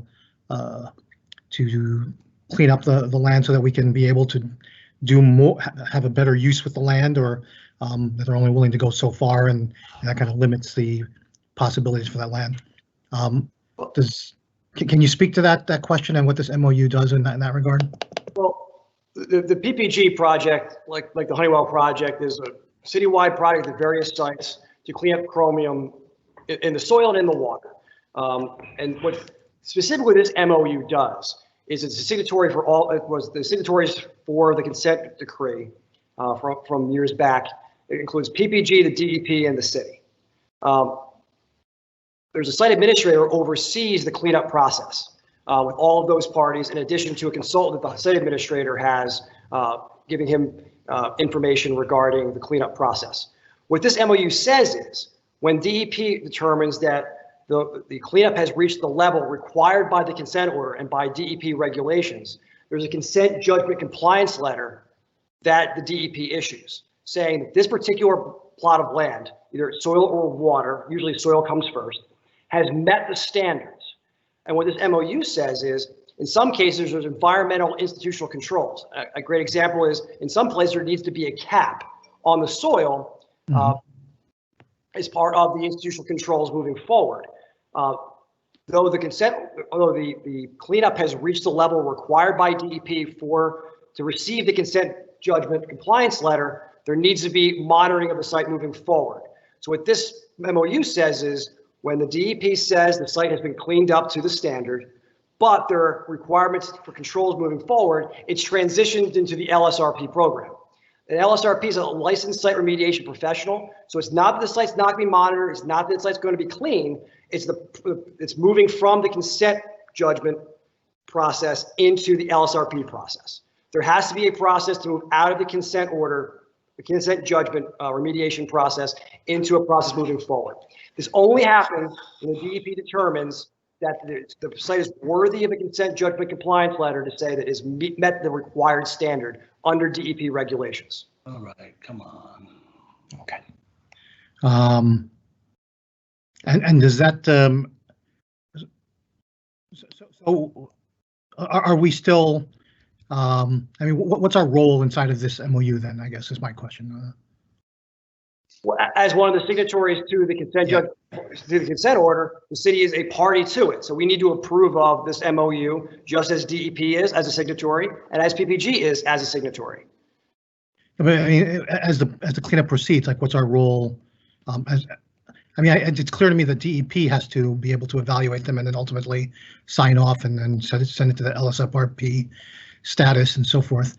But what else does the city, what other role does the city play in this, if at all, I guess? Well, for one thing, the monitoring of the projects moving forward, for example, in the next couple of weeks, you're going to be approved, you're going to have for your approval, a notice in lieu of deed notice, which is for the status of the cleanliness of the roadways, to have a notice in lieu of deed notice for anybody who may disturb that road in the future. So that's something that the city is responsible for, making sure that all of the different blocking lots are cleaned and also monitored moving forward, and being aware of through the deed notice process what the status of each individual parcel is. Okay. Did you say we have to clean? At the end of the day, it's city land. The DEP has standards as to how things get cleaned up, but at the end of the day, we're signatories because it's city property and it's city land, and it's within the borders of Jersey City. Is PPG currently paying us for, or paying for the full cost of this, or? are we PPG is sharing? responsible, is paying for the entire cleanup. Yes. That's part of the consent judgment, is that they're responsible for the cleanup. And then we have our own professional who monitors stuff as well, right? And Yes, Dave Spader, actually one of the contracts you've approved in the last few months. He's a geologist who's our consultant who helps us review the documentation that PPG provides and DEP provides as part of the review process. and who's paying for that? DEP paid for that over a period of 10 years. That was the agreement that they would pay our consultant for 10 years. The last 2 years, it's been on the city. And could we have negotiated to have them pay this for us in going forward? The agreement we had with PPG was for 10 years. We could always ask, but the agreement was they would pay for our professional for 10 years. Okay. All right. That's fine. I have enough for myself on this. So where are we going through, Sean? From items 10.36 through 10.45, with the exception of 10.37, which has been withdrawn. Okay. I am voting no on 10.40 and aye on all the rest. Okay. Council President Pro Temp Rivera. I vote aye. Okay. If I can just recap. Item 10.36 is approved 8-0 with Council President Waterman absent. Item 10.37 was withdrawn. Items 10.38 and 10.39 are approved 8-0. Item 10.40 is approved 7-1 with Councilperson Lavaro voting no. Items 10.41 through 10.45 are approved 8-0 with Council President Waterman absent. Okay. On to items 10.46 through 10.56. Councilperson Ridley. Aye. Councilperson Prinzary. Aye for all. Councilperson Baggiano. Aye. Councilperson Saleh. Aye. Councilperson Solomon. Aye. Councilperson Robinson. Aye. Councilperson Lavaro. Through where again? We're going from 10.46 through 10.56. Okay, I won't belabor things. I'm gonna thank you to the law department for all the information you provided, and I mean that sincerely. That I still have some unanswered questions, but you did provide a good deal of information, so thank you. With that being said, I still have questions, and so I'm still going to vote no at this point on 10.51, 10.52, 10.53, 10.54. I'm sorry, not 54. I'm sorry. 10, and am I missing something? I'm sorry, I skipped. They say 10.49, 10.51, 10.52, 10.53, and I and all the rest. Okay, so I just want to recap that before I move on. You're voting aye on all the rest with the exception of 10.49, 51, 52, and 53. You're voting no. Correct. Thank you very much. And Council President Pro Temp Rivera. I vote aye. Okay, thank you. So allow me to recap. Items 10.46 through 10.48 are approved 8-0 with Council President Waterman absent. Item 10.49 is approved 7-1 with Councilperson Lavaro voting no and Council President Waterman absent. 10.50 is approved 8-0 with Council President Waterman absent. Item 10.51 is approved 7-1 with Councilperson Lavaro voting no and Council President Waterman absent. 10.52 is also approved 7-1 with Councilperson Lavarro voting no and Council President Waterman absent, and 10.53 is approved 7-1, with Councilperson Lavarro voting no and Council President Waterman absent, and items 10.54 through 10.56 are approved 8-0, with Councilperson Waterman absent. The balance of the resolutions, items 10.57 through 10.61. And before I ask for the vote, I would just like to thank the council members for allowing 10.61 onto the agenda. I really appreciate your consideration for this resolution. It's an important payment that has to be paid to Royal Printing, our printer, for the election ballots, sample ballots that were mailed out for the primary election on July 7th. So with that being said, Councilperson Ridley. Aye. Thank you. Councilperson Prinzary. Aye for all. Councilperson Baggiano. Aye. Councilperson Saleh. Aye. Councilperson Solomon. Aye. Councilperson Robinson. Aye. Thank you. Councilperson Lavarro. Aye. And Council President Pro Temp Rivera. Before I vote aye, just want on 1059, just want to personally thank, the officers, David Dean Wiggins, Angelo Aguilar, Jeremy Costa, Mylove Robertson for that, 3-alarm fire over at Boswick, where they went inside and risked their own lives to save 5 people from that burning building. A couple of my children, and I really want to, express my gratitude and thank you for a job well done. I vote aye on the rest. Thank you very much. So items Vote aye again. So items 10.57 through 10.61 are approved 8-0, with Council President Waterman absent. And just for the record, I also wanted to thank Business Administrator Brian Platt, as well as Raquel Tasato and her team in purchasing for also moving that resolution forward for us for Royal Printing. I'm sorry I left them out, but definitely didn't forget. So with that being said, if I can have a motion to adjourn at 10:58 p.m. Motion. Motion. Whoa. Okay, hold on. So I'm going to give that motion to Councilperson Prinzary. And I'm going to give the second to, who says it first? Second. Second by Councilperson Saleh, very quick. It's my first one tonight. On the motion to adjourn at 10:58 p.m., council members in attendance by acclamation, please say aye. Aye. Okay, we are out of here at 10:58 p.m. Thank you so much, ladies and gentlemen. Good night. For watching. Thank you so much, city council members, the staff, my staff, the IT staff. Guys, can't do it without you. Guys are awesome. Team is everything. Teamwork makes the dream work. Big shout out to Stop filibustering. So go Pittsburgh.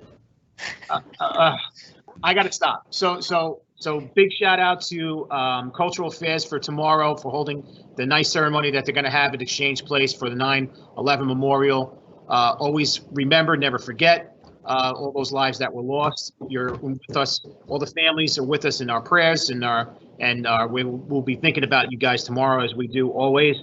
And when you're out and about, please remember to wear your mask, and especially when you're attending that ceremony, make sure you're social distancing and wearing that mask. Thank you so much, ladies and gentlemen. Have a great night. Stay safe. What's up?